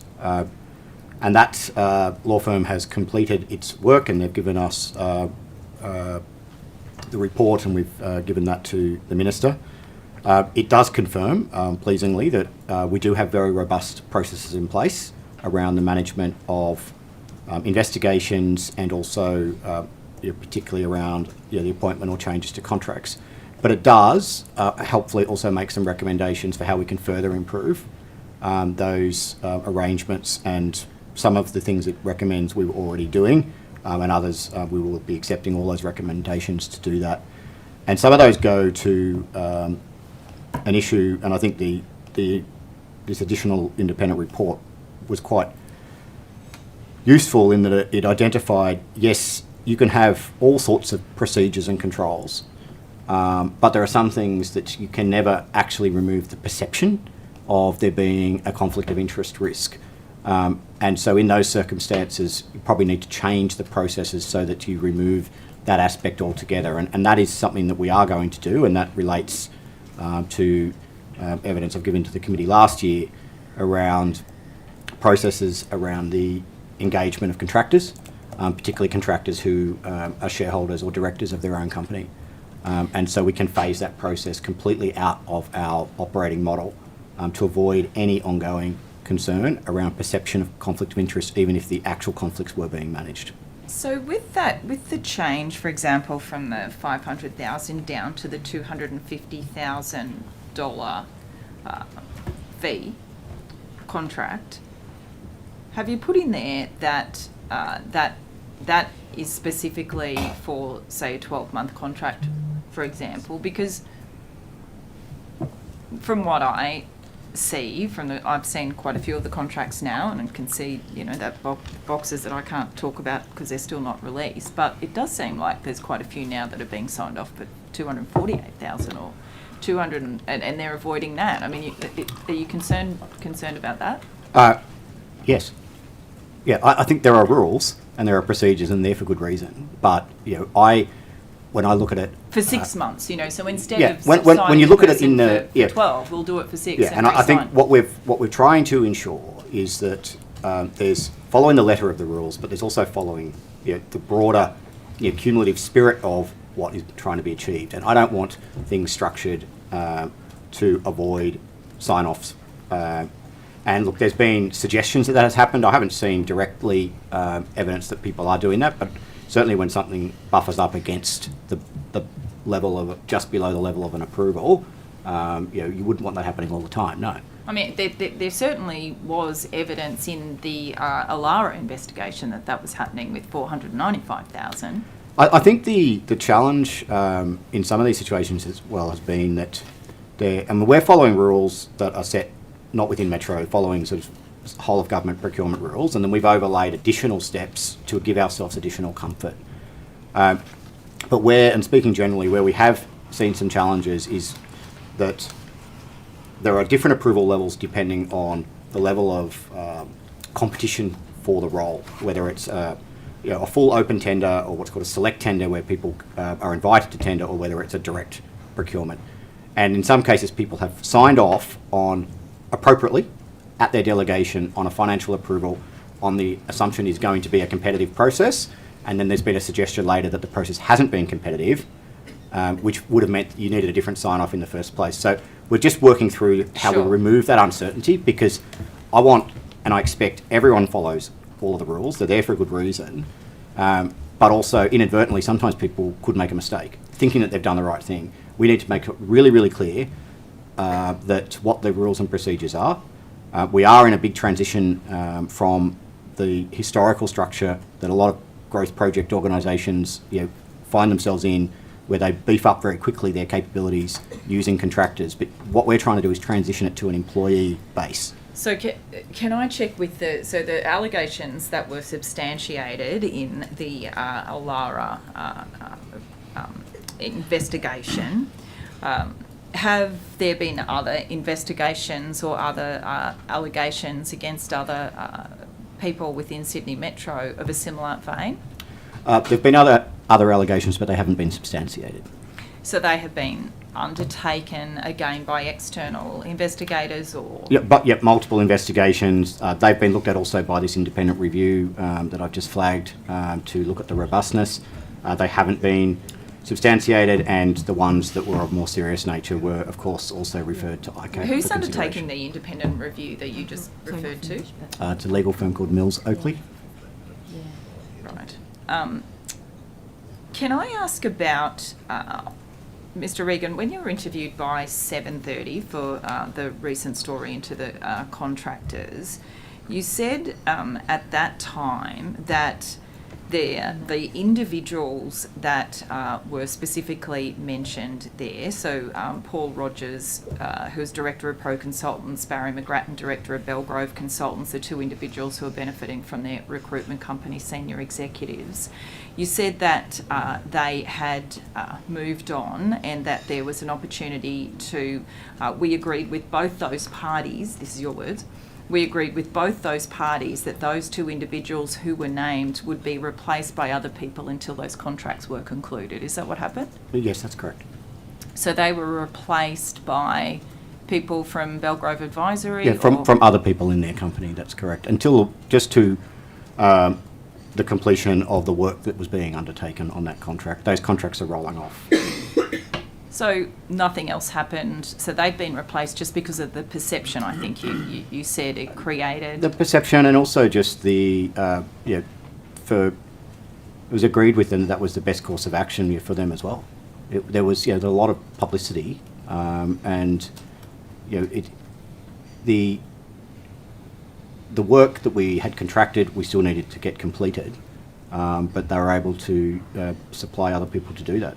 So they've supplied other people. They've still got a bunch of people working. Belgrove Advisory Pro Consultants with Sydney Metro. But a significantly decreasing number. And the challenge... Can I just check with a significantly decreasing number? Are those contractors just moving over to full-time employment with Sydney Metro and being paid the same rates? No, they're not. How much less are they being paid? Well, those comparisons... Like roughly. Yeah, then it's not easy to give a direct comparison, because when we procure... contractors to provide work, there's a cost to Metro, but the employment cost is met by the private company that supplies them. So all of their leave, their superannuation, everything else. So they don't compare. But no, we're not seeing, what we're trying to do is actually move to having a much greater focus on roles being filled by employees wherever possible, unless we can't find someone to do that role, either because of specialist skills requirement or the market isn't there. And I think, in that interview, I made the point that there's a long history and a legacy approach that we're moving to a different system, and that there is a transition time to do that. As we commission and complete the construction of the City Metro, that is a really significant opportunity for us to reset the way we go forward, and that's the process we're working through. Okay, thank you. Questions from the opposition? Hang on. Yes, Ms Natalie Ward. Yep, thank you, Chair. Mr Regan, it seems like it's your day today. Just on the Metro West, when will the project stations, line-wide, trains and systems, operations and maintenance contract be put out to tender? Okay, so the tender processes for those contracts that you mentioned actually started originally with an expression of interest process around the end of 2022. And there were submissions of expression of interest in April 2023, so April last year. In December last year, when the government made its announcements around Metro West, it also, at that point, we shortlisted tenderers for each of those contracts. That's the line-wide systems contract, Stations Package West, and the trains, systems, operations and maintenance contracts. And we've also already been in procurement for the Hunter Street station contract. So December last year, we shortlisted down to a smaller number of parties. We're now engaging with those parties on further technical discussions and commercial discussions as we go through the process of finalising the details of the contractual and delivery models and the rebaselining process on the budget. And we would expect that the next round then with those shortlisted parties detailed request for proposal would follow that budget rebaselining in the middle of this year. I don't mean to be rude, but I've got 2 minutes. That's okay. Just wanted to quickly Just wanted to make sure I gave the answer correctly. No, you did. No, terrific. But so understanding all of that, when do you expect to award the contract? So progressively, we would be awarding contracts next year, and through to the completion of all of the remaining packages, will probably take 2 to 2.5 years to award all the contracts for stations and the other systems. Okay, so, and this is not a trick question, this is from the review. The review states, should it not be in the market by early 2024 as originally planned, there will be extensive time and cost pressures on overall delivery. So has the delay to the contract tender placed any cost increases on the project? Well, certainly being able to shortlist in December has meant that we're dealing with a smaller number of parties, and so we've been able to work with them to refine the design. We're going through a detailed process to refine the design and look at the scope. There's trade-offs. Clearly, if you do things in the future, they tend to cost more than they would have cost in the past. So when you move things to the right, there is more escalation, but the changes to the delivery model, the other scope changes, we're looking to offset that. But that's part of the process that we're going through around rebaselining. So it has had a cost impact? Well, it could have a cost impact, but we haven't finalised that yet, and it depends what other changes we make to the model and the form of contract and the level of risk that we need to hold. So we're going through a pretty detailed process to rebaseline that. Yep.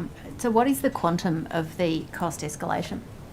It's not a number I can put an actual dollar figure on at the moment, because we're going through that process of rebaselining and resequencing when the works will be done.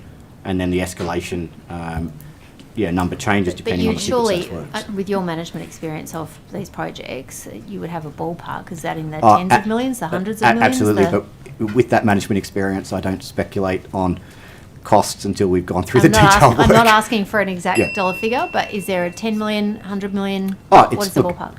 It's a $25 billion project, so the numbers are big. But there's plenty of offsets that we're looking at as well. So we've got to work through scope, contract form, design issues before we can really land that, and that's the process we're doing at the moment. Just got a quick few questions in a few minutes.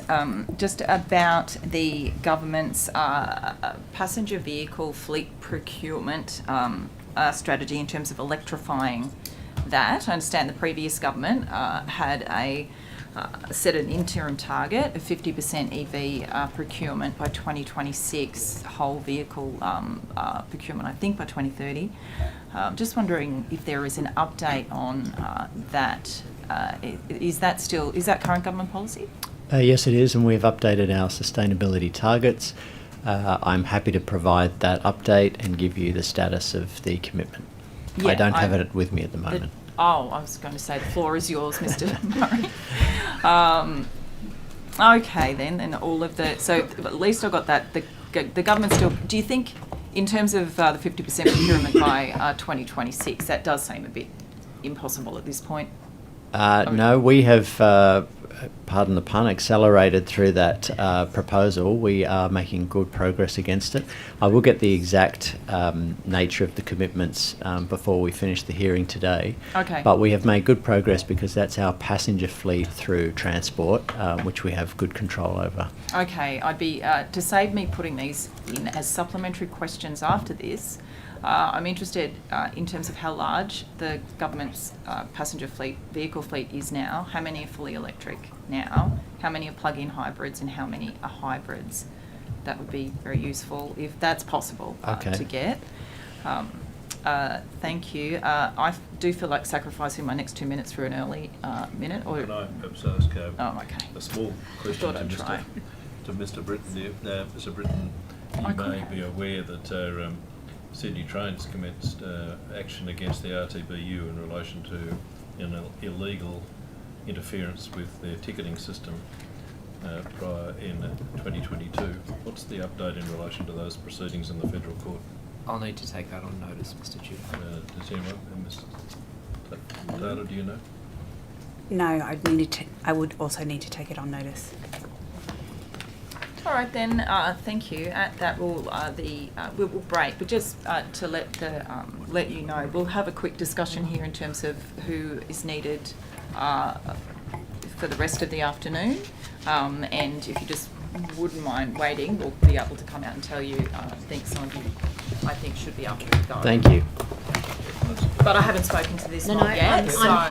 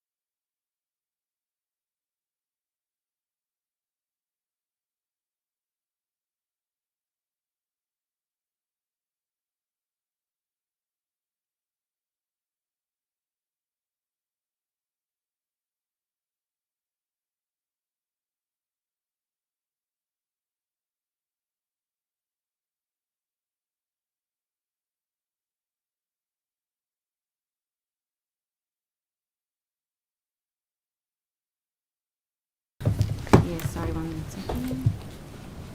Okay, welcome back for the afternoon session of this hearing of budget estimates. We will go straight to questions from the opposition. Ms. Natalie Ward. Thank you, Chair. Mr. Regan, if we can come back to you, happy birthday once again for the record. Thank you, Ms. Ward. My gift to you is further questions about Metro. Thank you. So we were talking about to Metro. The Metro review stated, and I quote, the specifications of Sydney Metro, given its current scale within the market, have had a sector-wide outcome of raising the bar, especially regarding sustainability and health and safety, which is pleasing. It also goes on to say relaxations to those standards may be possible and fiscally desirable, provided that government is alert to both direct and indirect consequences. Are you aware of that? Yes, I am. Okay, thank you. So does the government support that part of the review? So, as part of the rebaselining exercise that I mentioned earlier and the further work we're doing on design, we are reviewing some of the standards that have been applied and incrementally applied on the previous stages of the Metro to give government some options around respective costs for different standards. That could include some of the back of house features in the stations, some of the finishings, the levels of air conditioning, for example, right through the stations as opposed to just the platform. So we are looking at some options that could provide still a very high quality customer outcome and passenger outcome, but might be cheaper. Also some of the engineering design, are there ways to use particularly greater modularisation and sort of less bespokeness station by station so that we can use more precast manufacturing and have a sort of standard kit of parts approach to construction.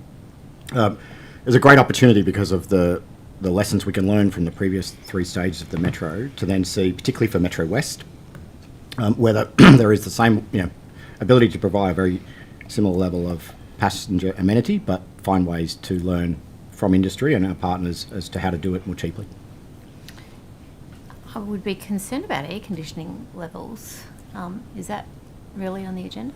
I think it's really, it's not the actual temperature of the passenger or the platform areas. It's just we've got large caverns, whether or not you're air conditioning all the air in the cavern or just on the platform level and things like that. So it wouldn't affect the passenger comfort level.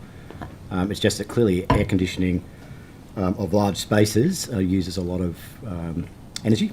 And so we're just looking at whether there's the right balance. All right, understanding all of that, and forgive me, but you'd expect me to say this, if there are delays and there's a lot of people stuck in a confined area, obviously that might be... we wouldn't be compromising that, no. Okay. No, it's just more the design of some of the stations... Look and feel. With the scale of the caverns, whether there's a more efficient way to achieve the same outcome. All right, we may come back to that, but so in relation to, it does talk about regarding sustainability and health and safety, what specific health and safety standards does Sydney Metro intend to lower in order to achieve a more fiscally desirable I don't position? think we'll be lowering any health and safety standards. None? No, I don't think so. No. You can rule that out? Look, the railway has to be safe. The railway has to be, our operator has to be accredited through the Office of National Rail Safety Regulation. Safety is a really significant part of the design, so I don't expect there'll be any material change to that. It's not an unreasonable question, it's not a trick question, it's referred to in the review, so it clearly warrants a question. Yeah, there's nothing that I'm aware of in that space that we are looking to change. All right. If there are any, there would obviously be direct and indirect consequences, which may be of concern. You'd agree with that, wouldn't you? Yes, but that's why we work all that through. The safety aspect of the railway is absolutely imperative, and I can't see that there'd be any material change to those approaches. Okay. But we are looking at whether there are more efficient ways around construction or around the operation of the railway long run to achieve the same outcome. Sorry, could you say that again? We're looking across the board on the design at whether there's any ways to improve the efficiency of the construction or changes in the operating period that would achieve the same outcome but would be more efficient to deliver. So that's good practice. We do that each time. Can you give a specific example of that's a very broad statement, which is why I asked you to repeat it. Yes. So construction technique and the sequencing works and the order in which the construction is done, yep. And the requirements that we put on our contractors around how works are undertaken. There's been a lot of developments in safety standards and safety approaches, greater automation, and I think we're looking at improving. I guess a good example of this kind of work, with the benefit of the lessons we've learned, particularly on the City and South West project, is the sequencing under which contracts are procured and let, to avoid the need for potential interface clashes between the contracts and then rework and the like. So trying to be much more disciplined around a set order of the different types of contracts, and ensuring that the specifications from one contract that then impact a follow-on contract are locked in at the start, and that we don't have a need to change the order of works to fit different criteria from different contracts at the back end. Mm-hmm. It's a big lesson that we've been able to learn off the back of a very significant resequencing we had to do after the disruptions from COVID. Is a good example. So we're just trying to build all that into our structure so that it's more flexible when you're in delivery. All right, can I ask how much work's been contracted for Metro West as at today? Yes, so we've let the 3 tunnelling packages, and that's a central, eastern and western tunnel package. They build the tunnels and excavate the stations. We've bought the property and we've done various enabling works. So the overall level of commitment and spend to date is around 10 billion. 10 billion? Yep. As at today? So those 3 tunnel contracts are all well under construction. We currently have 8 tunnel boring machines in the ground. We have 2 more to put in the ground in the middle of this year. What? Okay. Can I just ask about another issue in the review? It's stated that Transport for New South Wales should, and I quote, provide advice regarding the status of the Parramatta Road corridor urban transformation strategy, and any further opportunities to improve integrated bus and active transport interventions and road access connections in the Homebush to Parramatta region. Can I ask, has that occurred, and what are the outcomes of that advice? So that is ongoing. The review also suggested that Metro, working with Transport for New South Wales, would look at enhancing in the future the surface transport connections, both active transport, bus transport, to maximise the benefit to customers of being able to get to the Metro and interchange. So that work is ongoing with Transport for New South Wales. Can I just, I've got to go on. Mr. Murray, can you give me an update about when we should expect the new Intercity fleet to actually be operational? Actually, I might ask Ms Drover to talk to the NIF project update.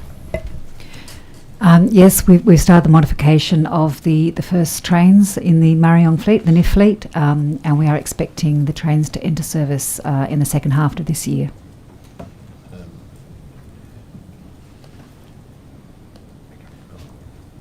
And the current estimated cost of those alterations?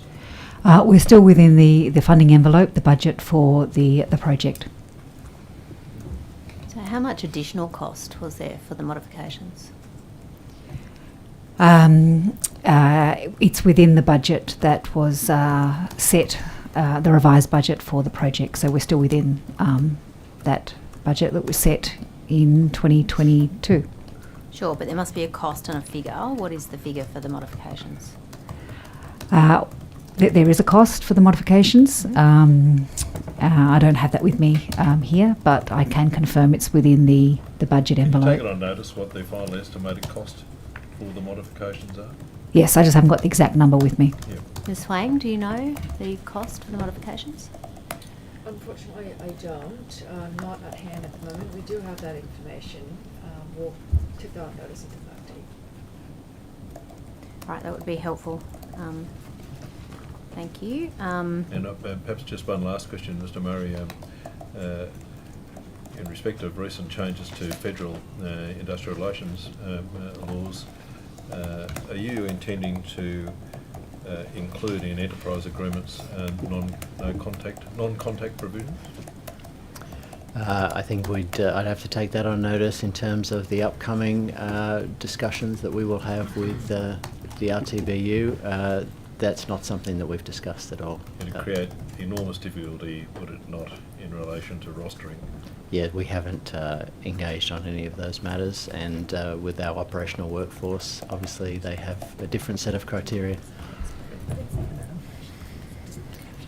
Ms Ward, if you would like, I could come back on the chair of the bus task force Thank matter. you. I was just to going to go back clarify. there, so you've anticipated that. I appreciate it. In August 23, a deed of novation was completed in relation for the task force chair. Thank you. Then, as a result of a change in the ABN, that was updated. There was no change to the contract end date nor to the total value of the contract, but the contract was redisclosed, as I said earlier, via the e-tendering website on the 3rd of October with the new ABN details. So the total dollar value disclosed in October was $339,900, which was the remaining value on the contract and purchase order. I'm advised that to date, no more than $300,000 has been paid against the contract. So you can understand somewhat my frustration with an e-contract, e-tender website that lists contracts. It doesn't somewhere on there have an asterisk or something that says these are cumulative or something else. Do Well, you it is on there anticipate under for a different- transparency that could be disclosed? It is on there under a different ABN, Mhm. and that is the standard process for any contract that is over the standard for the minimum value. Mhm. That may be so, but do you not think, for the sake of transparency, it's helpful, even if only for Mr. Lee's sake, to clarify that these are cumulatively costed, not significantly separate contracts? Well, I'm sure we would have been happy to clarify that, but we published in terms of the government's e-tendering requirements. We submit our figures to that through that process. Mhm. So what has he been? So he's been paid $300,000 to date, and what is the total contract value then? So the total contract value relates to that initial number, which you quoted earlier. 339,900. No, that was the 4 number. Was the 442,200. That's correct. That's the initial purchase order. So that's the current contract, and he's been paid just under 300,000. Is my advice. So the total amount he will be paid, am I correct in understanding, will be, assuming it's completed, $442,200. If it's completed to the Yes. to that scope, yes. You've no reason to believe it won't be. That's right. Okay, at this point in time. That's right. It may, in fact, be extended. Yeah, well, we're authorised to spend to that initial value. That's right. So $442,200, and so there's another 120,000 there available for further recommendations. That's right, and I'm not sure where the invoicing is up to, obviously, but I can confirm that that's what's been paid and certified so far. Mm-hmm. Could I just confirm also that $442,000 includes GST as well? Sure, it's all taxpayer dollars though, isn't it? They're very pricey recommendations. All right, I might move on. I want to go to the safe and accessible transport plan.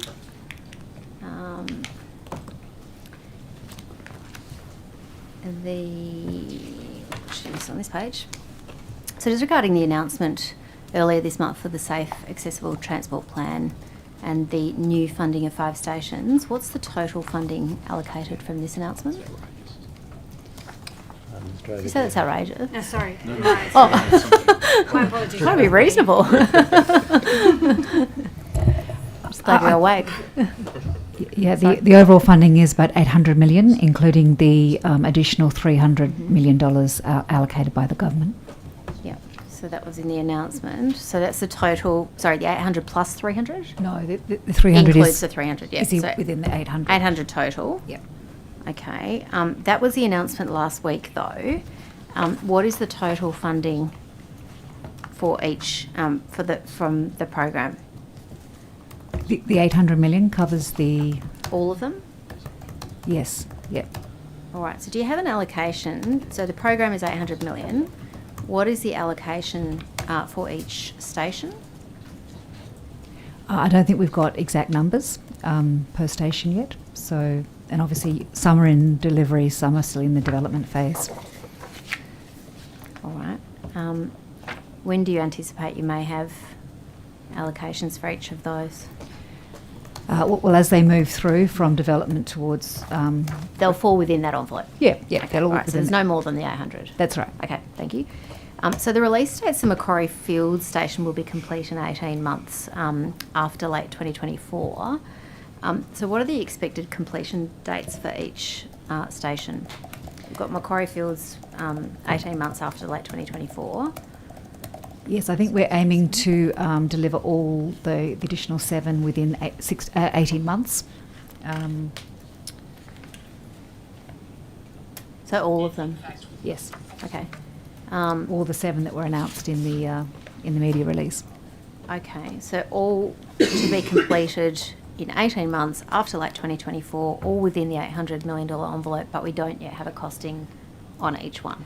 No, and the scope of each individual station obviously determines its specific costing, so there's no sort of average costing per station. They're quite bespoke. One might get a ramp and one might get That's CCTV. right. And sometimes they're a few $1 million, sometimes they're 30. Mm-hmm. Larger stations can be more than that. What's the process for determining that? Well, obviously, in the development phase for each project, we look at what's required, and then we work up the design and therefore the costing of it. So is there a sort of a broad brush allocation for each station of Macquarie Fields is getting these 5 things, Mossvale's getting a ramp, for example, Lewisham's getting some lighting? Is that in train yet? Well, that work is in train, but it depends on what is needed at each individual station. Right, but at some point there has to be a document that sets Yes, out for each station, that's this right. is what they're going to get, and a plan and a timeline. That's right. Does that exist now, or is that forgive a the pun lot in of that train? work is well advanced, and that's why we anticipate starting quite a few of those stations this year, and why we complete them within 18 months. Okay. All right, so we don't know what each station is. Well, yeah, if the work is advanced, can you help the committee understand what each station is getting? I don't have that individual detail for each of the 7 stations, and there's a whole bundle of other stations that are in development phase, but we can provide some information on notice. All right, that would be helpful given they are in an advanced stage. Yeah. I would have thought that would have been determined by now and that the committee can understand what each station is getting. Could you take it on notice for each of the 7 stations about what particular works are anticipated? Yes. Yeah, no problem. With specification and not just a general statement of upgrades for accessibility, but a ramp, lighting, CCTV in the same way that it was articulated for Macquarie Fields. Yes, can do. Thank you, I appreciate that. So were those 7 stations selected, were they the top ranked stations for this round of funding? You'll be aware there's a criteria for what was the TAP program now, the SAT program. Those criteria are on the Transport for New South Wales website. Mm-hmm. They look at, obviously, the demographics around the station, the needs of the community around the station, and the specifics of each individual station. Patronage are other factors. Yep. So were that they goes in- ranked? I'm not sure we use a ranking system, but we use a multi-criteria analysis to identify which are the next top priority for stations. Sometimes it goes to the ability to actually implement the works as well. So to do that, surely there's a recommendation or a scoring or a ranking of each station with recommendations that of all of the stations in New South Wales, these are the top ones. Was that the case? Yeah, so the next tranche we look at, against those criteria, what are the stations that should go forward?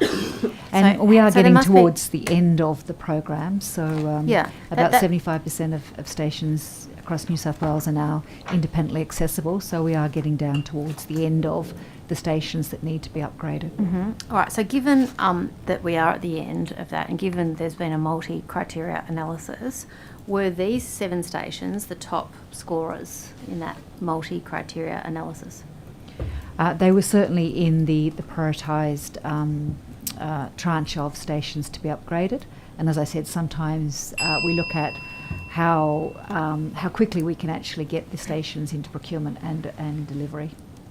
So that would outrank. I'll come back to it. Just going back to the Alara investigation within Sydney Metro. So going back to the 2 complaints, the investigations that IMS or Transport for New South Wales undertook. I think you were mentioning Mr. Britton, and this is the contracted out IMS investigation, that there was a fact-finding investigation that produced a report, and then you said, I think, a disciplinary investigation. Is that correct, or is that all part of the same thing?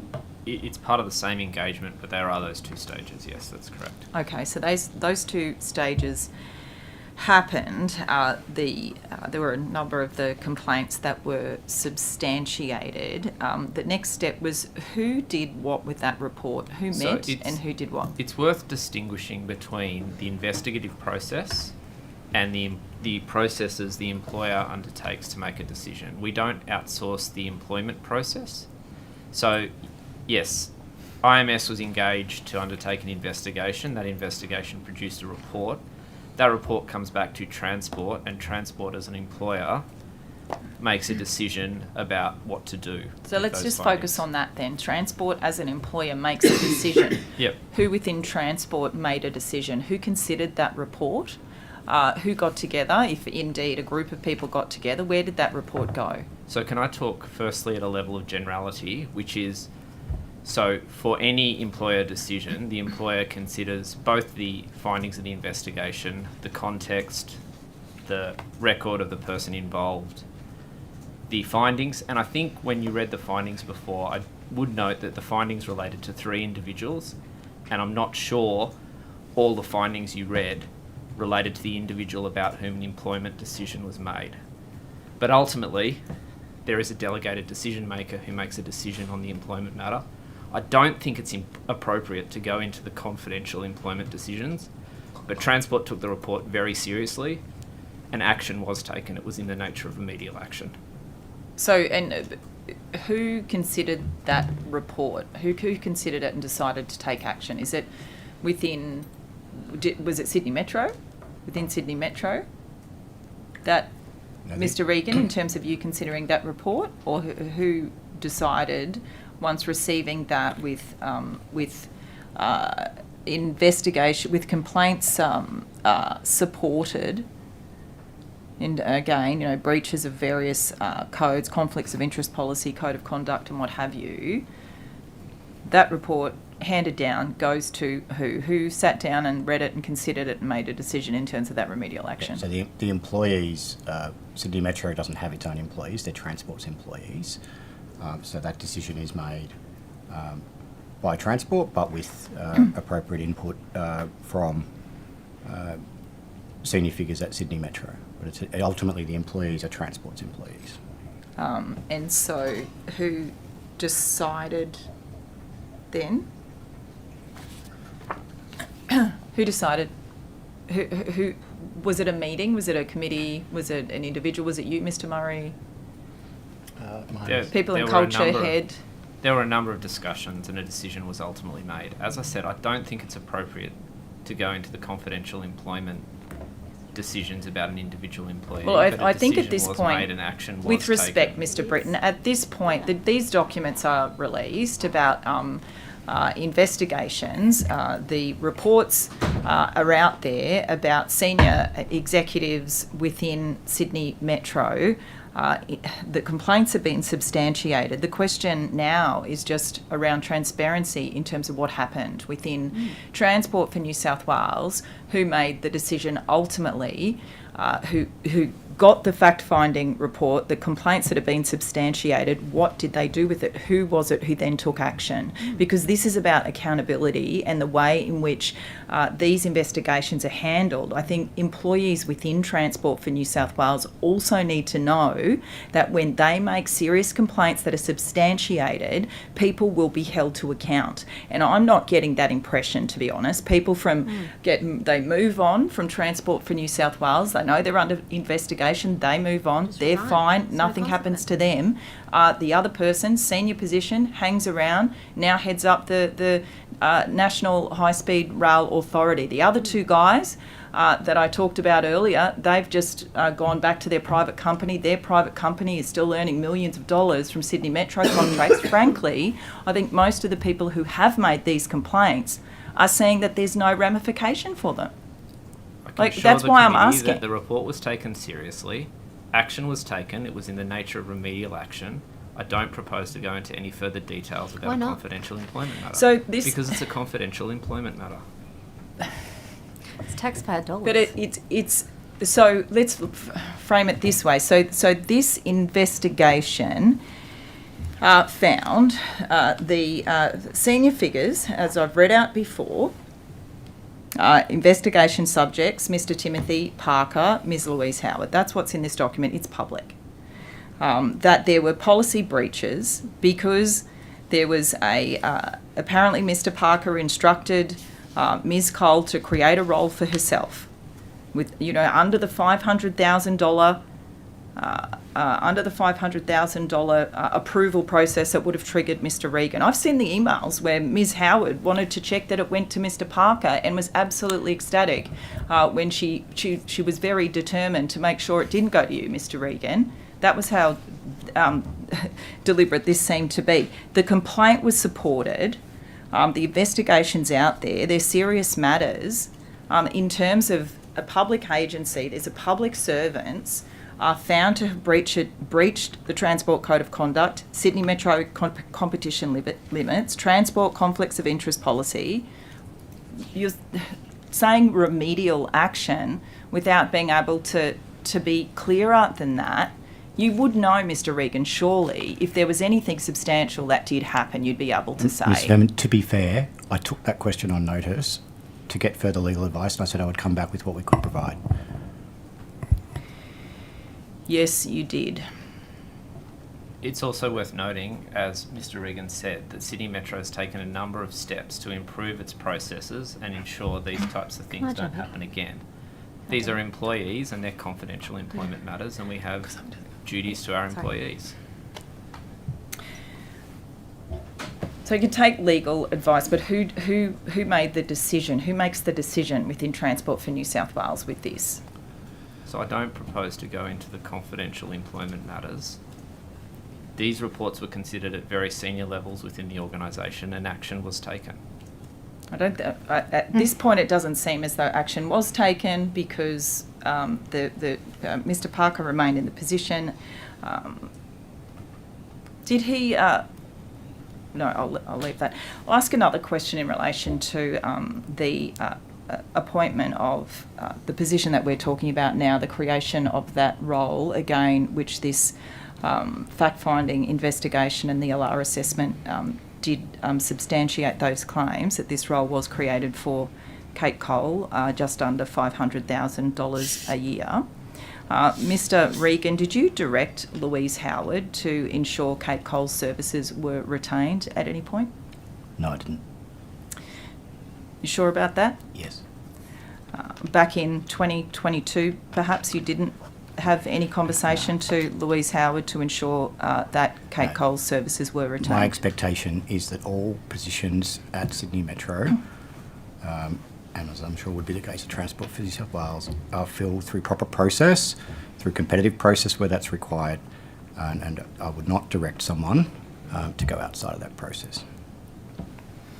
I want to go to the Noble Shore investigation that was undertaken. This is the other issue now, the Silene issue, which is the Paul Rogers, Barry McGrattan, James Hayward maybe. Was he part of that or just the two? The Silene investigation you refer to as I mentioned before, the allegations made in that investigation were not substantiated. The information, as I'm required to do at the start of the process, was provided to the Independent Commission Against Corruption, as was the completed investigation report. So just to be clear, the Noble Shore, who was contracted, they were contracted out to undertake that investigation, I understand, towards the end of last year, October or something. They've reported, have they? I think you're referring to a different investigation. What were Noble Shore contracted to do? I think it's a different investigation that you're referring to. The same individuals? There is an overlap, and that process, I believe, is close to conclusion at the moment, but I don't have the final details of that. Okay, so that's still to report. I have an email in front of me, which is from the 2nd of June. It's from Transport for New South Wales. It's the same, the workplace, what's it called? The Workplace Conduct Investigations Unit. And it says that from Paul Gretsch, it is public, that name is public now, within there, to Grant Marley. Grant, I'm concerned with the pressure to finish. This is about Alara.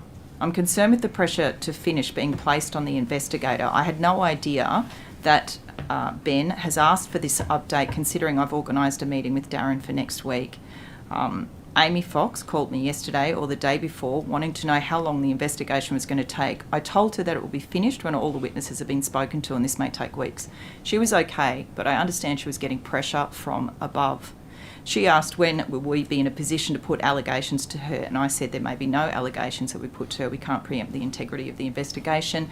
Amy Fox is a Sydney Metro employee, is that correct?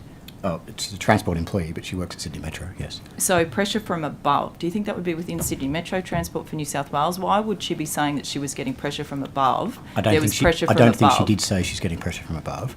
I think she inquired, as per that email, how the investigation, what the timeframe was around the investigation. But to be clear, this email does say that there was pressure from above to finish the investigation soon. Why would that be the case? Well, I didn't write that email. But I'm asking you, is there any, would you know why there has been pressure? I can say generally that from time to time, when allegations are made, that as the Chief Executive, I would ask how the process is going, or is there an expected outcome on the process, especially where it does relate to senior employees. And as we discussed earlier today, a significant amount of time had elapsed since the initial allegations were made. So there's no pressure to reach an outcome. I think the email refers to inquiry as to what the timeframe is. With investigations like this, when findings are made, such as these, against pretty senior people within Transport for New South Wales, what is remedial action? So when you're saying remedial action can be taken when somebody breaches a code of conduct, when they breach a conflict of interest policy, when they breach a competition policy, and they're pretty senior within Transport for New South Wales, what does remedial action look like? There are a range of remedial actions that can be taken in circumstances. They can be warnings, they can be counselling, training. I think there are a range of actions that can be taken in response to allegations that are substantiated. Warnings. So warnings, counselling, training. So it's probably one of those three. That's what remedial is. It can be also a combination of all of them, depending on the gravity of the breaches that have been substantiated. Did Mr. Parker leaving Sydney Metro at the time that he did in the end of December, we're not sure what the remedial action was that was taken against him. If there was, though, I'm assuming that is the case, and that's what I've been told today. That's the evidence before us today, is that there was remedial action. Did this issue, this investigation, have anything to do with Mr. Parker leaving the organisation, the agency? I can't comment on behalf of Mr. Parker. Mr. Parker accepted a different job. He had told me in advance that he was in consideration for that job. Mr. Parker had made an incredibly big contribution to Sydney Metro over a number of years as our head of project delivery, and we've wished him all the best in his new role, and hope that he can achieve similar progress and outcome with the High Speed Rail Authority. So that to answer your question, I can't speak for Mr. Parker, but they're completely separate issues in my mind. Okay. With the Noble Shore investigation, this is my last question. With the Noble Shore investigation, when are you expecting that report back? I believe it's close to completed, as I said, but I don't have the exact detail. Because that was contracted out something, I think it was October, is that correct? I don't have the exact detail, Ms. Verman, but we can confirm. Okay, I'll cede my questions to you for now. Thank you, Chair. Ms. Drover, can I come back to the Safe Accessible Transport Plan? So can we just go back to clarify? So for the program, how are the stations selected? So as I say, we look at the ones that align with the criteria for the TAP program, and we look at the prioritisation. I can confirm that we recommended those 7, that they were near ready for delivery, and they're the ones that were announced. And that's generally how it works. So we're developing a tranche of the next tranche, and as they near the end of the development phase and they're ready for delivery, we advise that, and then those 7 were announced. Okay, thank you. That's helpful. Were they the only 7 that were recommended? Well, they're the ones that are ready for delivery. So there's a whole bundle of stations that we're continuing to develop to work out what their needs are, the scope, the costings, etc., the business case processes that need to occur for each individual project. And as they approach delivery readiness, we advise the Minister's Office, etc., that they're ready to go. So a briefing note was provided to the Minister's Office. Did that only have 7 stations on that briefing note as the recommendation? No, we've briefed up on a bundle of stations that we think are the next priority, but those, as I said, were the ones that were near ready for delivery, and they're the ones that were announced. But it was our recommendation that those were the ones that were ready for delivery. Thank you. I understand that, and I understand your recommendation. Was the briefing note, however, did it contain more than 7 stations on the briefing note? Well, it gave we regularly brief up on these programs. We do it continuously. But we briefed up on the status of all the stations and their various stages of every development. station in New South Wales? Well, no, that the next tranche that we're looking at for development. How many are in the tranche? I'd have to take the exact number on notice, but there is, more than 20. So more than 20 in the next tranche, of which 7 are recommended?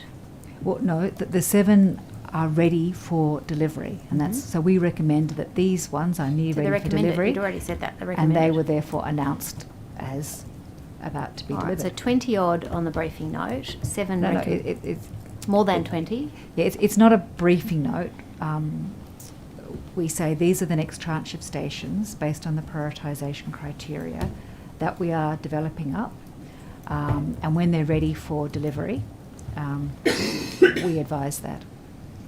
So on that briefing note to the Minister's Office...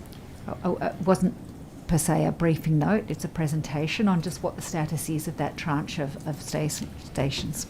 But at some point, Ms. Drover, you're making a recommendation to the Minister's Office that has a number of stations, 127. Yeah, and we're also looking at, now that we know that we've got $800 million, what's the best and most efficient way to spend that $800 million, and how much station upgrade can we get for that allocated funding? And that's what we're doing. And of course, we don't know definitively until we've done the development process to know what each individual station will cost, and therefore what's the most appropriate station to take forward next. But we're working on all of them, getting them ready for delivery, because of course we know that our main objective is to complete all the station upgrades in New South Wales. Sure.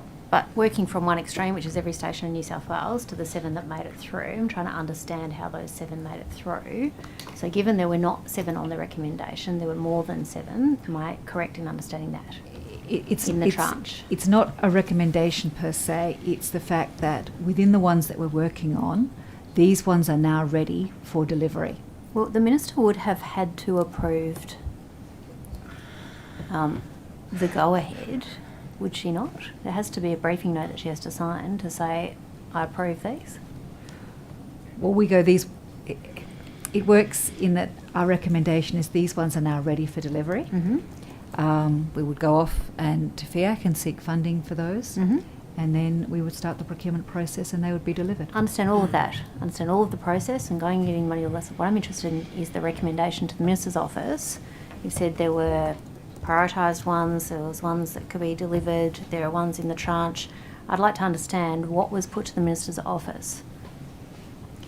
Were there only 7? Were there 20? What's put Was there to a the tranche? Minister's office is these are the more than 20, as I said, stations that are in development or the latter stage of development, and those 7 are the ones that are ready for procurement and then delivery. Okay, were there others that were included that were not included in the announcement? Well, there are others in the tranche in development that haven't been announced because they're not ready for delivery. All right, we'll come back. You're right if I continue? Yep. So we only announce them when we're about to procure and deliver. Sure, understanding all of that, but they would need to approve these 7 stations to make it onto, if nothing else, the media release.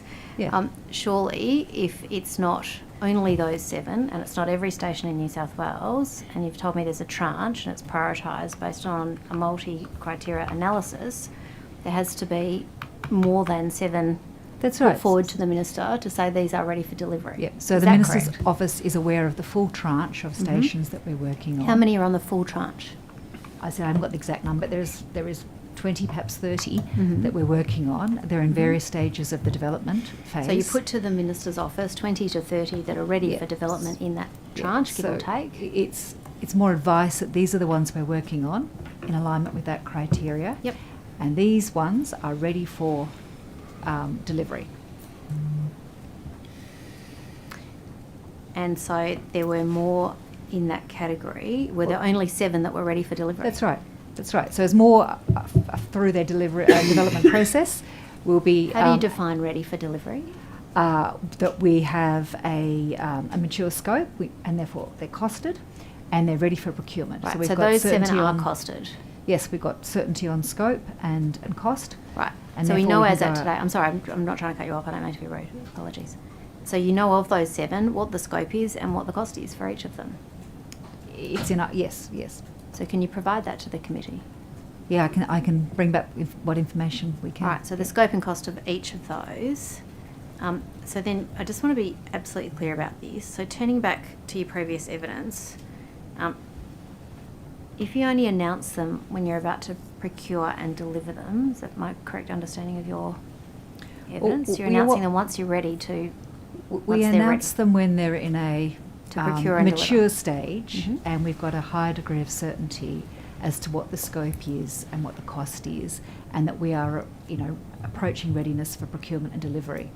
It would be remiss of us to announce things without knowing what the actual project is. I couldn't imagine you ever doing that. Yes, so that's why we're working on a larger set of stations, but until we have a high degree of certainty about what it is that we're announcing, we don't announce. All right, so did the Minister's office have input into choosing or selecting those stations that made it through to the final charge?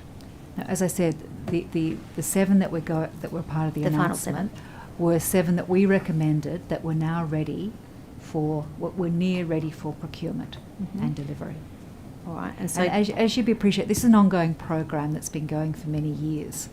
So we're continually developing stations and delivering them.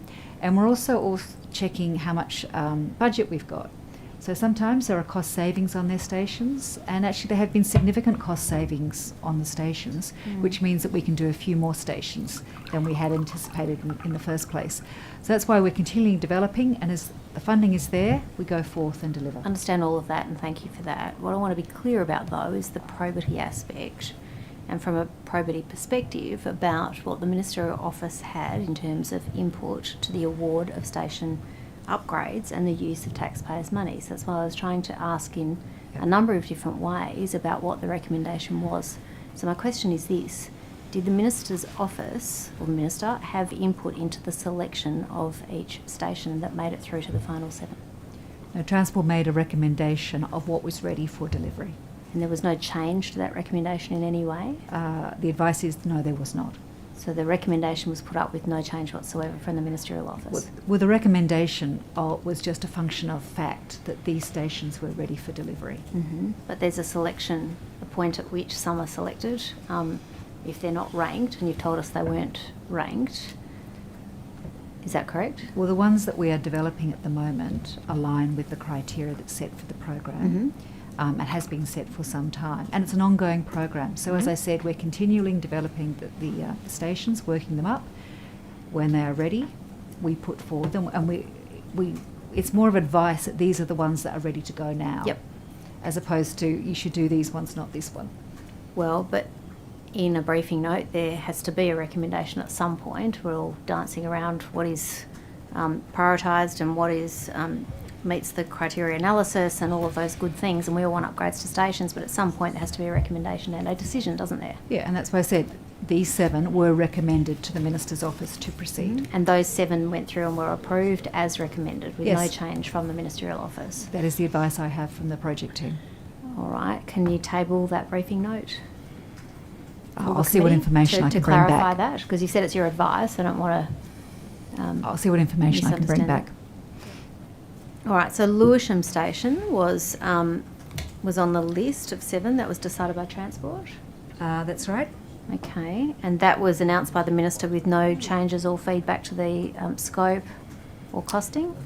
No, the Minister's office does not have input into the scope. Mm-hmm. We're complying, we're trying to make the stations independently accessible. Mm-hmm. So there is standards, criteria, etc. that we're working against.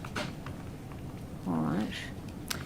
But as I said earlier, there's no standard scope for a station upgrade. It depends on the nature, age, and what upgrades have already occurred. Yep, no, we all want them to be accessible. We appreciate the work you're doing on this. I just want to clarify how those 7 made it through and what input the Minister's office had. If I don't want to misunderstand your evidence, it's that the Minister's office had no changes to make to the 7 that were recommended. They were on the briefing note and it came back unchanged. But if that is not the case, I'd like to understand that, and you'll take on notice whether you can table the briefing note to establish As that. I said, Transport recommended those stations because they were near ready for delivery. Mm. And no input from the Minister? The Minister's office does not get involved in the nitty-gritty scope for each station upgrade, no. But no input to the final selection? No, because I said it's a function of the readiness of the station. So when they're ready for delivery, we give that advice, and the Minister's office endorsed that advice that those ones proceed. Mm. But it's a yes or no, isn't it?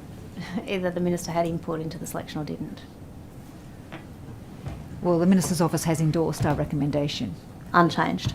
Yes, that's the advice I have. Okay, all right, thank you. Can I go back to sorry, did you want, Chair, do you have anything? No, I'm good. I might just keep pressing on if that's all right. I'll let you know if I... All right. Thank you. I might come back to Sydney Trains.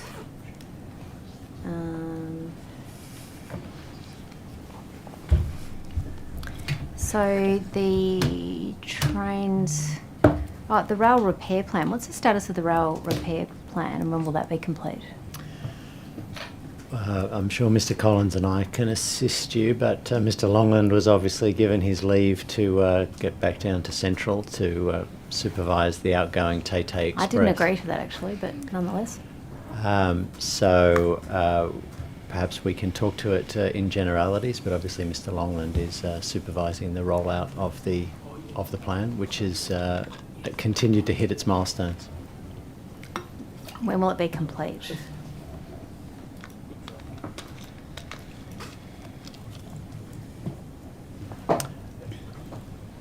I'll need to just pull up some information, Ms. Ward. Thank you.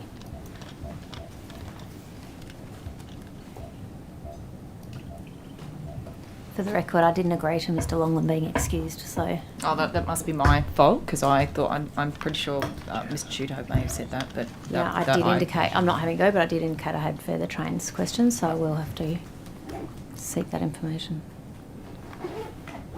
So I'm interested in the status of the rail repair plan and when it will be complete, Mr Murray. I think it's best if we take that on notice on Mr Longland's behalf. The program continues. We have rail repair plan related activities playing out this weekend, as has been publicised. They were long-standing commitments that were locked in on the Central Coast Corridor and the Illawarra Corridor, but they form part of that long-range planning that was locked in. Sure. What's the total expenditure for the plan? Again, we'll take that on notice. Ms Huang, do you know? You're the CFO. It's $97 million. Sorry, 97 $1 million. 97 million. Yes, Alright. there's some, if I may help here, 1,900 high priority defects repaired, 3,700 repairs and upgrades and refurbishments, 100 work sites every weekend, 450 kilometres of rail repair such as grinding, electrical inspections, and the work's being staggered over different weekends up to a year. Ms Wang, the original amount for the rail repair plan was $90 million, that's correct, isn't it? It's $97 million as far as I recall. It's always been $97 million. Would you like to check that?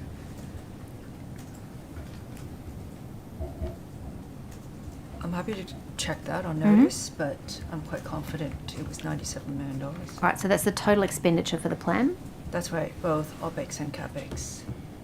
So has 97 million been spent so far? I don't believe so. Can you tell us what has been spent so far to date? I'm happy to take that on notice. I think In terms of the spend today. the key So delivery. no one can tell me what's been spent to date on the rail repair plan for budget estimates. No one's prepared that number. Well, I'm sure Mr Longland would have had that. I think. Well, as I say, I didn't excuse Mr Longland, so Understand that.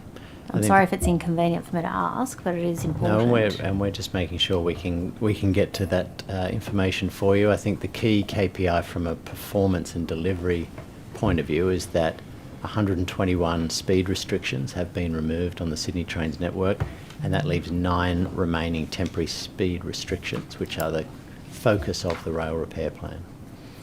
Right, but I'm interested in what's been spent and what's left. Are you able to clarify that? I'm not able to at the moment. Ms Huang? I'll have to take that on notice. Right. Yeah, so as a result of the Sydney Trains Review first report, have there been any cost impacts to transport?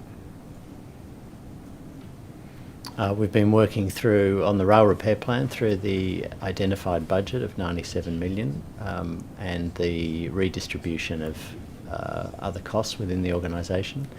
As we look towards the ongoing rail repair plan commitments, we'll obviously take those into account for future budgets. Sorry, I'm not asking now, I apologise, I should have made it clear. I'm not asking about the rail repair plan now, I'm asking about the Sydney Trains Review. Yes. Yep. So the Trains Review has a number of ongoing recommendations, such as upgrading the Rail Operations Centre, skills development at the Petersham Training College. All of those will be reviewed in terms of our ongoing budget. So your question about impact on the overall transport portfolio, yes, there will be some budgetary impacts which will be costed and worked through the program.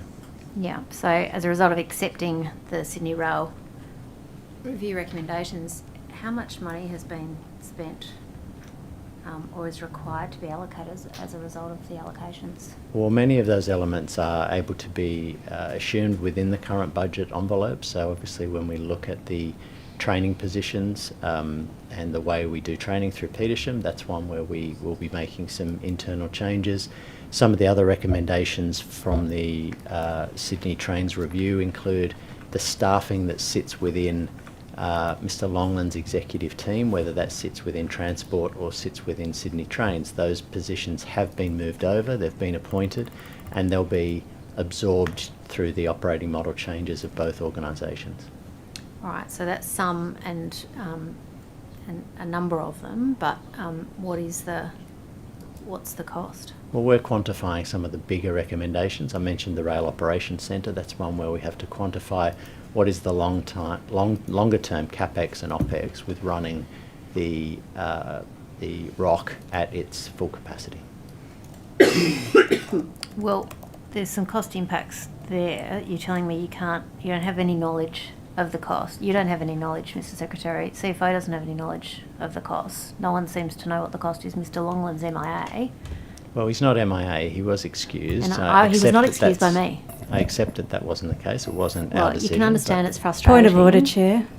Point of order's been taken. I don't think it's okay to be referring to Mr. Longland when there was a Yeah, discussion. I mean, had. I did, and yes, I will potentially ask the member to withdraw that because, as I indicated, I had marked down Mr. Longland. I said that was my fault, that I said Mr. Longland could go, so I don't think it's acceptable for the member to now suggest that Mr. Longland is MIA after I, as chair, instructed the Secretariat to say he could go. All right, thank you, Chair. It is frustrating, however, and I withdraw the comment. Have a go at me if you want. Yeah, I don't know. We're all getting tired. The MIA comment, but he is missing from budget estimates and the ability to ask questions and get clarity. And what I'm getting is no clarity at all, which is somewhat frustrating. And just to be clear for the record again, just, because this will go on the record, the missing in for budget estimates, Mr. Longland has appeared the entire day up until the point at which I, as chair, we made a decision in terms of who should go, and I put Mr. Longland on that list, wrongly on assuming that you had said he could go. So again, he's not missing. He was told by this committee he could go. Certainly. Is it possible to get some clarification and take on notice or check with Mr. Longland Yes, and we come can- back to the committee we can take it on notice about and- the cost of accepting those recommendations? And Ms Ward, you'd understand we're not trying to be obstructive. We have a budget preparation process, and Yes. this time of the year where we are, Yep. we also track our rail review actions, of which they are numerous, coming through from Carolyn Walsh and the committee. We track them in weekly detail and working through the logistics of their implementation. We will have to prepare those for budget consideration in the upcoming budget round, which is impending. And we're on your side. We want you to I have that understand. funding, and from memory, there's not a lot of fat to cut, which is why I'm asking. But you can also perhaps appreciate that some of those, I know how forensically those numbers are distilled and poured over, particularly at this time. So it is somewhat frustrating that we're not able to have those to hand.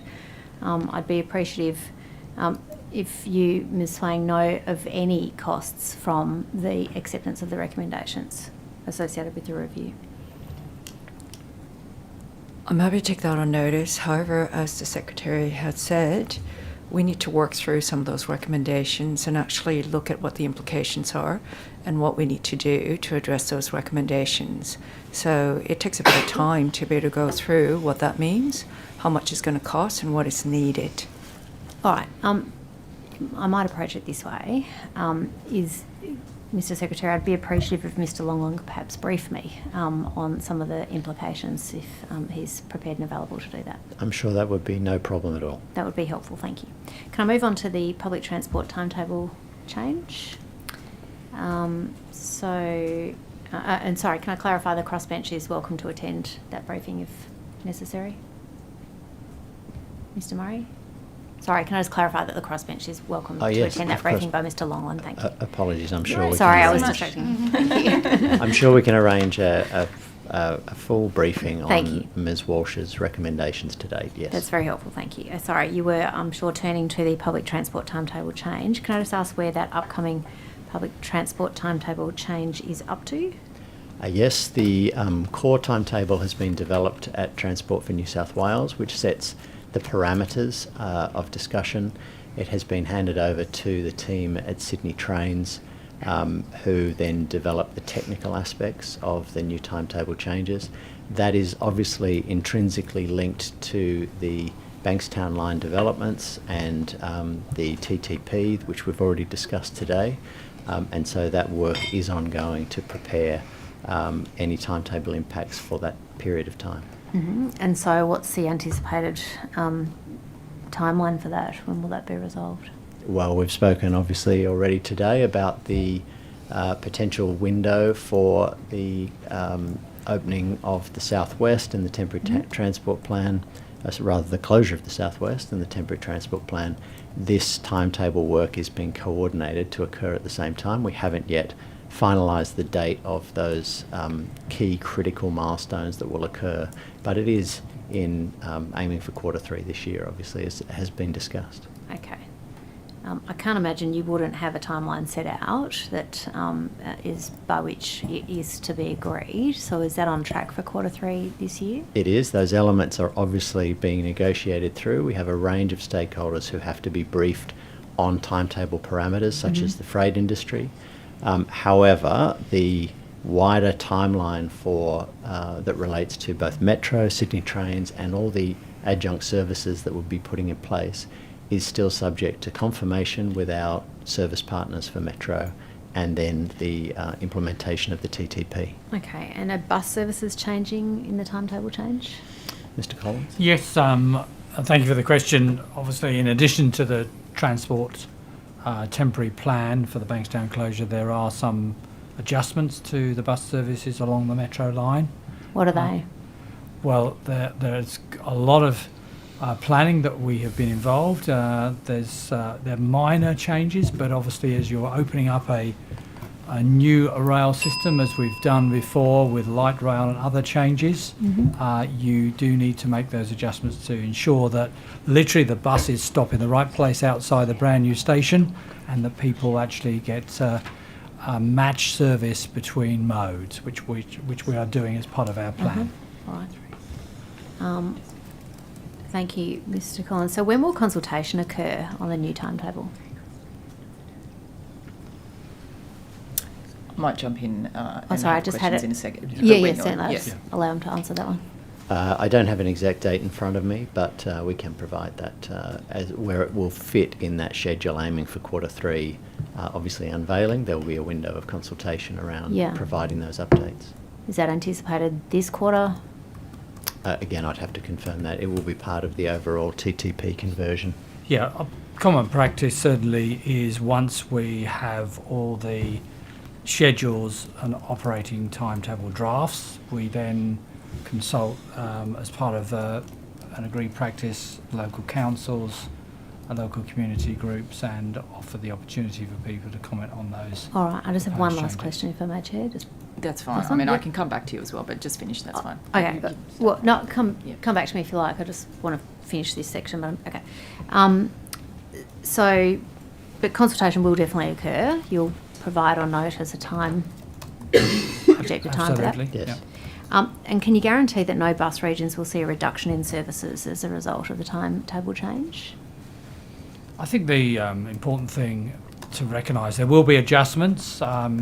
If you're providing a significant service, there may be an opportunity to vary those services because otherwise you're duplicating. But what we've agreed not to do is reduce those services during the early operation of Metro.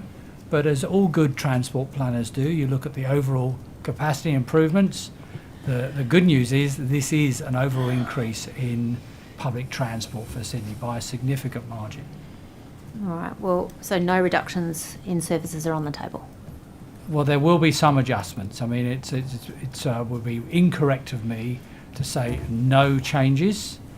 Some people might interpret that as a reduction, but what we have agreed to do is, particularly in the early part of Metro, particularly in the area of the new line, that we aren't making any significant changes to the bus services. All right. Do you have any awareness of any detrimental impacts that have been forecasted in response to the timetable change? I'm not splitting the atom here, but I don't think anything's detrimental. There may be some changes to timings, there may be some changes to early morning services, but it's of very minor nature considering that we're plugging in the Metro actually at the first phase into what is an existing background bus network.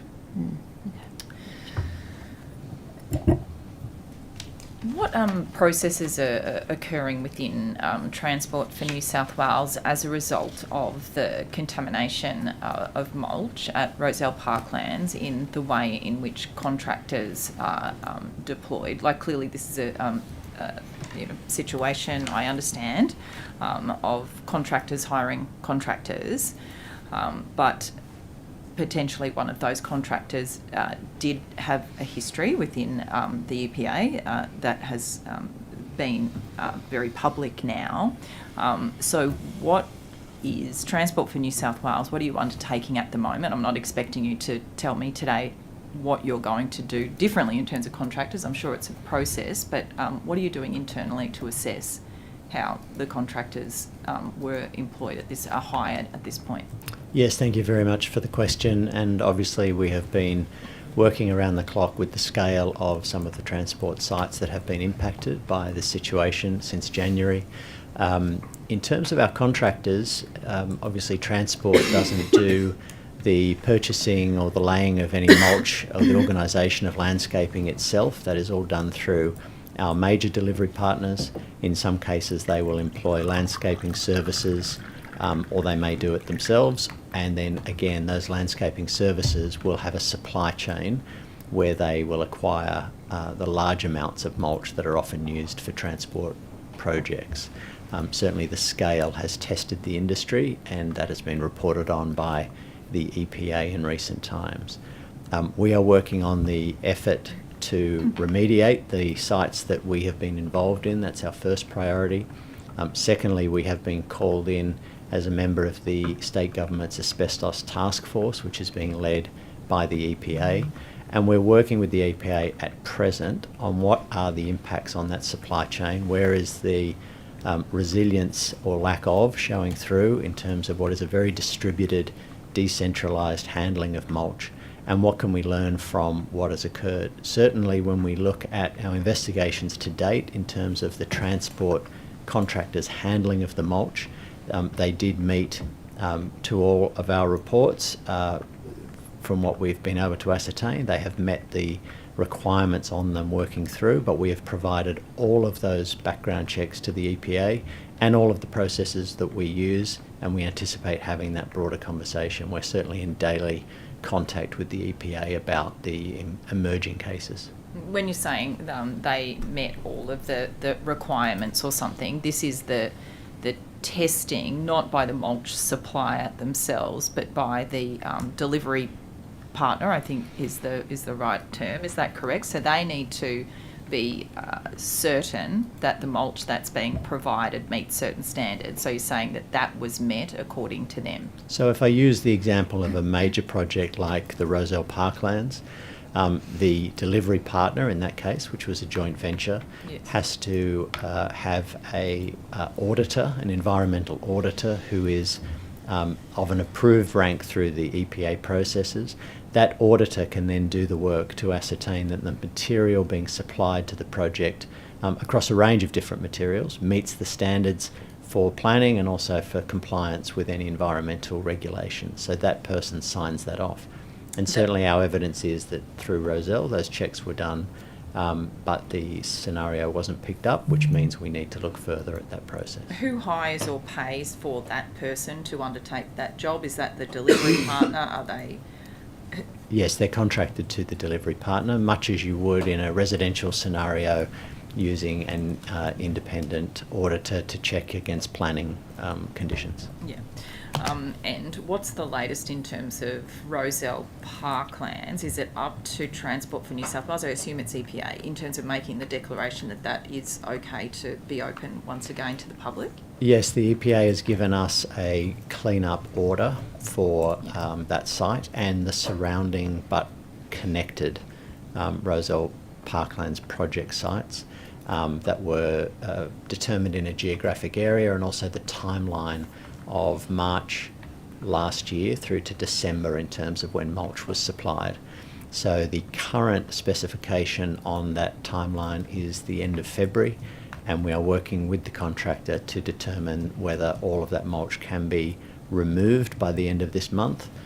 Certainly it is a large task, and it has been made more difficult by the ongoing finds of more asbestos in different parts of Sydney, which is drawing on the supply chain. But the EPA has indicated that they're in that discussion with us about when that task can be completed. I should note that the immediate remedial task is to lift up the contaminated mulch. Relaying of mulch will be a further task on top of that, and the timeline of that is still being determined by our contractor. The contaminated mulch is ending up, I assume you know this, is ending up, where's that going? The EPA has approved a disposal site. I do not have the details of that site, but it is something that is part of the clean-up order. Yeah, okay. Ms. Ward, I am out of questions, officially done. Over to you. Yes, I've got a couple, and then I think Ms. Munro might have one or two, and we'll be as fast as we can. So just Ms. Taylor, sorry, worth you staying. Can I just ask, in relation to Mr. Howard Collins' appointment, I believe you wrote a file note about that. What prompted you to write a file note about that appointment?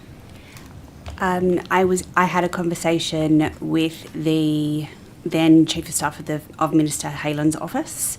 Mr. Collins was acting secretary at the time, and I was aware that there was a new incoming secretary coming in, so I felt it was appropriate that I made a note about the conversation that I did have. I would also say it's not abnormal for me when I'm dealing with senior executive employment matters to make file notes. You anticipated my next question, which was, is it common practice to do so, like all good recovering lawyers? I don't know if Mr. Britton's still practicing, but so that's common practice. That would be a common practice for me to do. But in this case, you felt necessary to record that conversation, given the circumstances of the acting secretary position. Mr. Collins was in the acting secretary position, and Mr. Murray's appointment had already been announced, so I felt I should make the file note. But as I said, it wouldn't be abnormal in any senior executive matters that I'm dealing in that I would make a file note. All right. And then, Mr. Murray, can I just be clear? Is it correct that you, Mr. Collins, and the Minister agreed on Mr. Collins' new position prior to receiving the bus review? No, that's not correct.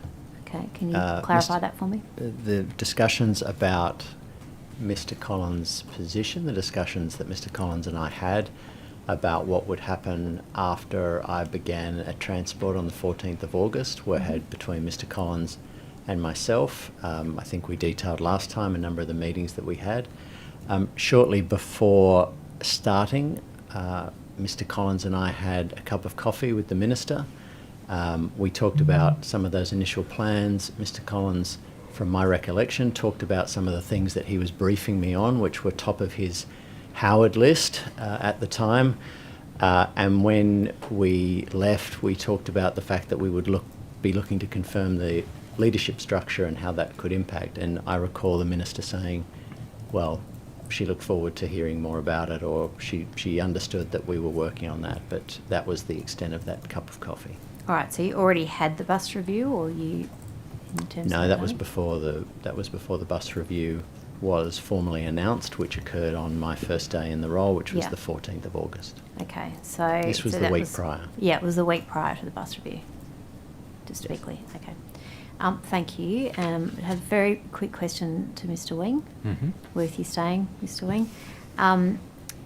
Just regarding the, I understand the New South Wales Taxi Council wrote to the Secretary of Transport requesting a modest increase of 4.1% to the taxi fares order. Are you familiar with that? I am familiar with that, yes. Thank you. The request was rejected, I understand. Are you aware of that? Yes, so the decision is ultimately the matter for Transport for New South Wales.